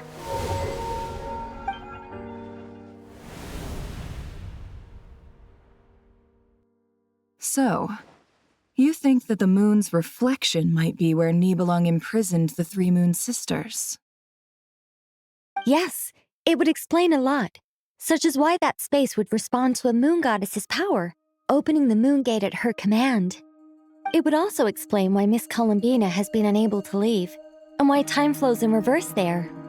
In the messages she sent, Columbina promised us she'd find a way to return, but we have no way of knowing how, when, or where this might happen. The fact that she still has yet to reappear in this world indicates that returning from that place is no easy feat. We cannot afford to simply wait for her. So you're saying, if she could return by her own power alone, she would have done so long ago? Yes, she certainly wouldn't leave it to this late stage when it's so touch and go. I've been giving this some thought, and I've come to believe that Luanatar might be an anchor that she left behind, as a sort of future waypoint. This could also explain why Luanatar is always by the traveler's side. Sounds like a plausible theory.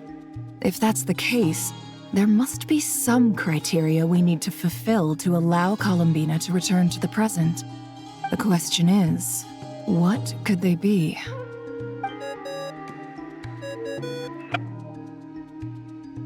Hello? Listen up! This is extremely important!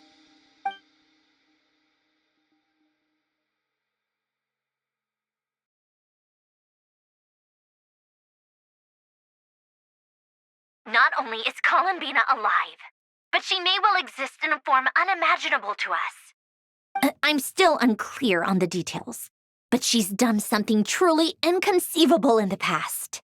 And the clue to what she's done lies in the moon and Tevat sky. Truly amazing. Oh, I'm so delighted for her. I'm sure we all feel the same. And I'm sure Columbina is ready to get back here and fight by our side. I'll keep my calculations going and try to find some way of coordinating with her. But that's not an excuse for everyone else to slack off, okay? All of you had better keep trying to think of solutions. How can the dead moon still live? And Luanatar?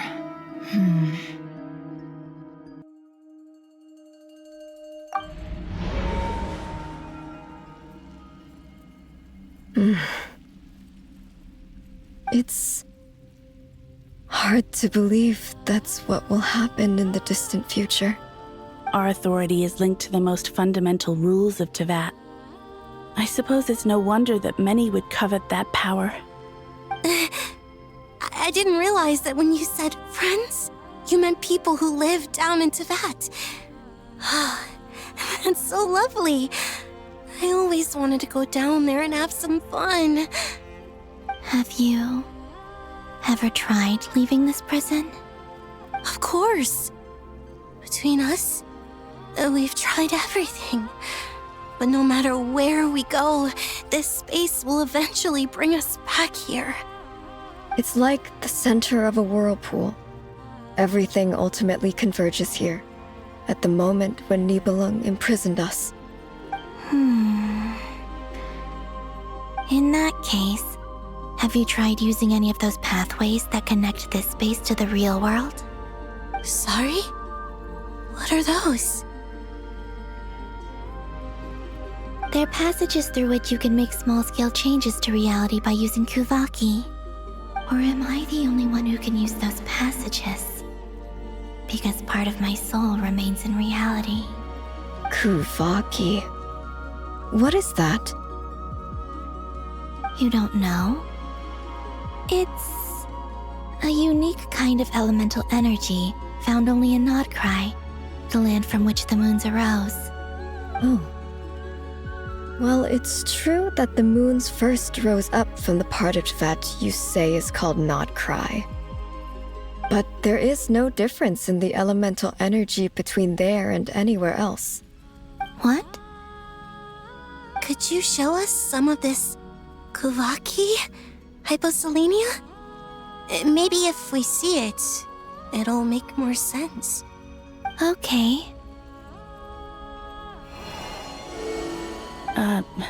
Isn't that just your power?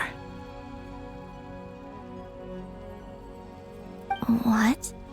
But it's everywhere in Nod-Krai. In the air, in the land. Even the creatures who live there have adapted to its influence. How curious. This Kuvaki certainly did not exist anywhere in the world before we were imprisoned. Let alone influence living creatures. So, how exactly does it affect them anyway? Can they float in the air like us? This is so strange. Why would their reality differ so much from mine? Columbina, you're looking for more than just a way out of here, aren't you? Yes. If I am to help my friends, I will need trilunar authority on par with that of our foe. You mean... you'll need our power? This sounds extremely risky. The Three Moons' powers are not mutually compatible. Concentrating them into one goddess will be a very painful process. And if anything goes wrong, it could tear you to pieces. I know. But I'm willing to take that risk. Even so, let's say we successfully transfer our authority to you. How will you take it outside this prison? Nibelung constructed this realm specifically to prevent us from using our powers to interfere in his war. No moon goddess can leave this place alive. What if I don't leave alive?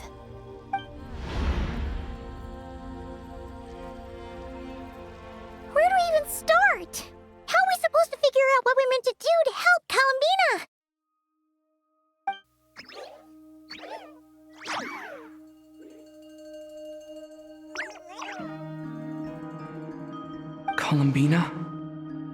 What do you need from us?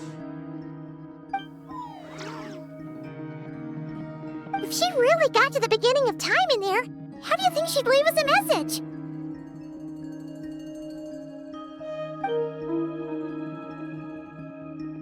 You don't think she'd write it down on a stone tablet somewhere in the hopes that we'd find it, do you? Seems unlikely. Columbina may not talk a lot, but she thinks deeply about issues like this. Let's review what we know. This is the Columbina who fought alongside us against the Reikir of Solnari, and with whom we celebrated Moon Prayer Night. She knows our personalities, our ways of doing things, even our unique strengths and abilities. So, if she wanted to tell us something from a long, long time ago, what would she do? Oh.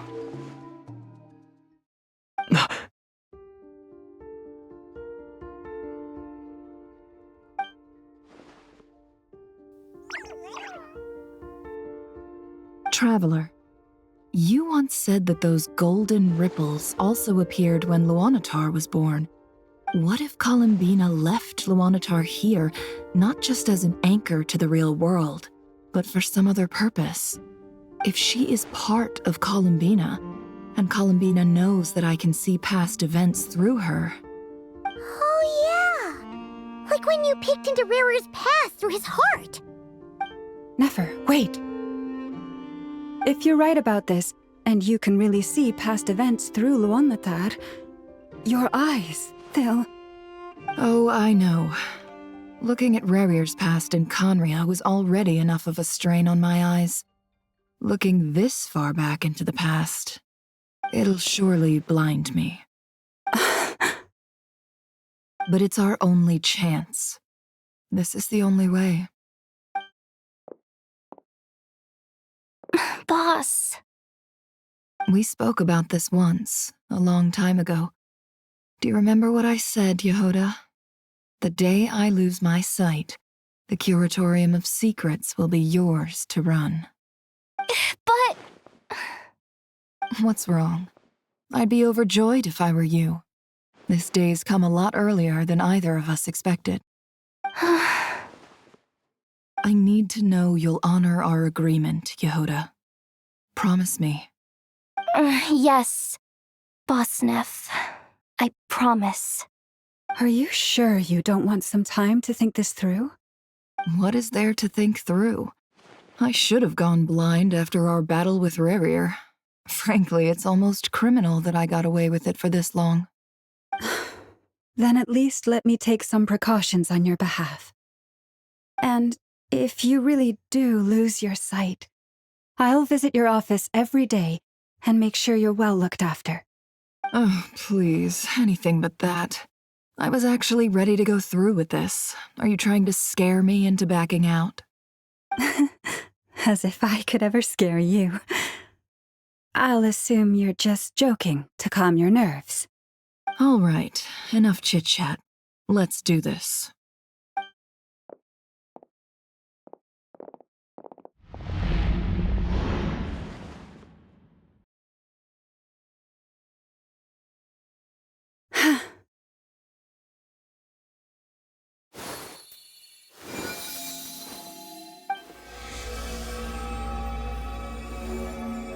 All done. Good. Now give me some space.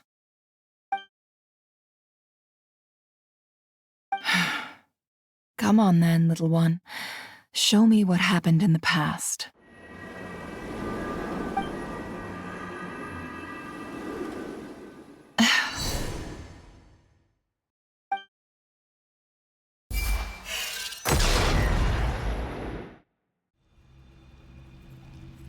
Between the Trilunar Authority, Kuvaki, and the soul-surviving moon, the Frost Moon, I think I might know how to get back. But I will need my sister's help. Time to go talk it over with them.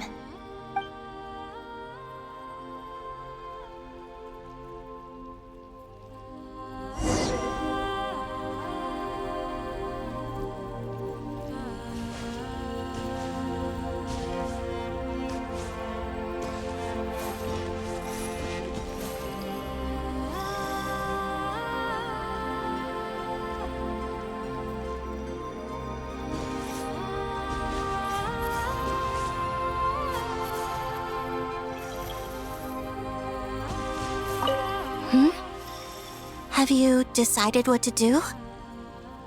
I hope it's not too dangerous. You really scared me when you said that thing about not leaving here alive. Come on, let's go find the other two.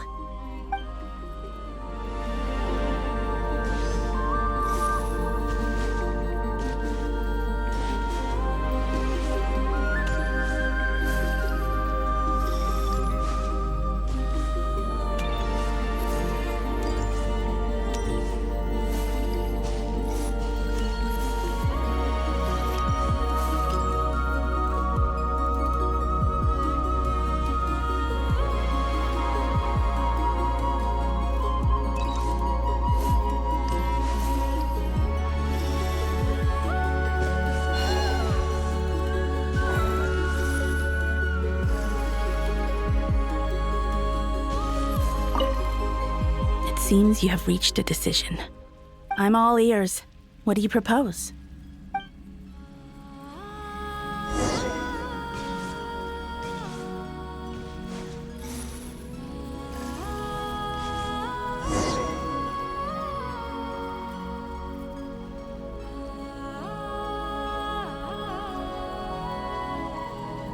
Have you figured it out, Columbina? Tell us. How do you plan to leave this place? I intend to die here, in this moment, and then be reborn in the future with the help of my friends. What? What are you saying? How can the dead be reborn? And how will you inform these future friends of your plans? You can't exactly leave oracles. Nothing can escape this place. Not a single ray of moonlight. And even if you found a way, what if they never find the message you left for them? You'll... No, that won't happen. Come again? They will find my message. I'm sure of it. I'm not following. How exactly will you achieve this? It's quite simple, really. First, I will leave my soul here.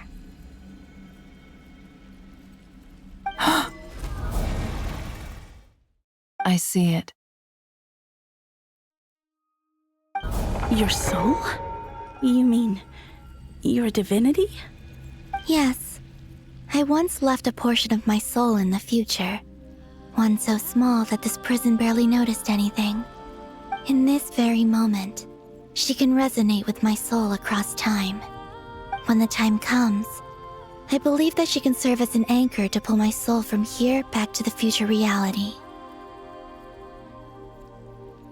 Just as gravity connects the world to the moon. Exactly.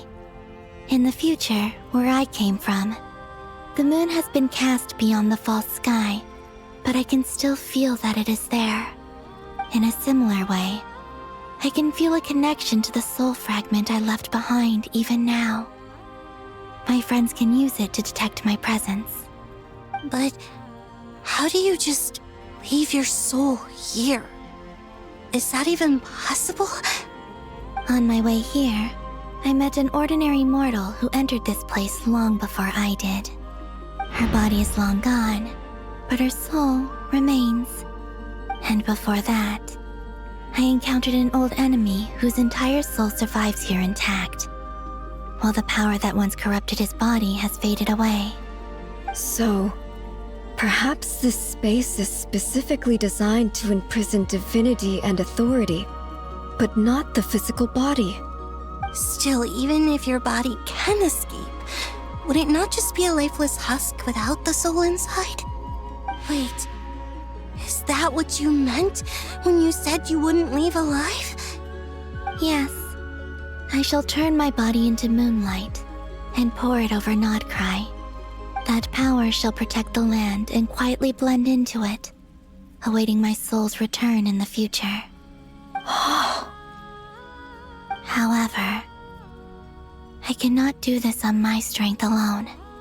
I would need your help to do this, so I'm humbly asking for your assistance. Oh, dear sister. You need not be so formal. As I said before, we are but remnants of a bygone age. You, on the other hand, were born alone in that distant future, and you have walked a long and lonesome road since then. How could I bear to let your story end here in this dungeon? Don't forget, we are your sisters, your family.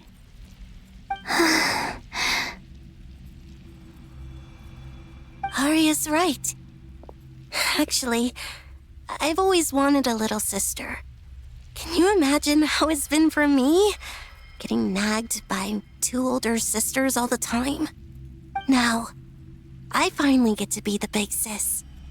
And not just that, but I get to help you return to your world, too. How could I say no to that? Sonnet.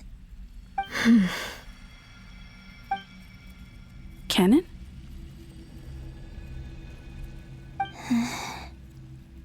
I'm sorry.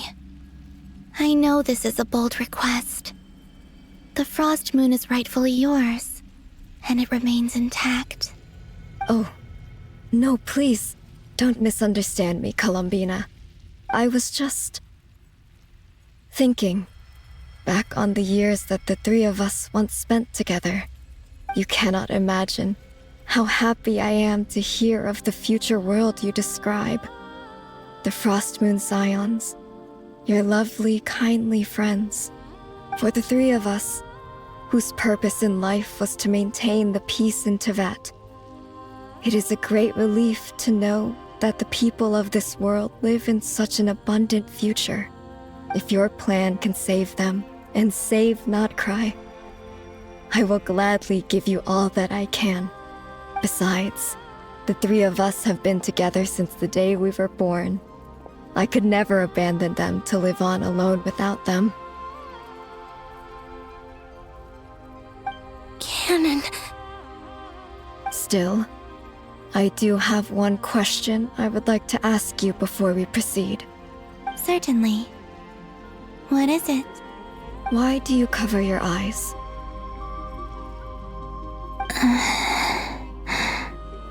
Yeah, I was curious about that too. But it seemed personal, so I didn't want to intrude.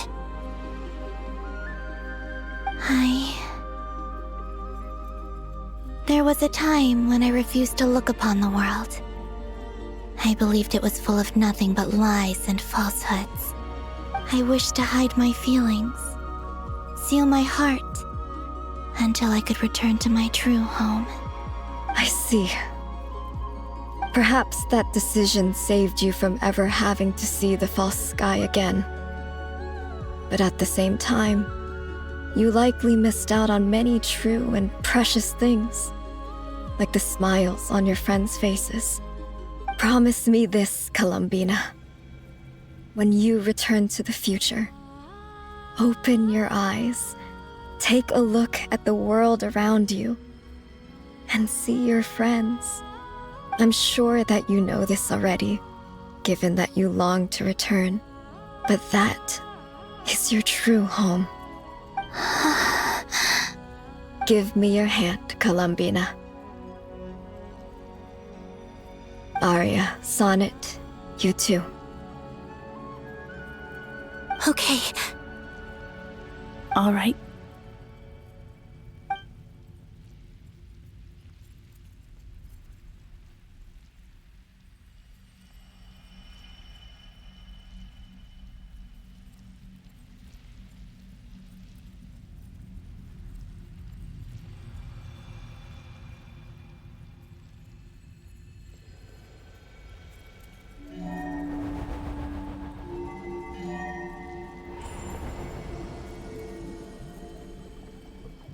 We once were the songs sung for eternity, but now it is you who must continue to sing.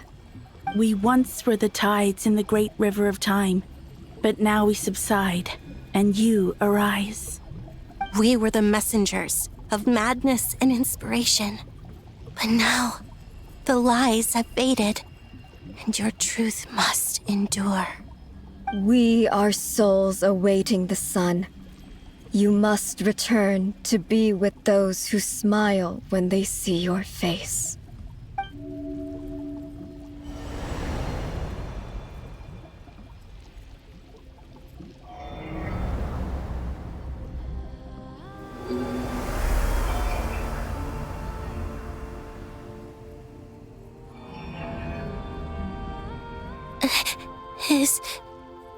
Is it done?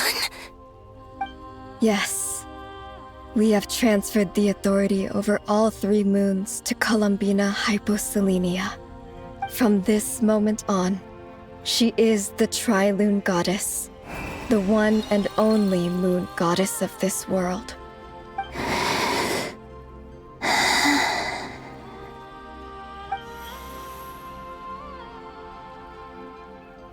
Thank you.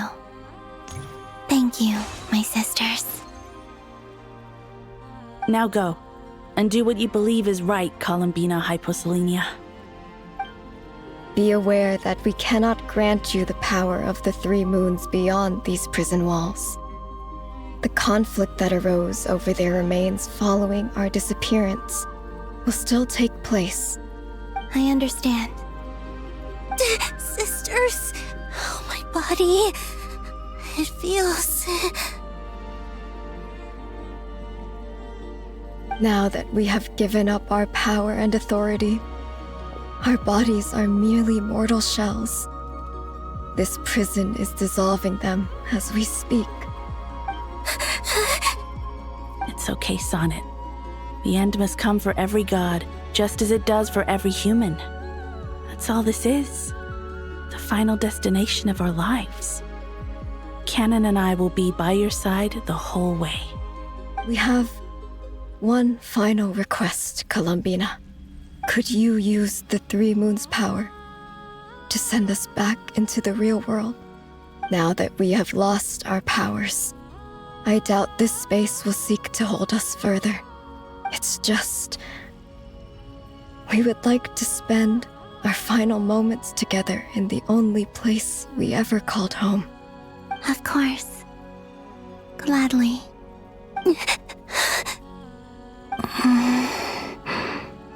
Sonnet? Yes? Don't... I wish I could tell her not to give in to the abyss. Not to be afraid. But is this really what I should say at this moment? Don't forget. I'm so glad to have a big sister like you.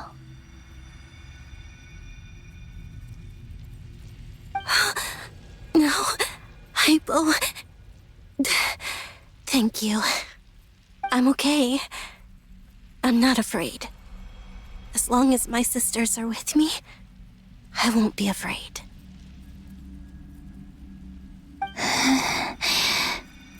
It looks like this is goodbye, sisters. Goodbye, Columbina. Take care of this world in our stead. I will.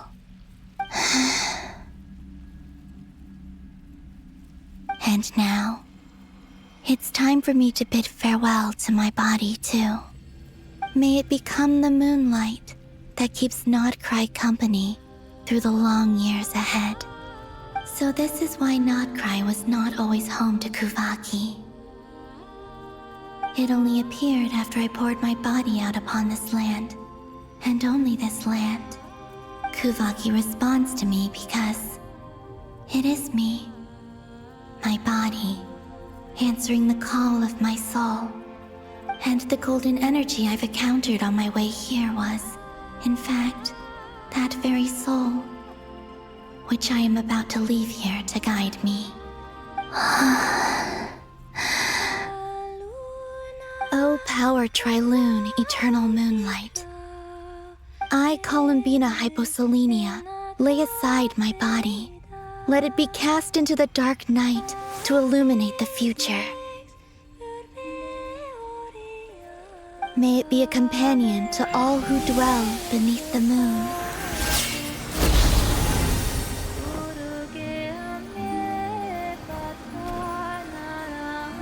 until the time comes for me to return home.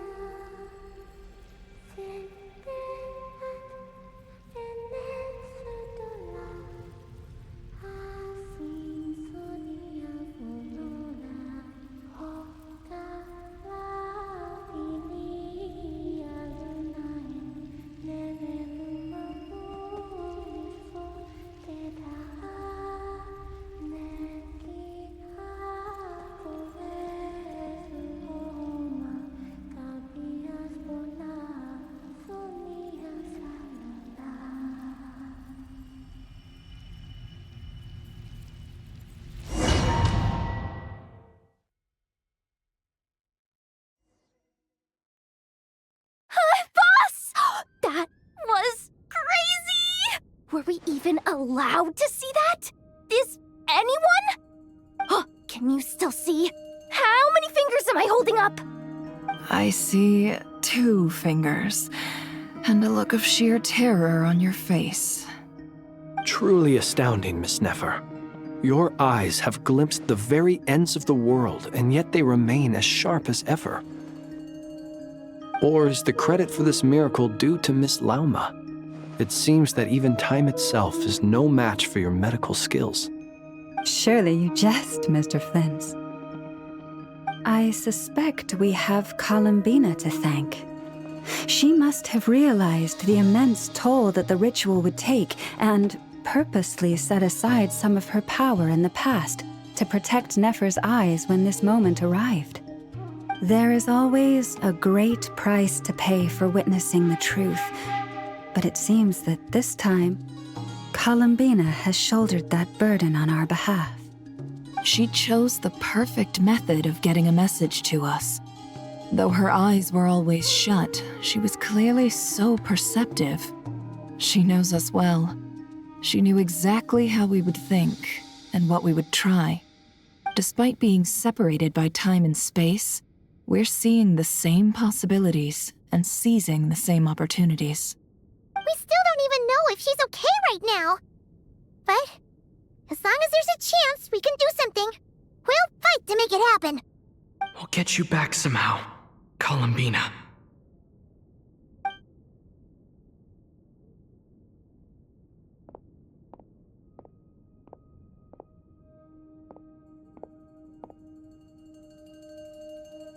Well, based on the information we now have, let's figure out our next moves.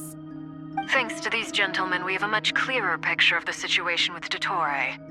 The civilian population has been moved to safety, so we no longer need to hold back. Miss Androne, how are the calculations going? So far, so good. I'll keep seeing how far I can push the system, though. Can't have Hat Man being powered down for nothing. There's still a long road ahead. Where should we begin?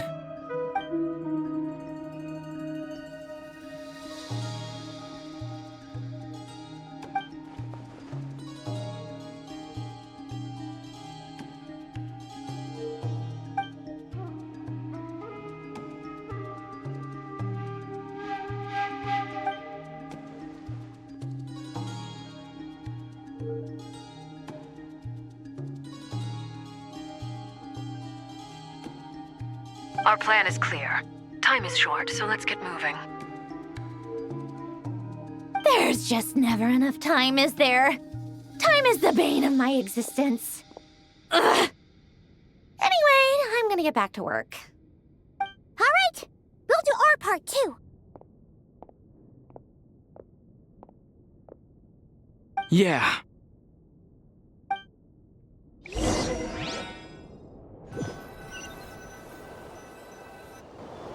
Albedo's theory says that elemental energy can dilute the light realm's power, but I'm no expert in building elemental defenses. Sounds like something out of the advanced elemental theory section of the library. Whew.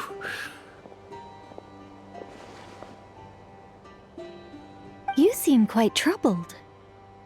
Well, yeah. I mean, who doesn't get a little flustered when they're completely out of their depth?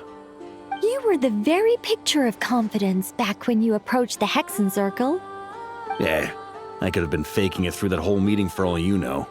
Who's to say I'm not just a ball of nerves in a charming and gregarious package? Oh gosh, really? I'm so sorry, I had no idea. Well, you're all the braver for it. Still, I was much more in my comfort zone than I am here. At least in Mondstadt, you can cry for help from a cliff top and actually stand a chance of summoning Barbados himself.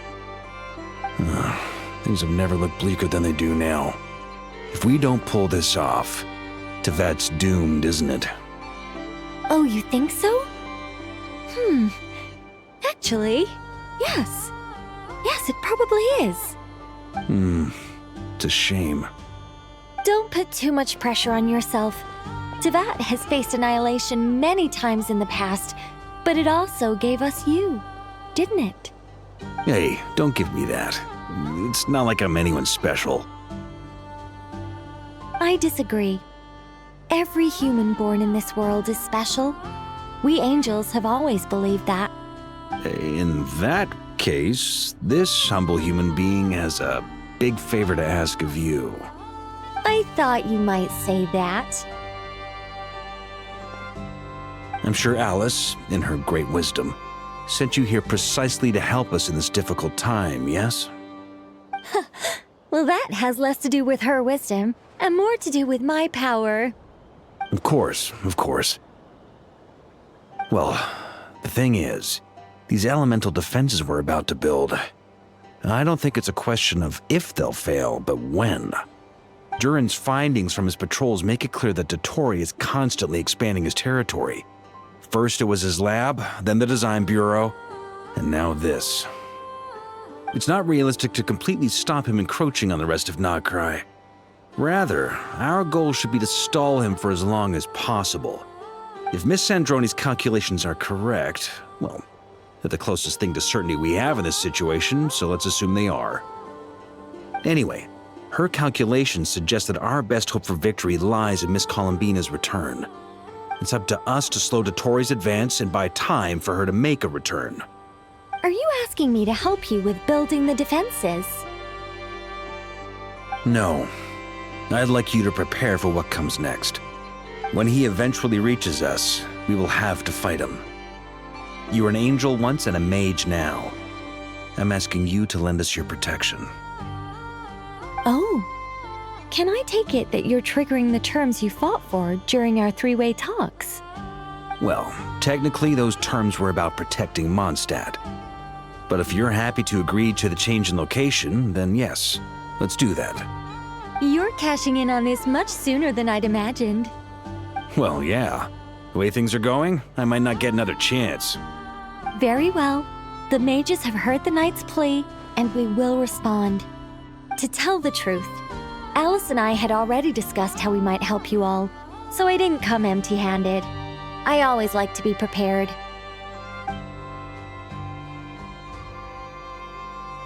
This is... wow. Yeah. This is great. Seriously, thank you.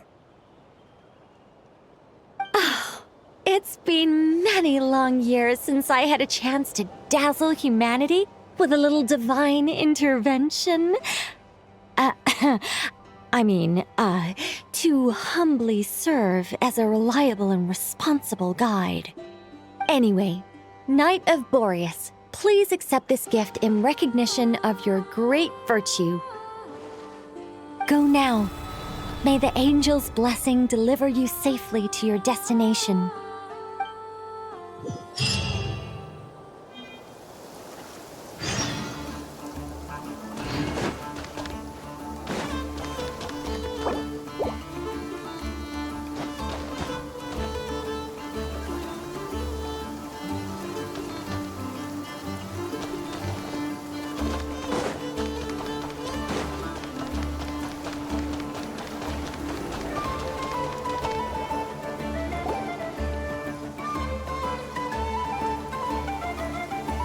You're here. Sandroni, how are things going? Glad you asked. You two are about to become the first people to lay eyes upon my masterpiece. Or should that be the first person and the first, specter? Hey! Whatever. Come, feast your eyes on this. Wow! We've never seen something like this before! This meter displays the progress of my formula. Currently, it's still making the most important connections. Once it's finished running, I'll deliver it right to your side. And then, we can finally bring Columbina back. What do you mean, deliver it? Can't you just tell us over the Dodo communication device? It'll just be some numbers, right? Ugh, you're such a greenhorn. This isn't the kind of formula you solve in math class. It's a highly complex algorithm capable of constructing a framework of rules. Ugh, whatever. We'll be here all day if I start trying to explain it. All you need to know is the formula must be completed before we can bring Columbina back. I'll share the data with you. Nicole's agreed to let me use her information channel, so we just need to use the Dodo communication device like so, and there. Now you can check in on my progress. Wow! Look at that!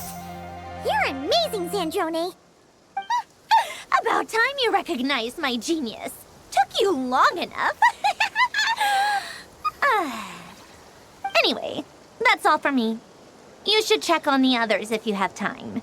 Make sure we don't have any weak links in the chain. That might sound harsh to you, but close supervision is a common practice in a Fatui. Not looking to catch anyone out. I just care about everything going smoothly. That's all. I'm kinda stuck here while the formula's running, so I need you to be my second pair of eyes in the meantime.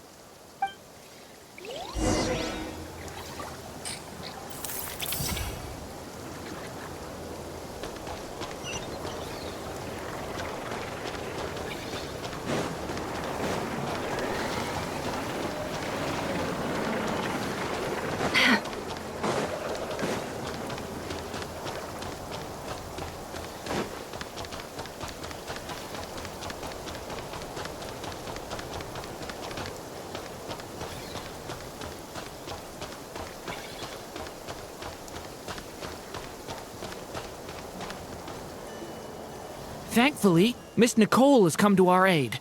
Nasha Town is now looking very well defended. Golden Flame. Yes, that's Nicole's power, all right. Based on the latest message from Grandmaster Varka, it sounds like they've reached an agreement. The situation should be more stable with her assistance. Everyone will have at least some degree of protection. Albedo! Durin! Hello there, you two. Are you well rested? That's good to hear. As per the plan, Albedo and I will be in charge of Nasha Town. As Dottoro's energy field expands, it's creeping ever closer in that direction. But we will do our best to hold our position. We fought side by side many times before, and always with great success. I believe this time will be no different. So don't worry about us. Focus on fighting Dottore.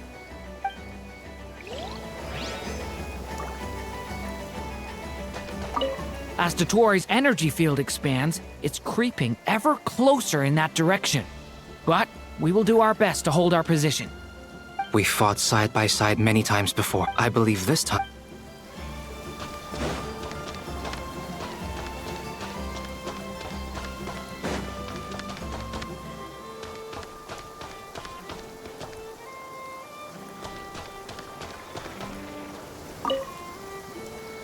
Traveler, Paimon, a pleasure to see you both. Flans! How's everything coming along? Fairly well, if I do say so myself. Personally, I am ready to confront Dottore head-on. Ooh, you sound much more serious than usual. To be honest, I am not usually fond of exercising my full strength. For one thing, it's hardly conducive to maintaining a low profile. Besides, I believe one should have the right to choose when to show their hand. I am conserving my strength until the moment of battle is upon us. Anything to boost our chances of victory. Say you get into the zone like this really puts Paimon at ease. Huh, Traveler? I consider it an honor to have your trust. Rest well. I look forward to seeing you both in your element during the battle.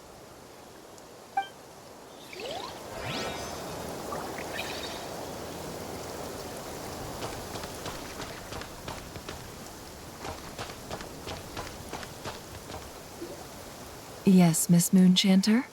What are you staring at? You always address me in the strangest ways. Lady Moonchanter one minute, Miss Moonchanter the next. Yes, and? Are either of those incorrect? Not as such. It's just that I simply call you Nefer nowadays. Uh-huh. That's my name. What's your point? The point is I don't add any honorifics or titles. Meaning what? That maybe we're on friendlier terms now than we used to be. Is that how you see it? And I thought I was the one with eye damage. Never! Wilma! Paimon, Traveler. Just swinging by to check in on you. How are things going? Did you manage to get some rest? Don't worry about me. I won't slow us down. And I give my all to ensure our victory. Ah, yes. Allow me to give you two a quick checkup. All done. You're both in good shape. You're welcome. You'll have your work cut out for you in this battle against Dottore, so make sure to get some rest in first. Paimon will keep an eye on him, don't you worry. I'm glad to hear it. Take good care of yourself, too, Paimon. Sure thing!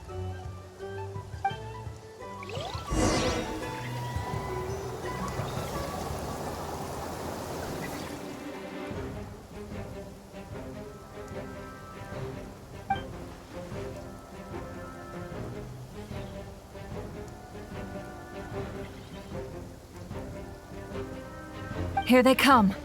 That's quite a horde. As we expected. Get ready, everyone! Take your positions and prepare to engage. Let's begin. I'm at the ready.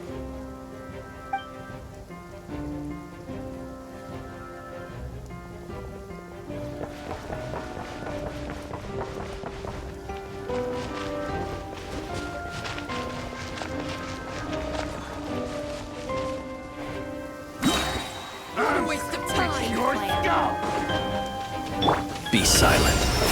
Run while you still can! There's nowhere to The hide! long sleep beckons. Burn no more. Another one. Another one. Got a present with your name on it. Water jet! Yeah!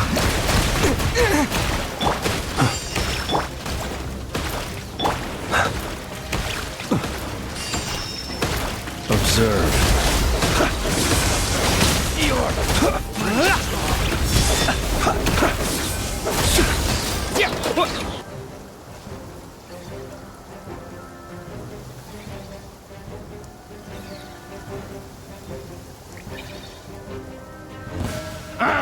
It's your skull!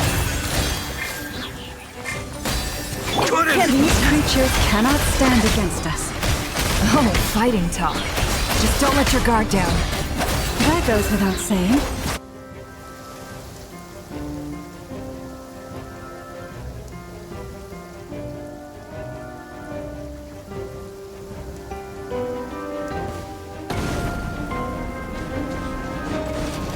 Come into being! Witness my great undertaking!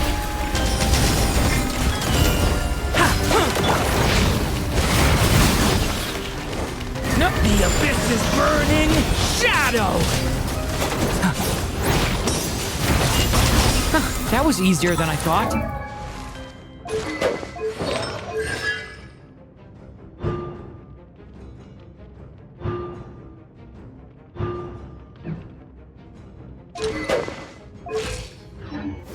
Naturally. What do you mean? Is it because, as created beings go, we're of a higher level than them?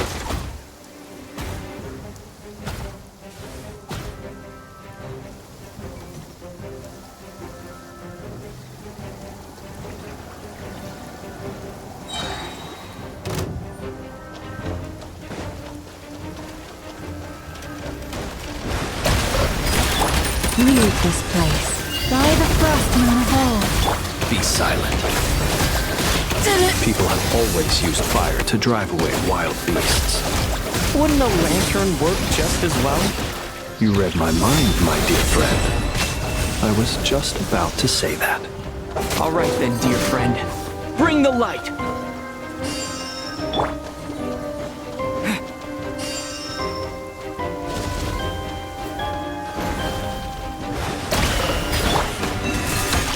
Can't hide the truth.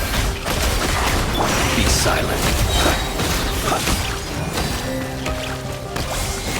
Close your eyes.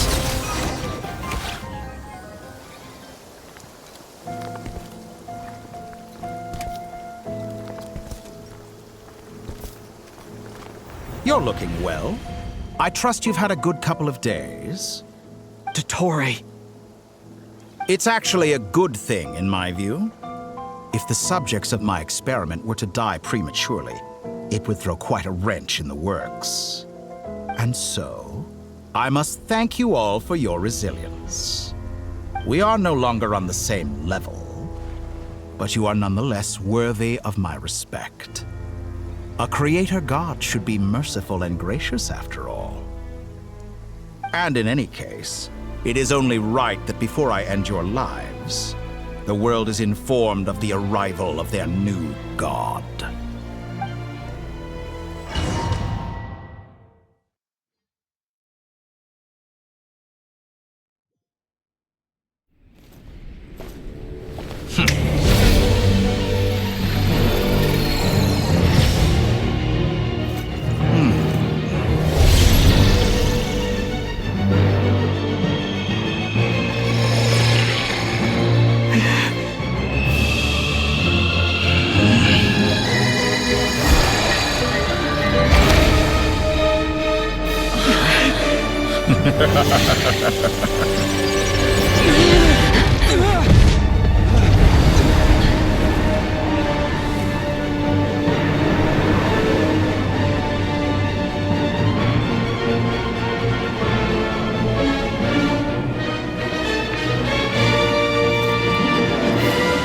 The experiment begins.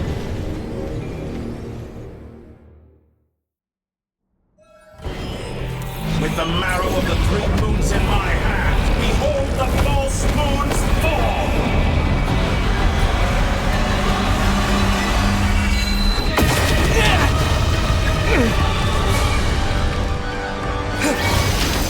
Locked on.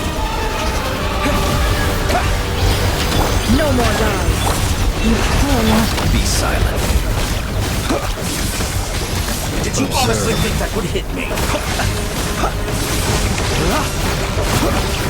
Be silent. Face me. Found. Entropy bends to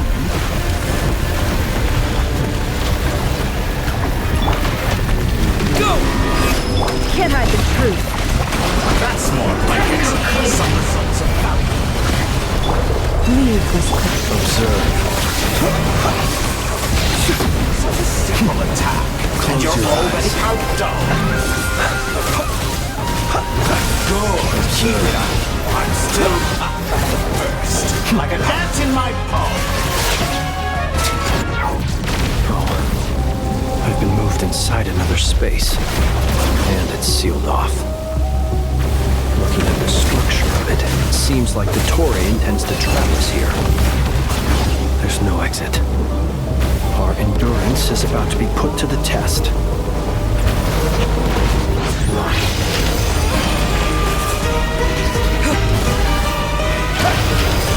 No more lies. Did you honestly think that would hit me? You poor lost the... It all adds up. It'll fall to their place. Leaving openings on purpose. Confident, aren't we? Water jet! With one heart, we pray. Leave this life. Can't hide the truth.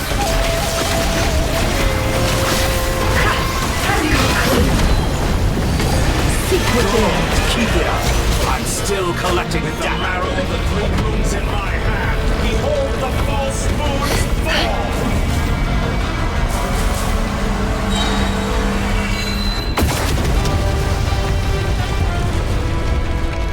Tell me, where will you try scurrying off to next? Looks like Dottore has opted for a divide and conquer strategy. But we will not allow him to triumph. Now, I shall pray for our victory. Forest, protect us. Entry bears to me. Water jet! Can't hide the truth. Leaving opening, that's more like it. Some results of value. Good, keep it up. I'm still collecting data. Outdone. Let's see tomatoes. Be shackled. No more lies. Found. It'll fall to their place. It all adds up. Water jet! Moon's remnant. Yeah! Go!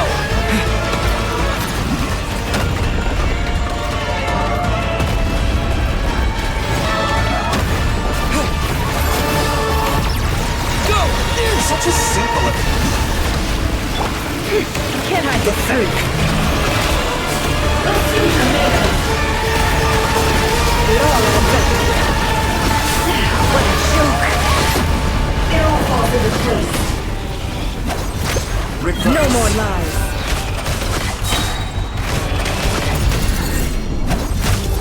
Good, keep it up. I'd still be annihilated. It all ends that which cannot stand against me. What's this supposed to be? A knockoff version of the space Columbina got trapped in? There really is no way out. We'll see about that, Dottore.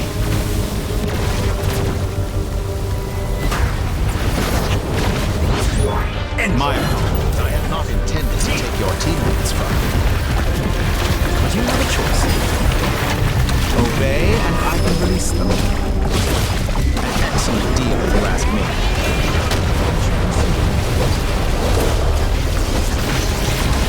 Go! Water jet! Outdone! Water jet! Beat! Bombs away! Water jet!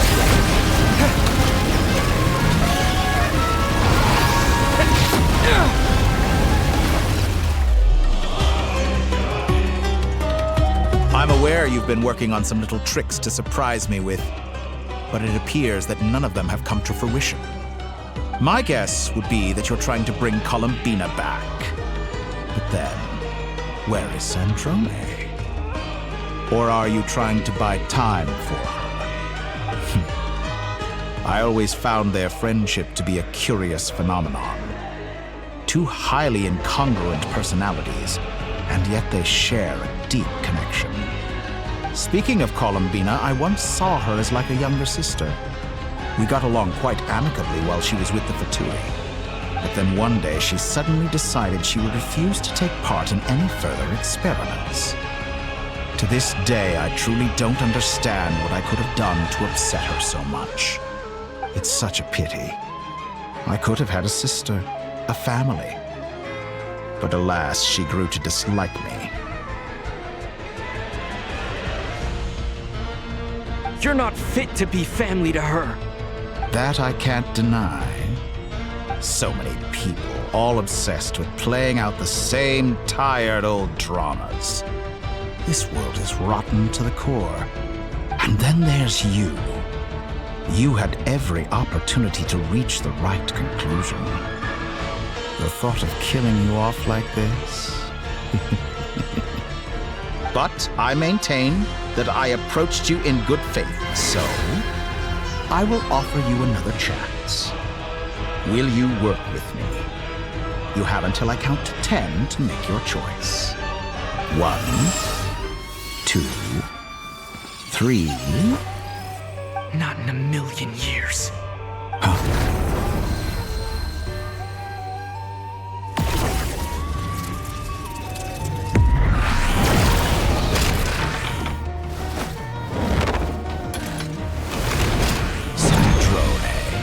What a pleasant surprise.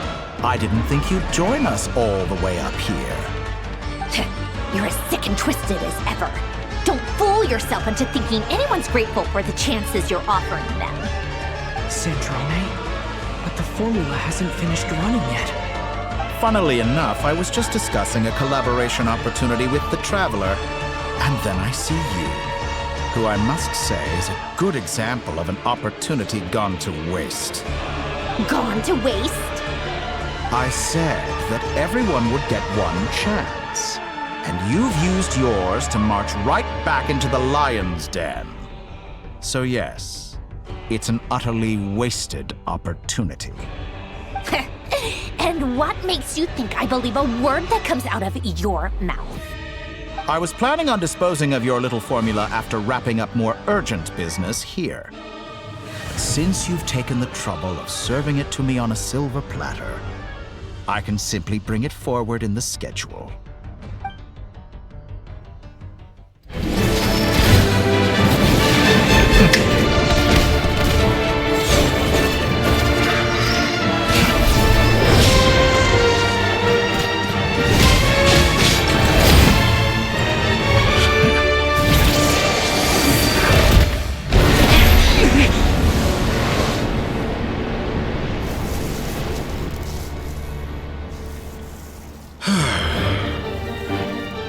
Is this your life's work? This piece of trash?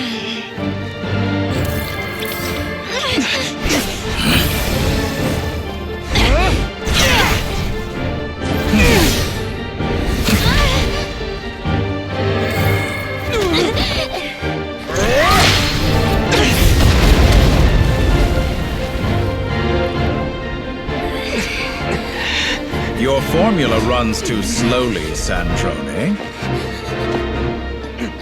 You put your hope for success on others instead of fighting dirty. That is why you have failed. Now, whom should I slay first? Any volunteers? No one? How nice of you to leave the decision to me.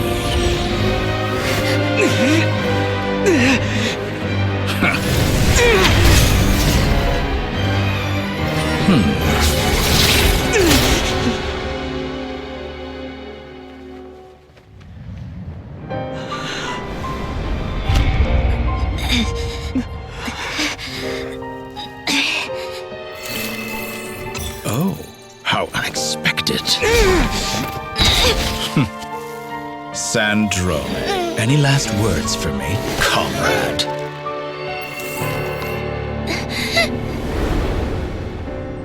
Is there anything you wish for? Not really. But I've always known what I don't want. Go to hell, Dottore.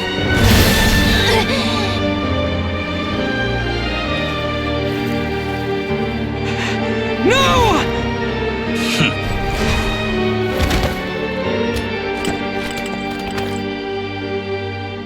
And now, you have failed.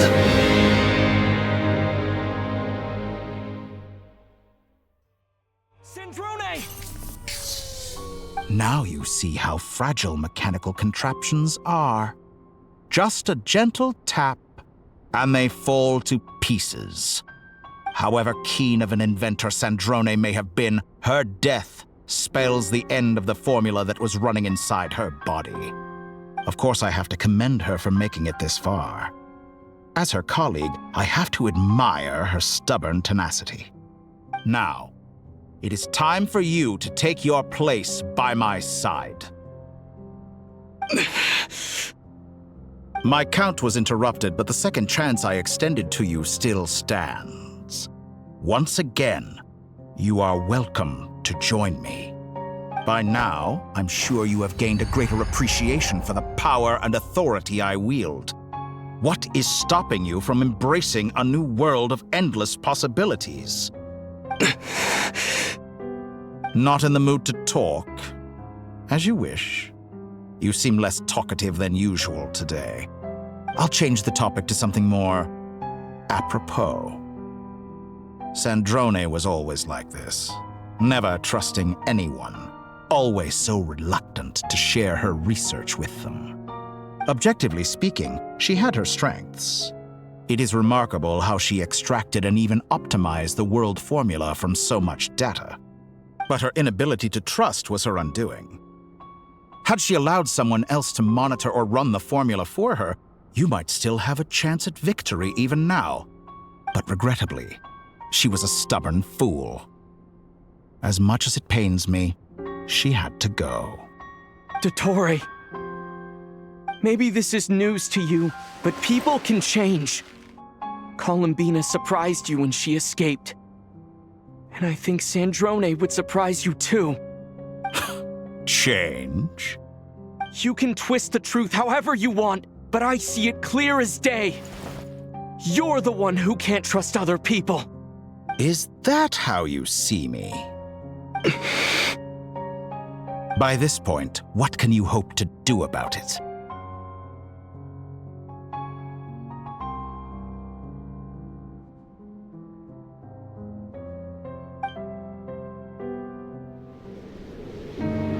It is pointless to fight on. You've already lost. Wrong. You can't win this, Dottore.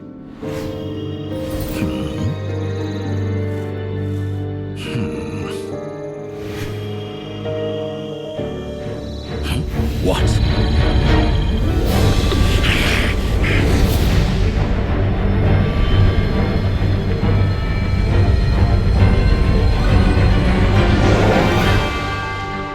My formula can get us 90% of the way. It will connect you to Columbina. Then, I will bring the formula's output to the Traveler's side. For the last 10%, do whatever it takes. Just bring the moon down.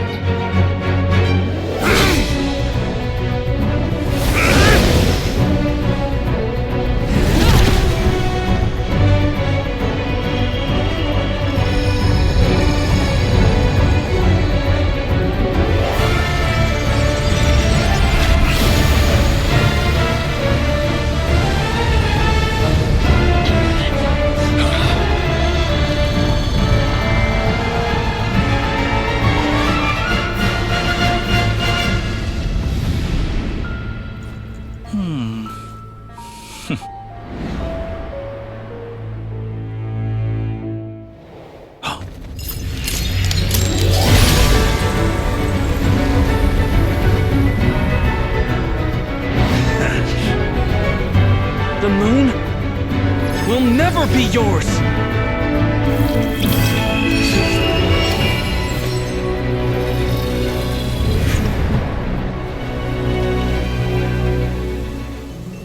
I turn my body into moonlight and pour it over Nod-Krai. My soul I leave here to inform my future friends. Lastly, I will hide the Trilune Authority within the Frost Moon. And when my body, soul, and authority are reunited, finally... Columbina!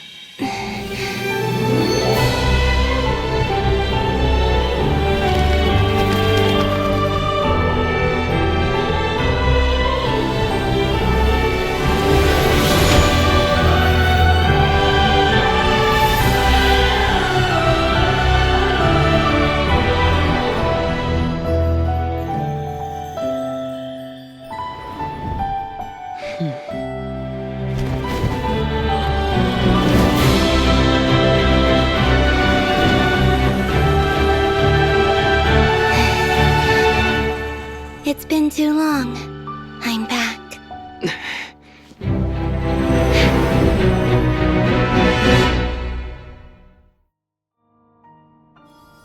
Stay focused on the battle, Traveler. What a touching reunion. Though I personally find myself repulsed by the sight of weaklings huddled together for war. Now, quite finished patting yourselves on the back. Show me how long you can struggle before you crown. Watch out, Columbina! Manipulate space itself! I know. Wait for the right moment. We'll strike together. Moon's remnant.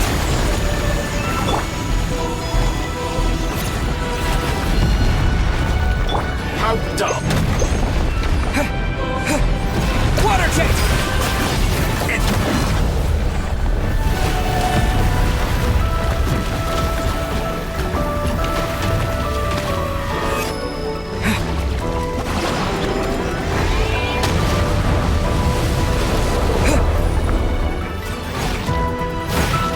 Pathetic. Go! Found.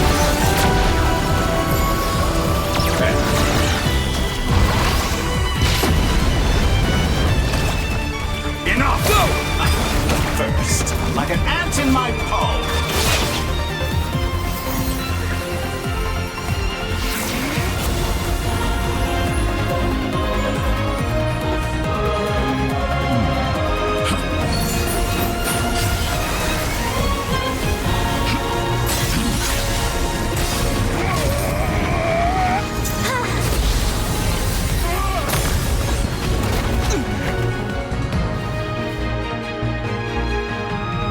I grant you the new moon's blessing.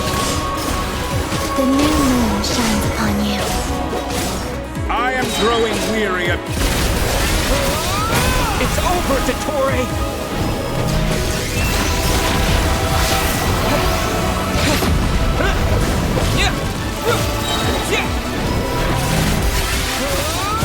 Time to pay for your heinous... No longer makes the world cower in the cold night.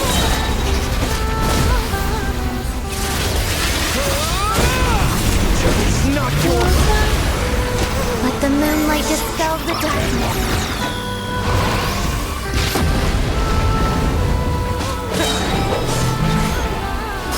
Everlasting.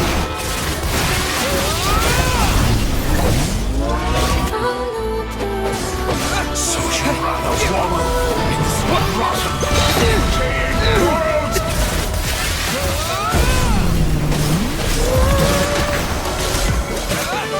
Only I could have shaped the new world. Only I.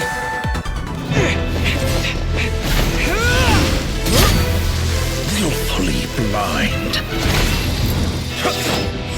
How can you be so satisfied with your fate?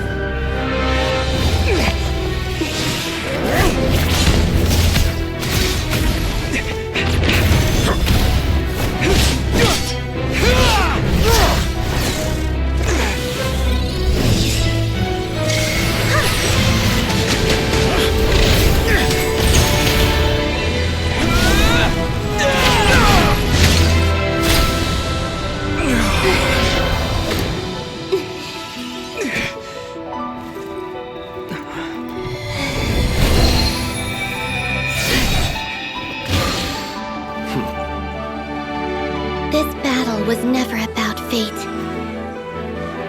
It's about friends, family, and the home you stole from them.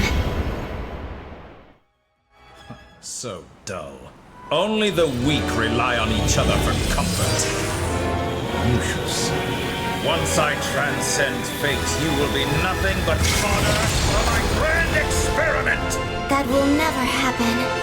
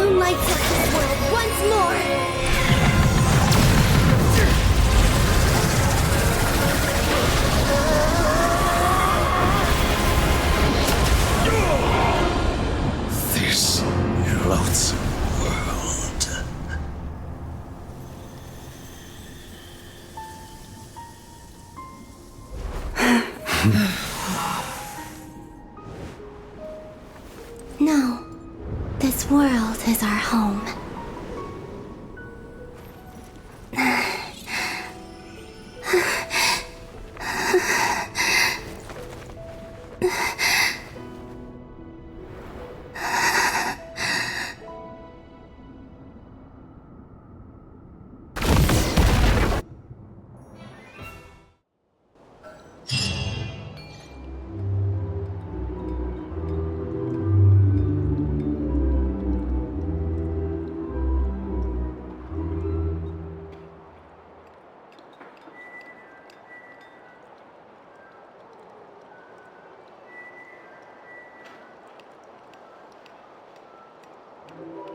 No, you're doing it wrong.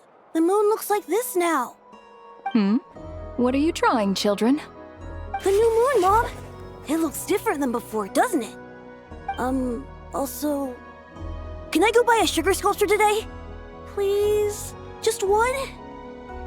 All right. I suppose today is a special day after all. Almost like a festival. Extra, extra! Get the latest Nasha Express here! Post-disaster report! Nasha Town reborn beneath a new moon! The voyage begins today! The future looks bright thanks to the League. Want a copy? I knew things would be different, but I didn't think that would include the moon. They say a new moon goddess has been born. A new moon goddess? Who's saying that? The Frost Moon Scions? I guess so. I'm not too clued up on the details. As far as I'm concerned, the moon's still in the sky and it's business as usual. Hey, since we've come all this way, shall we grab ourselves a free meal while we're here? Are you a convert now? Or are you just here for the free lunch? Oh, come on, what does it matter? After everything we've all just been through? That smells good. All right, that's it. I'm hungry. Time to eat. Come on! We gotta get there early, or there won't be any good spots left! Shh, keep it down. This is a residential area. What if people are still sleeping?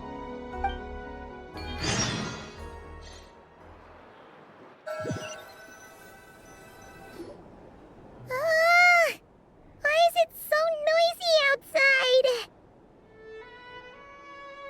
It's okay. Paimon was pretty much awake anyway. It's been so long since we last had a chance to relax, huh? Feels like time is moving slower than usual. What about you?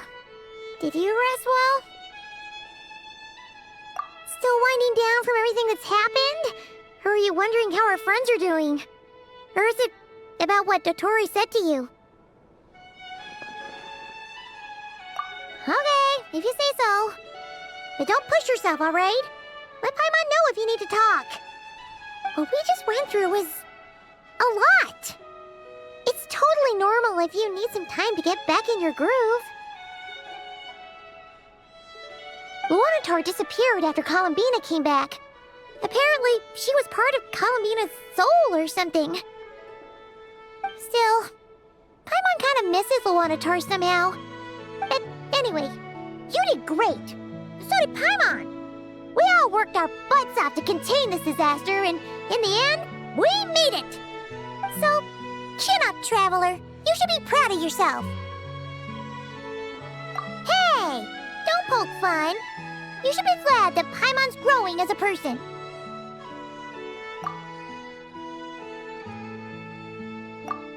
Paimon didn't think you'd mention it. You have no idea how anxious Paimon was. She was worried sick about you. Well, if you really want to show Paimon you're sorry, you're gonna need to make it up to her. You better be ready to splash out on a lavish meal.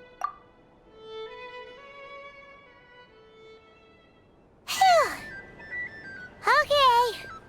Paimon's full now. Huh? Oh, well... Hey there, Traveler and Paimon! Good morning! Morning, Yehuda! Here for some breakfast? Oh, I've already eaten. Just need need some water. I was mostly worried you might forget what day it was today. So, I came over to remind you. Careful there, Paimon. Too much food will make you drowsy. Don't let anyone catch you hiding at the back and nodding off during the league meeting. You should probably be saying that to Aino. She's the baby of the group, if anyone. True. You know, I'm surprised that all these competing groups are actually coming together to try to solve things together. Definitely a first for Nod-Krai. Well, nothing like a region-wide calamity to bring people together. After that, surely even the most self-interested people have to realize that going it alone isn't worth the risk, right? Try telling Boss Neff that. She's not exactly convinced that people are gonna get with the program. Really? But if she's so pessimistic about it, why'd she agree to be the Curatorium's representative in the league? Probably 'cause even though unity sounds like a pretty far-fetched idea, the benefits it would bring make it worth a shot.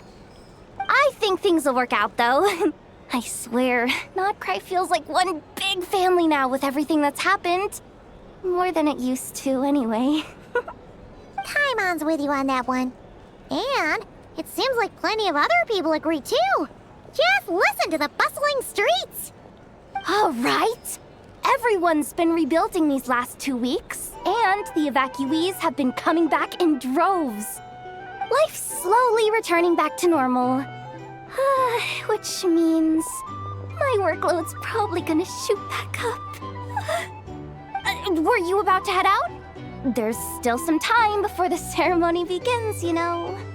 Yeah, we were gonna take a stroll around the square and say hi to some friends first. Sounds good. See you later then.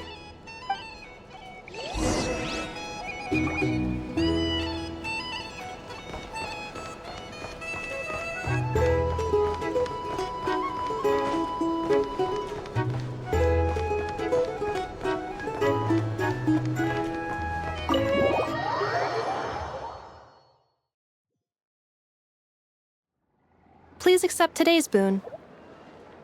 Have a nice day. Are Paimon's eyes deceiving her? Or is that Inefa handing out food for the Frost Moon Scions? Hello there.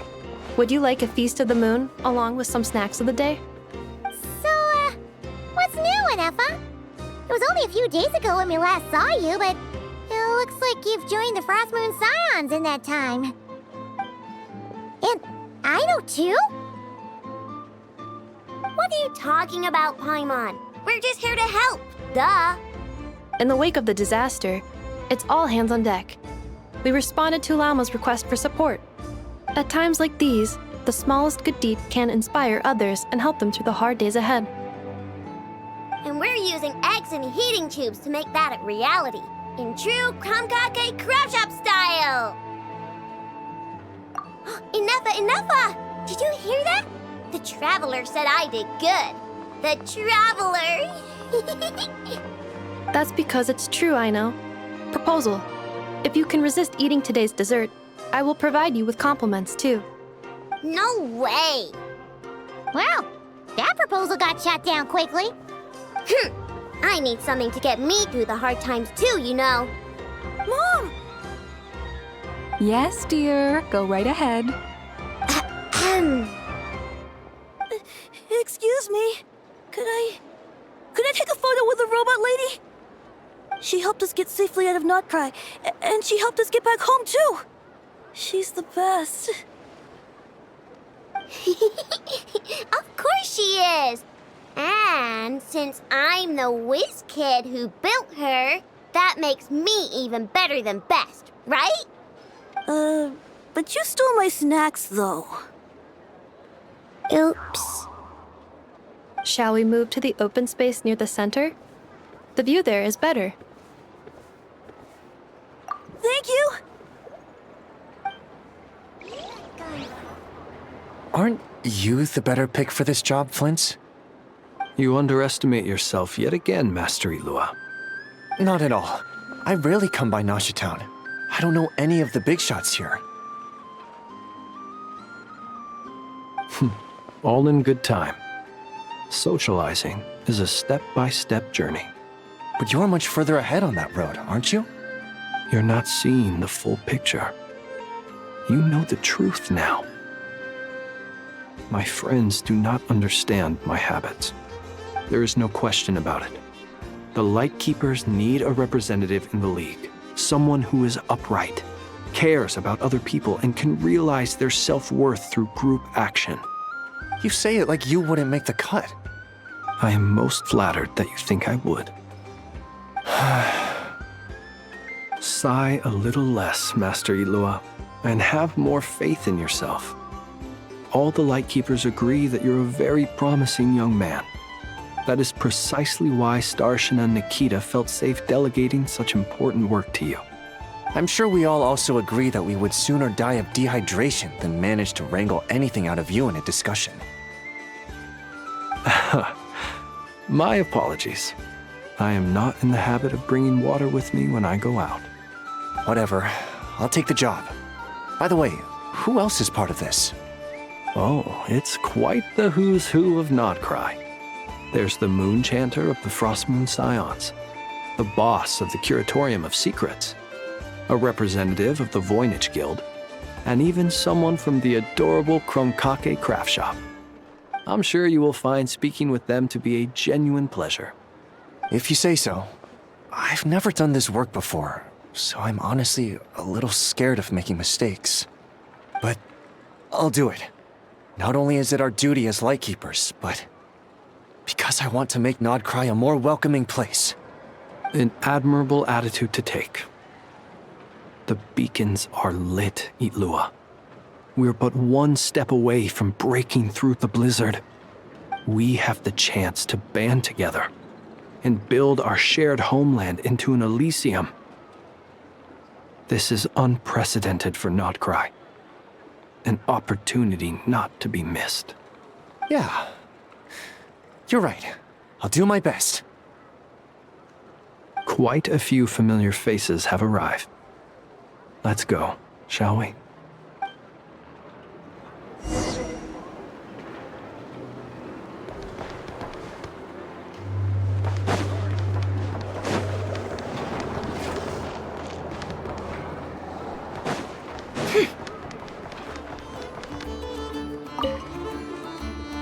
You look so cool when you fly, Miss Robot, and when you use your spear, too! And even though you took my snacks, it's pretty cool that you can build stuff like this. You've got so many inventions. It's amazing! Also... Micah, we need to go now. 1 second! Please take this feast of the moon, as well as some snacks. Share them with your mother and your lovely family.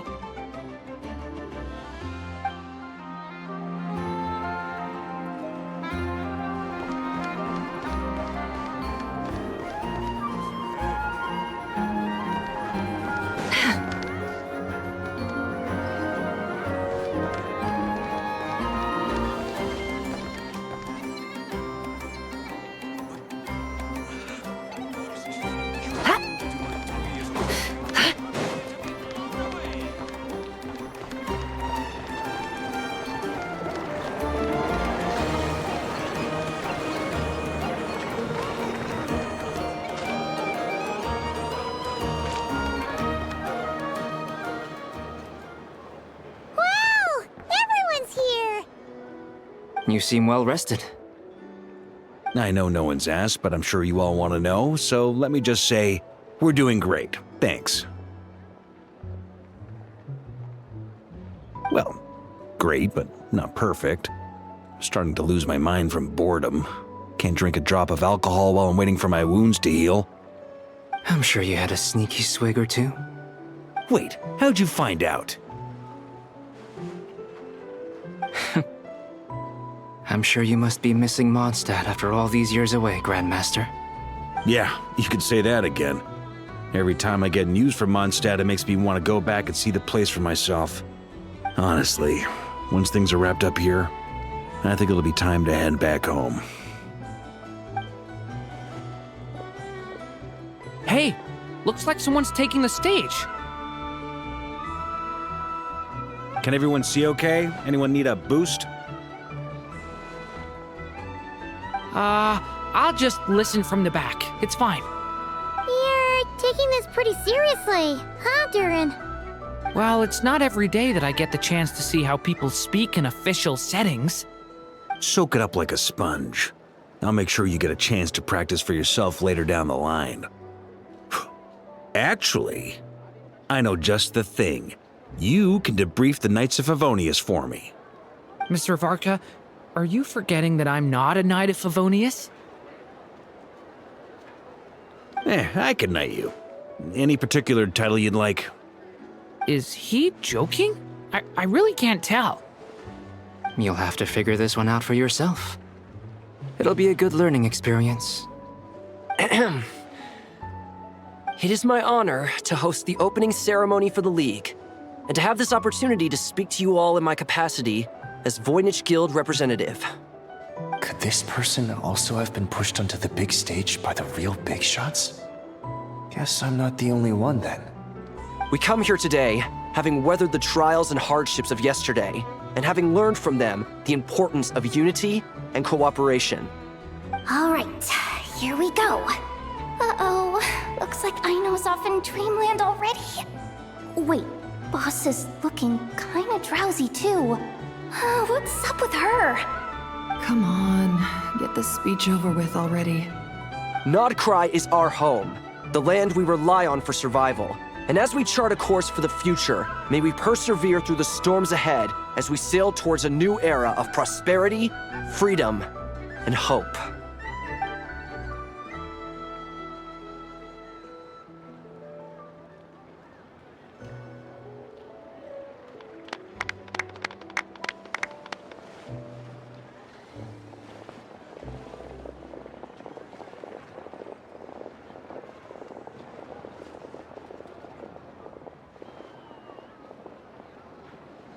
Looks like we'll have more opportunities to travel in the future. I'm sure you'll cope, Lady Moonchanter, given how fleet of foot you are. Unfortunately, I suspect I'll be too busy at the curatorium to act as your host. We have a busy schedule, not to mention an international network of contacts to manage. It'll be all right. I'll just check your schedule with Yehuda well in advance. And if she's not available, I can simply ask Ashru. You... So giving my employees extra workload isn't enough for you? You're really going to drag my cat into this too? I thought you'd approve. Aren't you forever increasing your employees' workloads? That's a bold statement. Are all the Frost Moon Scions feeling more audacious now that your moon goddess has returned? Columbina's return has brought joy to all who care about her. That includes both you and me. As for the Frost Moon Scions, we are learning how to thrive independently, without relying on the moon goddess. It is up to us to make our home a more livable place. Joining the League is one of the steps we are trying towards that end. I like the word try. It's nice and non-committal. You can opt out at any time and still say you tried. You don't see a bright future for the Frost Moon Scions? Or did you mean the League?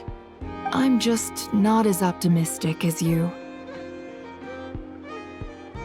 The Frost Moon Scions should count themselves lucky that they have a leader as stubborn and enterprising as you.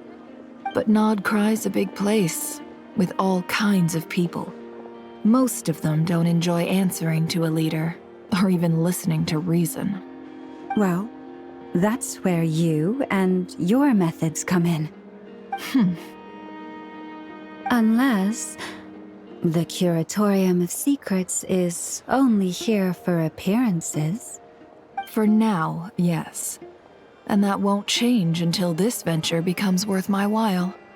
What would make it worth your while? Getting out more than I put in. Right now, I'd barely break even, but I'll grant that it's a good start for Nod-Krai. Then maybe it's worth a try. All right, you can stop now. Or do I have to join the Frost Moon Scions before you'll get off my back? You'd be very welcome to join us. Hey, you two! Congrats on all your hard work! What are you chatting about? Nefer was trying to dissuade me from adding to her employees' workload. Also, she's considering joining the Frost Moon Scions. Sorry, what? Your conversations are always the most interesting. Would you two care to join me for some tea before heading to your next destination?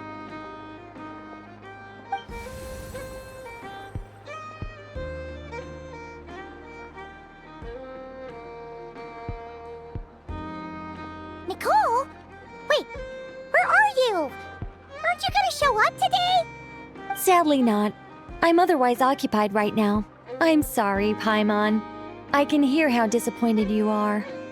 If it's any consolation, let me say that how things appear on the surface is a far cry from what they are at their core. Perhaps you'll feel better if you focus on the fact you have a special line of communication with the great mage herself. Okay? Has something happened? No, or not yet, anyway. Well, that's not ominous at all. Not for the time being.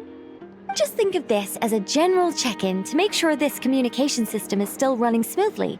Besides, it's good to chat once in a while if we want to maintain our friendship. You could've just said so. Paimon got all worked up for nothing. Still, the best friendships are built through face-to-face interaction, you know. It's never gonna stop being weird having tea with you when you're not there and just talking to thin air. All right, fair point. I'll bear that in mind for next time. Yeah. Any update on that crisis at the world's borders? Alice just informed me that they had their work cut out for them. And now everyone's thoroughly exhausted. But they did finally get things back under control. Still, we can't let our guard down yet. The disruption caused by this disaster has made Tevat easier to detect from the outside universe. She plans to wait for things to stabilize, then reschedule her Mondstadt vacation plans. As for me, I agree with Hat Guy's perspective. This is a time when many new variables are emerging, and the situation is changing constantly. Plus, most of this change is for the worse. We have to remain vigilant and ensure that the embers of chaos are not rekindled. I did notice that the energy in Nod-Krai changed somewhat after the War of Funerary Flame, but since it was still aligned with the Light Realm, I never gave it a second thought. It looks like I'll have to examine the connections between phenomena I observe more closely in the future. Just doing my duty. It's more or less second nature by now. Of course. To give you the full picture, I'd have to start with the substance from which angels were formed. Never mind. Paimon's right. Showing off my knowledge would be much more satisfying in person. By the way, you did receive the gifts from the Hexen Circle, yes? I'm not trying to claim credit or anything, but my pride demands that I at least mention it. They're quite similar to the protective talisman that Alice gave Dory, but with some very special enhancements. Oh! So that's what kept our friends safe when Dory trapped them. Indeed. We went to great lengths to make sure they were invisible to his eyes. I'm so happy they came in handy. Still, not fishing for gratitude, by the way. I just want you to be aware that sometimes your friends may be protecting you in ways you cannot perceive. Anyway, I'll contact you if anything else crops up. If not, you know what they say, no news is good news. Oh, my angelic instincts are tingling. They say you should head to the docks next. Your friends are about to board their ship home.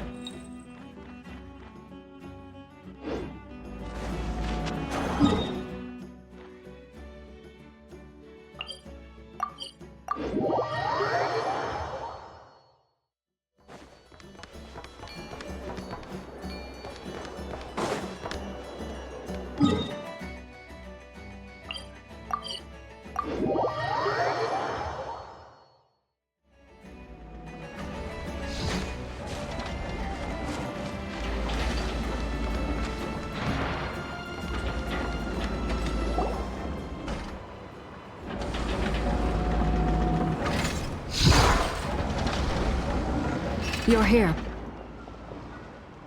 You're here too, Hat Guy. Are you heading back together? No. I'm bound for Sumeru, and she for Fontaine. We just happened to cross paths at the harbor. Everything seems fine.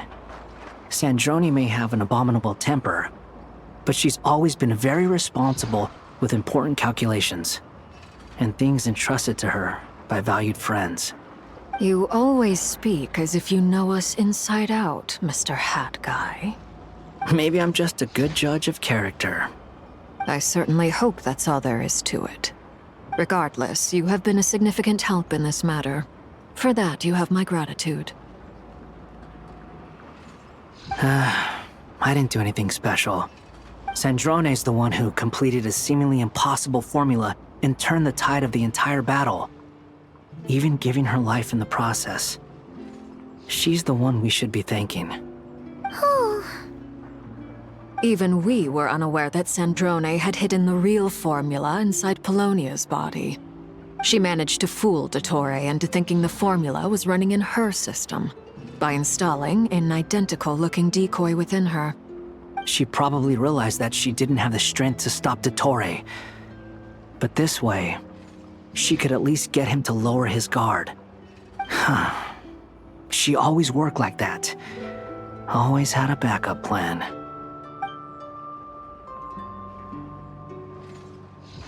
Well, that's why I'm traveling to Fontaine. She made a request of me long ago, and the time has come to fulfill it. Think of it as her will. She said that should she ever fail in a mission, she'd like me to deliver her core and Polonia's to the Fontaine Research Institute. She also mentioned that she had made arrangements for people there to set her affairs in order.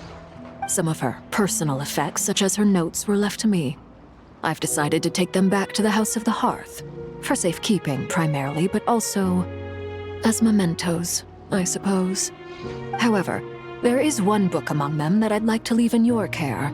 I'll have someone deliver it to your residence at the flagship at a later date. No, I was specifically warned not to tell her. This is her last wish, and I will abide by it.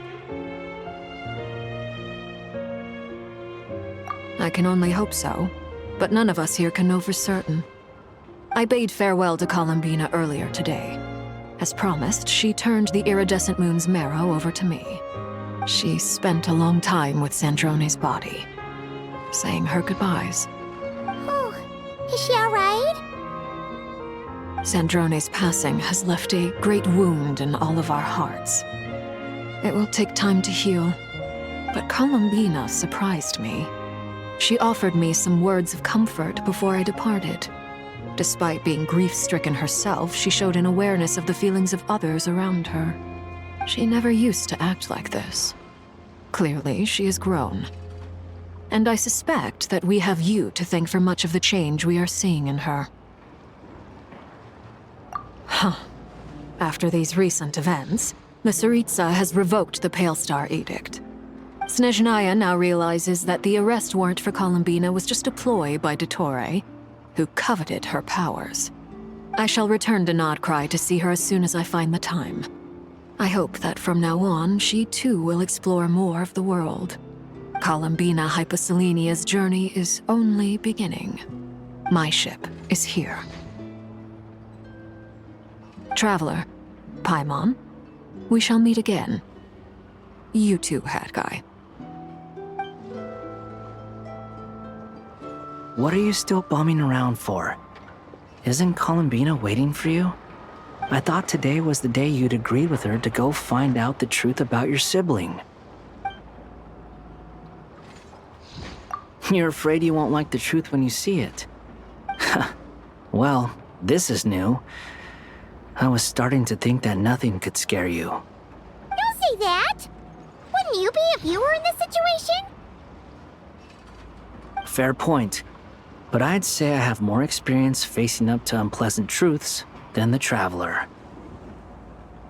They say blood's thicker than water. I know how much you need your family back. More than you need any of your friends. And I'm sure that all your real friends understand that too. No matter what the truth turns out to be, they will stick by you and support you, whatever decision you make.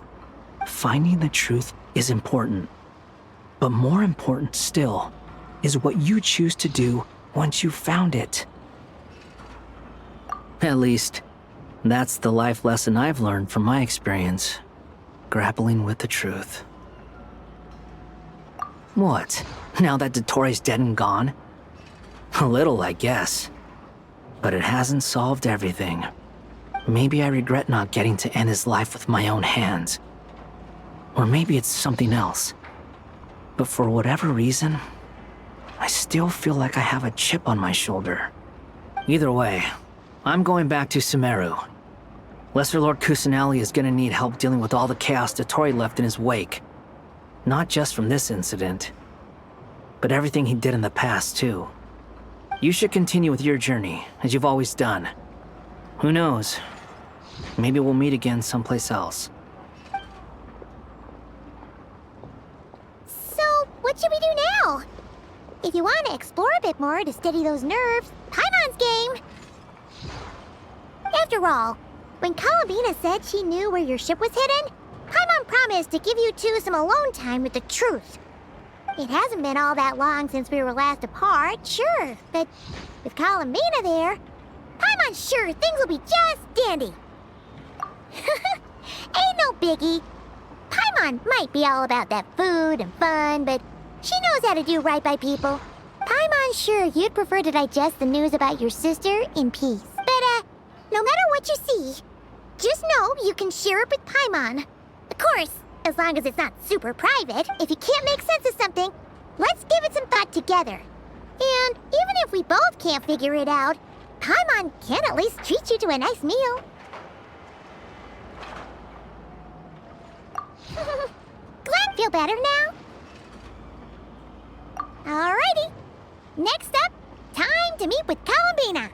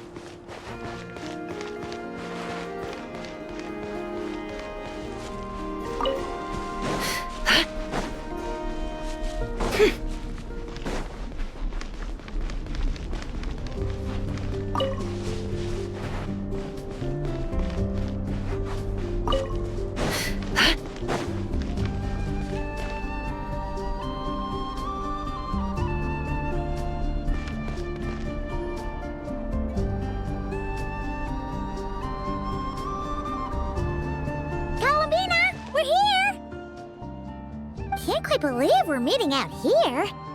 We've gotten used to walking over to Silver Moon Hall whenever we go see you. Well, you're still welcome to go there whenever you want to see me. It's just, now that it's all over, I've decided to make some changes. Try and fit in with the Frost Moon Scions, like Llama suggested. The older generation are still timid around me. They don't dare get too close, and they bow their heads when I walk by. But things are much better with the children. I see more curiosity in their eyes. Hopefully, by the time the next Moon Prayer Night comes around, I can enjoy the festival with them as myself, without having to pretend that I'm only dressed up as the Moon Goddess. You'll do fine, Columbina. I'm sure they'll realize you're super nice once they get to know you better. You really think so? When we first met, you thought I was a little up in the clouds. We were just starting out then, come on! So Llama told you, huh? I'm only teasing. I know that I have you to thank for pulling me back down to solid ground. It feels good to finally stand firm on the earth where I was born. Oh, that's great!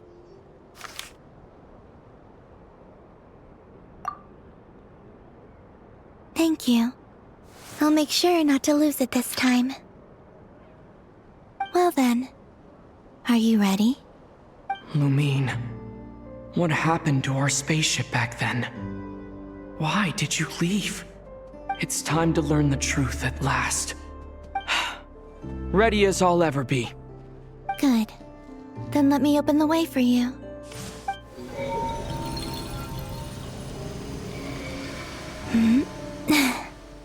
Where does this lead? To our shared destination. Huh? Do you remember me telling you about my missing prologue back when we just met? I said that my story began on the moon. But while I was inside the moon's reflection, I realized that my prologue was really hidden in the future. I just had yet to discover it at that point. The story of the time before I was born was in fact the story of my distant future. It's truly fascinating. But when I obtained the Trilunar Authority and returned to our present reality, I sensed something I hadn't expected. Your prologue. So you mean... Yes, your spaceship. All this time, it has been hidden on the Frost Moon, which lay beyond the sky. The great ruler of the firmament. The heavenly principles. Wait, them? Why would they do that? I don't know. Perhaps your ship contains something that is incompatible with Tevat. Or something that cannot be known. Oh, did I pick a bad time to say this? I know it must have been hard to work up the courage to do this. Maybe I should have waited until you were on the moon, with no chance to back out. That would have been kind of mean, you know.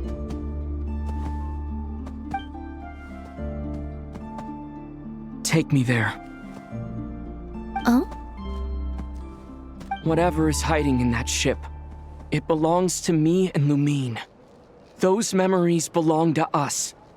No one else has the right to decide whether I should or shouldn't know about it. Not even the heavenly principles. Very well. Then let's go. You two take care, alright? And don't forget to come back soon! Rest assured, Paimon. We will. Traveler, after you. Thinking about the story that we'll find hidden on the moon? Yes, and hoping that it has a happy ending. Stories like that don't exist, you know? You don't believe in happy endings? I don't believe in endings.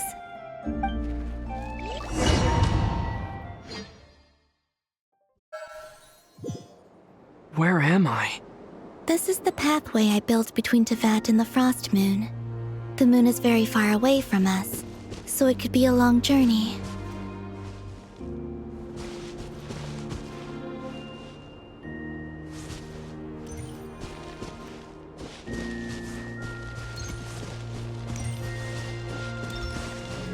After I obtained the Trilunar Authority, I unwittingly saw past events from many of my friends' lives.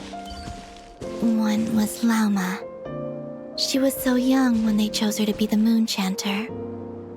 From then on, the Frost Moon Scions looked to her to bring messages from their goddess. But, for better or worse, I had left Hisi Island before she was ever born. It was not until much, much later that she met me. I think it's for the best.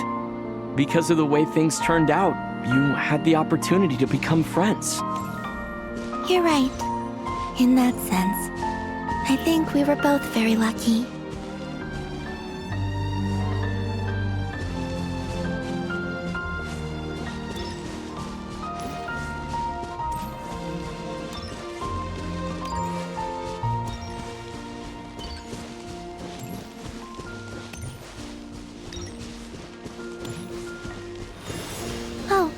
And about that mage, Nicole. I only recently learned that she has lived in Teyvat since the time of the Three Moon Sisters. The Moon Goddesses always had a good relationship with the angels. I suppose our friendship continues that tradition.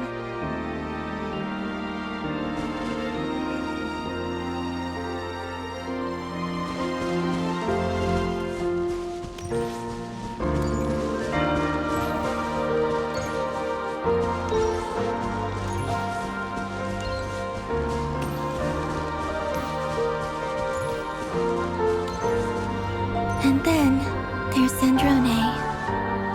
I never knew that much about her, beyond the fact that she was created by someone called the Lord Artificer. She, too, suffered for a long time before joining the Fatui.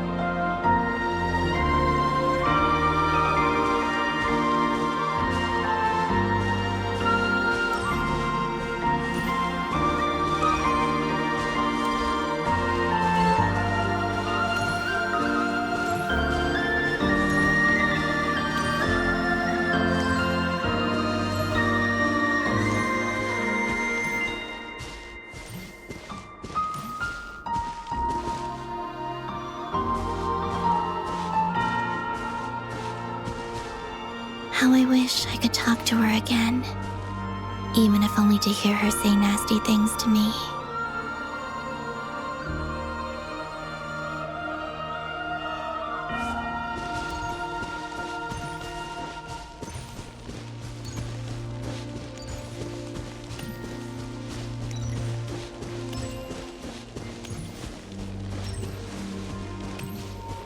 Also, I saw your sibling's story. I'm afraid I didn't see much. It seems that she rarely came to the surface, where the moonlight shines. But I did notice that back when you first set out on your journey, she would often appear nearby, gazing at you from afar with a guilty look in her eyes. Lumine. Let us speak no more of the past. I probably shouldn't reveal so much about my friends. It's not my place. Let the moonlight carry us forth. We are very close now.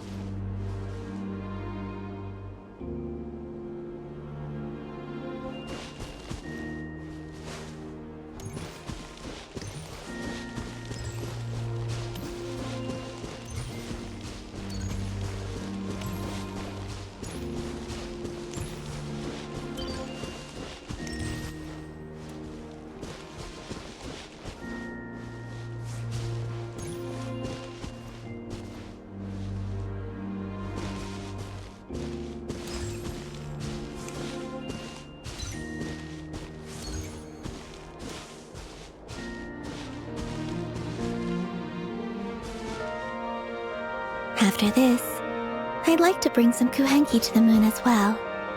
If they're willing, of course. What about your other friends? Will you bring them to visit too?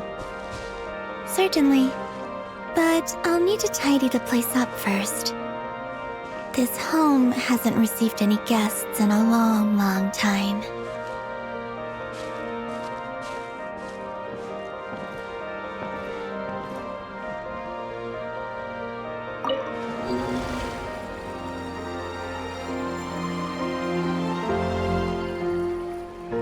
I remember writing something similar with you on Moon Prayer Night. I believe it was called... Dodoko's Whirligig. Yes, that was it. You asked me if I was afraid to return to the moon, and I said that I was. The idea that I had gained something precious, only to lose it so quickly. That frightened me. But I'm not afraid anymore. Besides, this time, we're traveling together.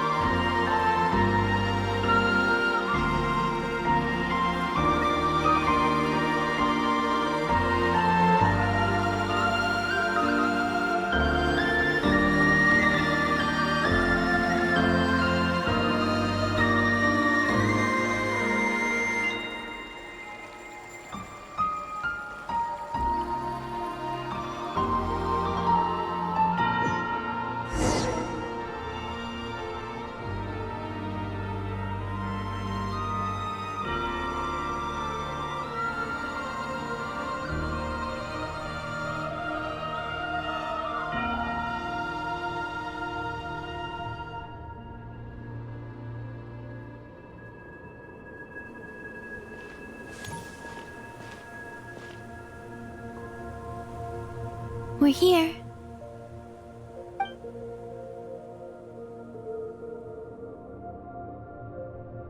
Over there.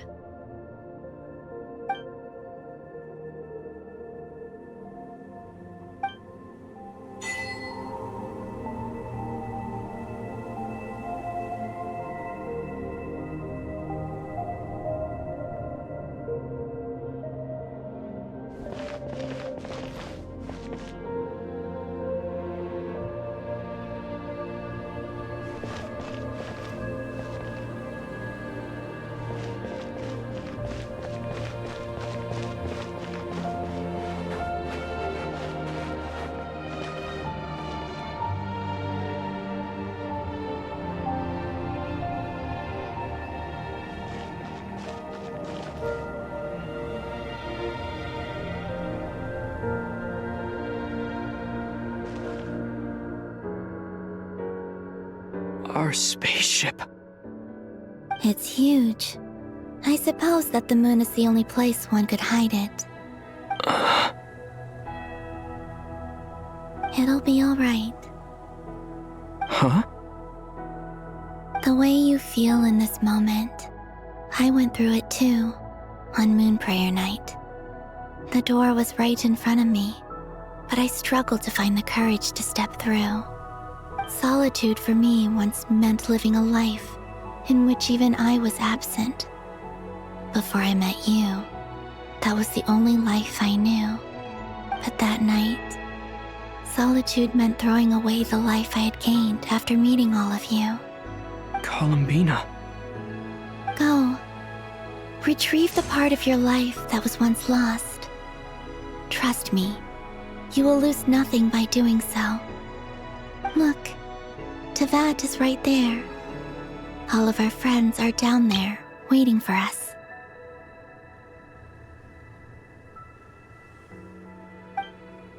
You're right. Thanks, Columbina.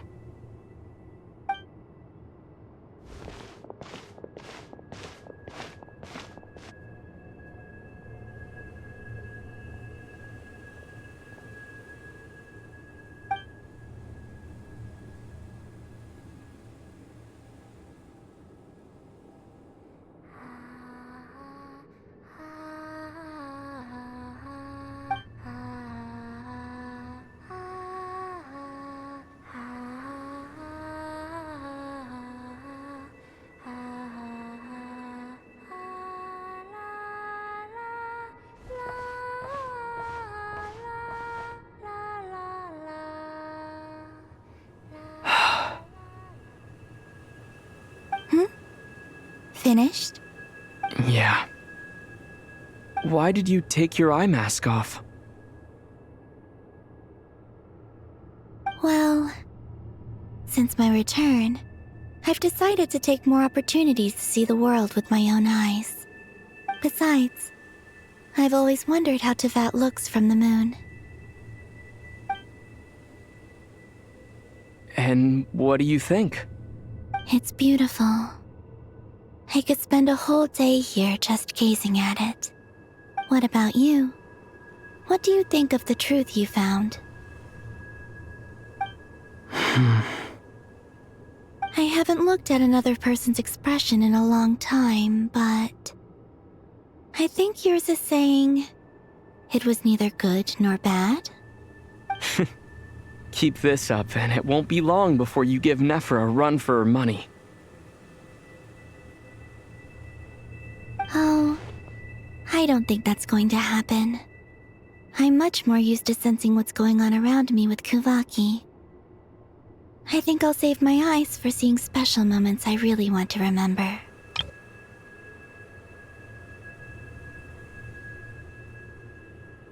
I read the spaceship's flight logs. I always assumed that this was my first time in Teyvat. I thought that Lumine and I must have been hibernating in space for centuries on end.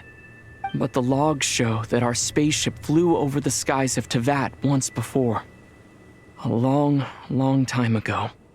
Flew over? So you didn't land? No, the ship barely came to a stop before flying on again. After that, it continued traveling through space for a long time. Some of the data is corrupted, but I suspect that it kept flying for thousands of years.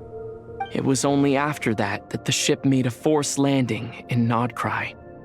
When Lumine found me, she came from outside the ship. Could this mean that she left the ship long before I did?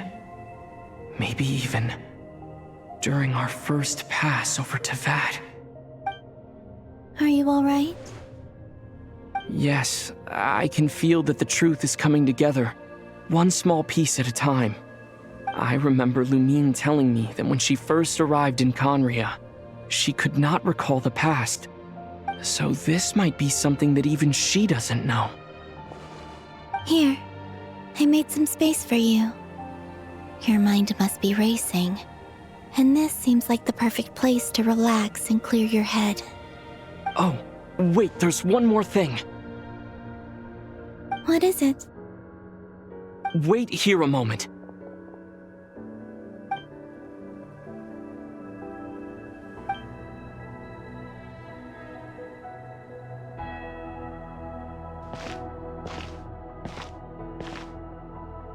Hey, Columbina.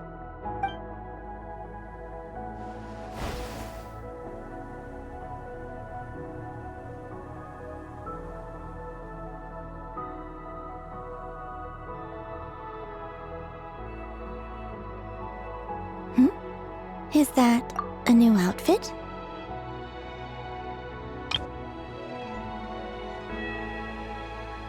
An old one, technically. It's been in a cabinet inside the ship this whole time.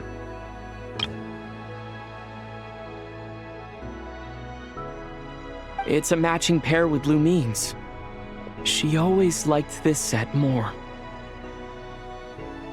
Huh. I don't think there's a huge difference. Really? Yes, it's still the same you. You're the same person, no matter what clothes you wear. Only Columbina would make an observation like that.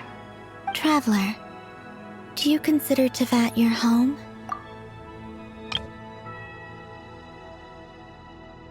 Home is wherever Lumine is. But then after all the time I've spent here, and everything I've been through, yes, I'd say it's my home. Would you change your answer if Tevat changed appearance? I mean, if the truth about Tevat turned out to be different than what you thought. I don't know, but I don't think so. The truth is not what matters most to me about Tevat. When I was first born, I longed for a home. And when you get something before you're mature enough to understand the world, you just take it at face value.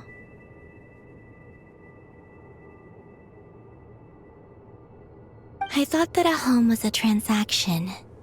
You give me what I want, and I'll do the same for you.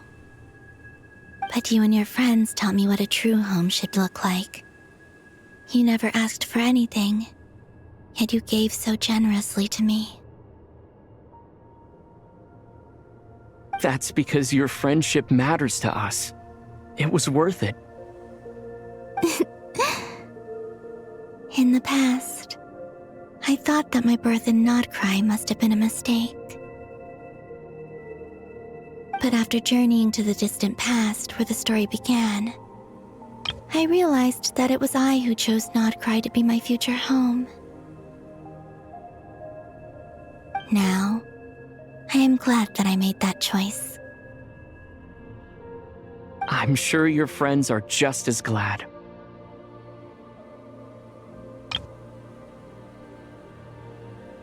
In fact, I intend to make the same choice today as I did back then. What do you mean? Well, I've given the Eternal Moon's Marrow to Lauma, and the Iridescent Moon's Marrow to Arlecchino. And now, I shall return my Kuvaki to Nod-Krai again, that it may continue to protect my chosen home. Wait, but what about your body? Oh, are you worried that I'll disappear again? I won't. Not this time. The frost moon has now entered the fall sky, and I am the Tri-Lune goddess. I am only returning to Nod-Krai the part of me that it needs. I am giving what I can, because my home is worth it. Oh, and I have something for you, too. For me? Yes. Come closer.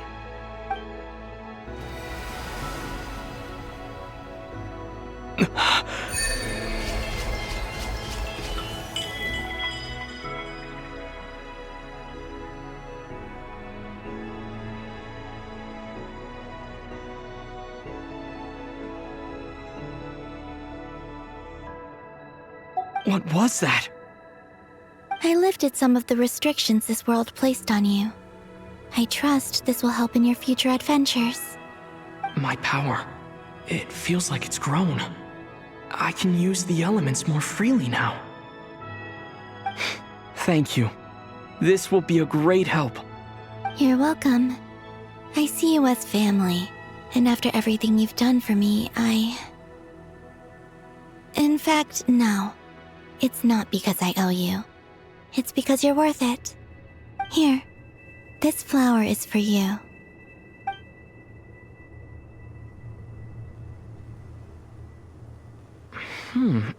Isn't this a moon prayer blossom? Yes. Don't worry. You will never see these flowers lose their color again. I'm finally discovering the joy of giving. How I wish I'd learned this sooner. Hey, better late than never. What are you thinking about now? Why don't you take a guess? You get 1 shot. I don't think I'll get it in one guess. But I'm sure it's a happy thought. That's kind of a sneaky answer. I can't say you got it wrong. Down into that, the moon seems so far away. I felt it might always lie beyond my reach. But on the moon, everything feels so close by. The haze that once enshrouded the skies has finally been dispersed. I feel like a traveler on a winter's night, starting a new chapter in my tale by the warmth of a bonfire. I don't have a lot of luggage, but I do have a lot of hope for the future. Well, what's next? Next? To start with, I want to stay here just a little longer. After that, let's return home and continue our journey.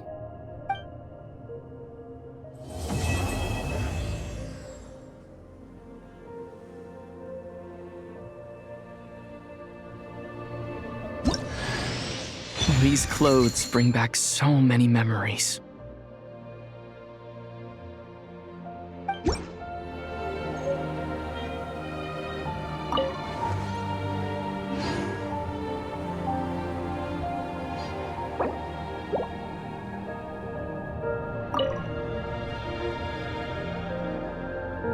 The journey goes on, for you and for me. Like I said, this is not the end. I don't believe there has to be an ending.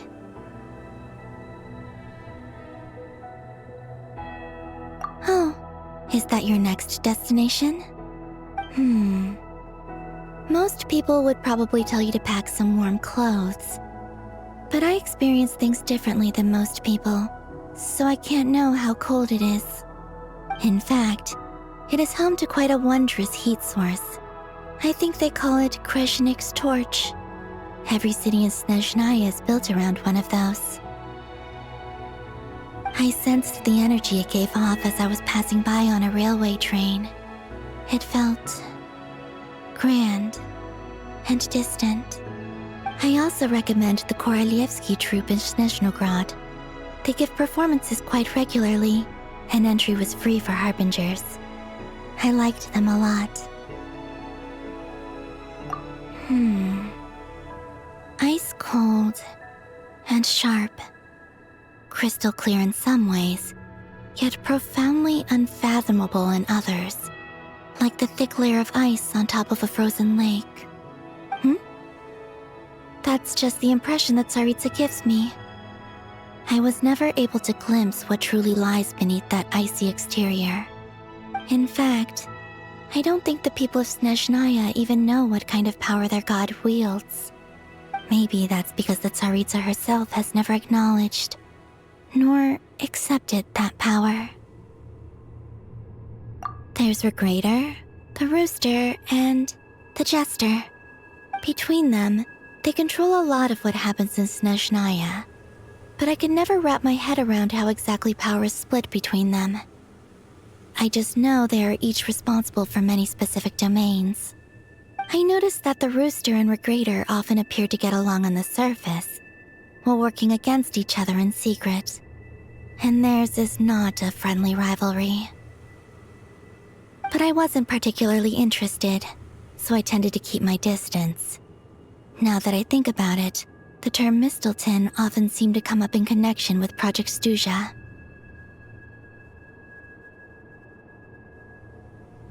There's Regrator. Between them, I noticed that but I wasn't particularly interested, so I tended to keep my distance. Now that I think about it, the term Mistelton often seemed to come up in connection with Project Stuja. Once things settle down in Nod-Krai, I'd like to explore the world beyond Snezhnaya. You've told me so many stories about the other places you've been to, and all the friends you've made there. I'm curious to visit those nations and see them for myself. It would also help me learn more about the journey that has made you into the person you are today. Okay. As you continue on your journey, don't forget to gaze up at the moon once in a while.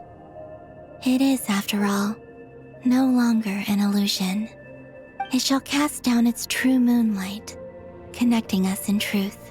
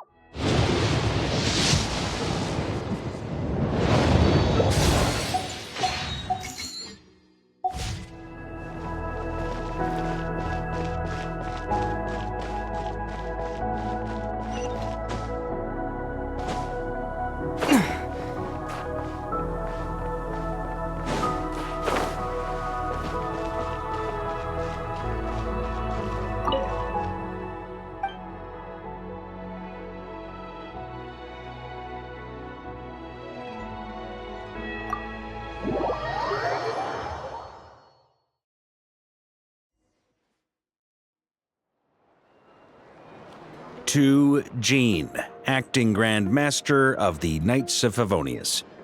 This preamble is such a pain to write. It's probably high time we got rid of this acting business. I trust that Dern has updated you all on recent events. Hope we didn't worry you too much. The good news is, we managed to come together and put a stop to the Doctor's evil schemes. With that, I think it's safe to say that Nod-Krai is finally out of the woods. As for the Fatui, not counting the Damselette, aka the Moon Goddess, who has left their organization, we found ourselves allied in this instance with both the Knave and Marionette. May she rest in peace.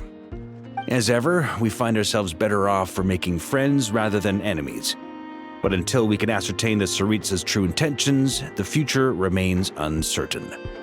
In a short while... Wait. How am I meant to surprise everyone if I tell them in the letter that I'm heading home? Well, that would be a huge waste. Okay, got it. I will begin sending the expeditionary team back home in waves. I'm sure they'll be able to answer any questions you still have.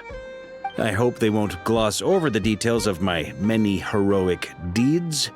But if they do, I'm sure it'll be because they're just too exhausted from the long journey. I think of Mondstadt daily. Please give everyone my best regards.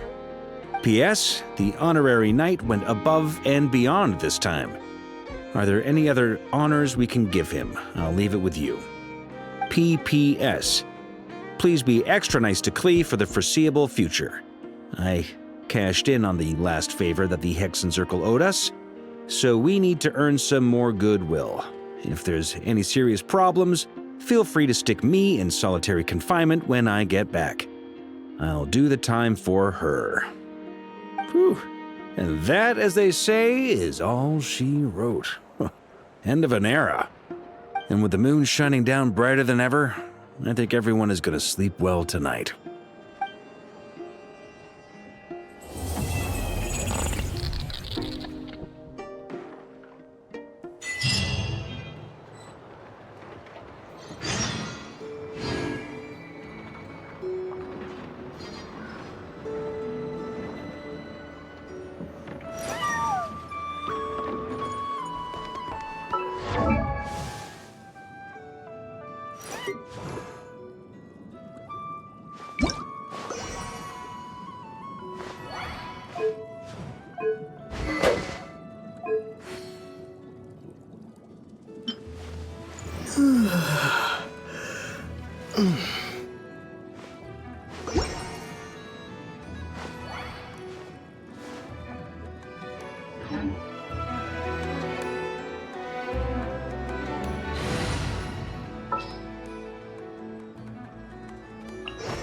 There's still a long road ahead. Trust me, when it comes to local delicacies here,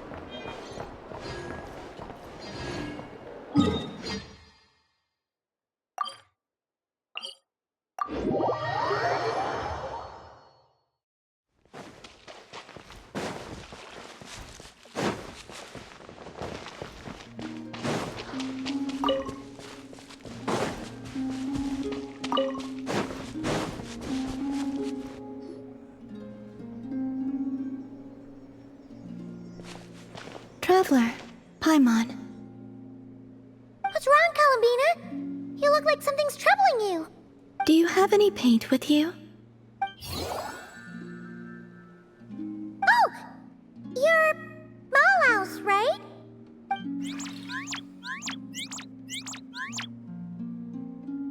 In the mood for more painting, huh? Looks like you got most of the paint on yourself, though. How did that happen? Malaus left for a bit and came back like this. I anticipate this paint will take quite some time to wash off. Huh. Maybe Malaus ran into trouble while out searching for inspiration. Still, this isn't a bad look at all. Very fitting for an artist. Oh, and about the paint? We just need to give Malaus colorful things, right? Like last time? Now that's one happy Kuhenki. Malaus must have hit on some really good ideas. Something fun and upbeat for sure. Let's find some warm, happy colors this time.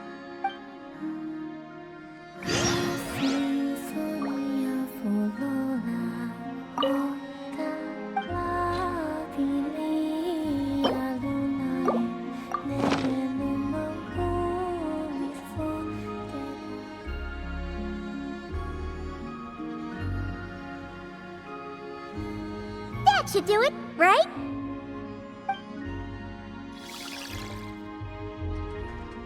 Oh, there she goes, painting away already. Ahem. Dear judges, prepare to be amazed. What kind of masterpiece will our talented Kuhenki artist bring us today? Huh? You're done already? Paimon didn't even get to finish her intro. Well, let's see here. Oh, another drawing of Columbina. No surprise there. Is that a forest somewhere in Nod-Krai? There are so many little animals. I'm afraid you would have to go back to the time before I left the Frost Moon Scions to see a scene like this. Wow! I'm so jealous! Did cute little animals really gather around you like that? Yes. Most of them were drawn to the Kuvaki around me. They felt safe curling up next to me like that. Oh, that's so awesome! You could pet them all you wanted without them running away! I would say the sheik badgers were the nicest to pet. They're the ones with the big, fluffy tails. The fur on a rimehorn deer's neck is quite soft as well. It makes a very comfortable pillow. Which do you prefer? We don't really have the same kind of experience to go off of. But Paimon would probably choose to pet a sheik badger's tail. Sheik badgers can be quite timid. If you want to pet them, they need to feel safe first. But I would exercise caution, Paimon. Why? Do they bite or something? Paimon promises to be super gentle. No, I'm referring to danger from above. Danger from above? Yes. Long plume ibises often hunt little animals like these.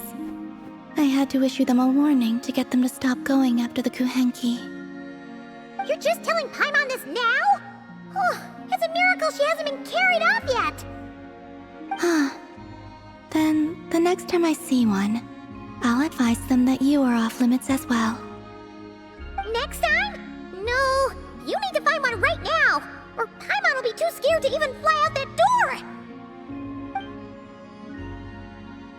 The little one seems strangely curious about the idea of Paimon being carried off by a long plume ibis. Don't even think about painting a picture like that!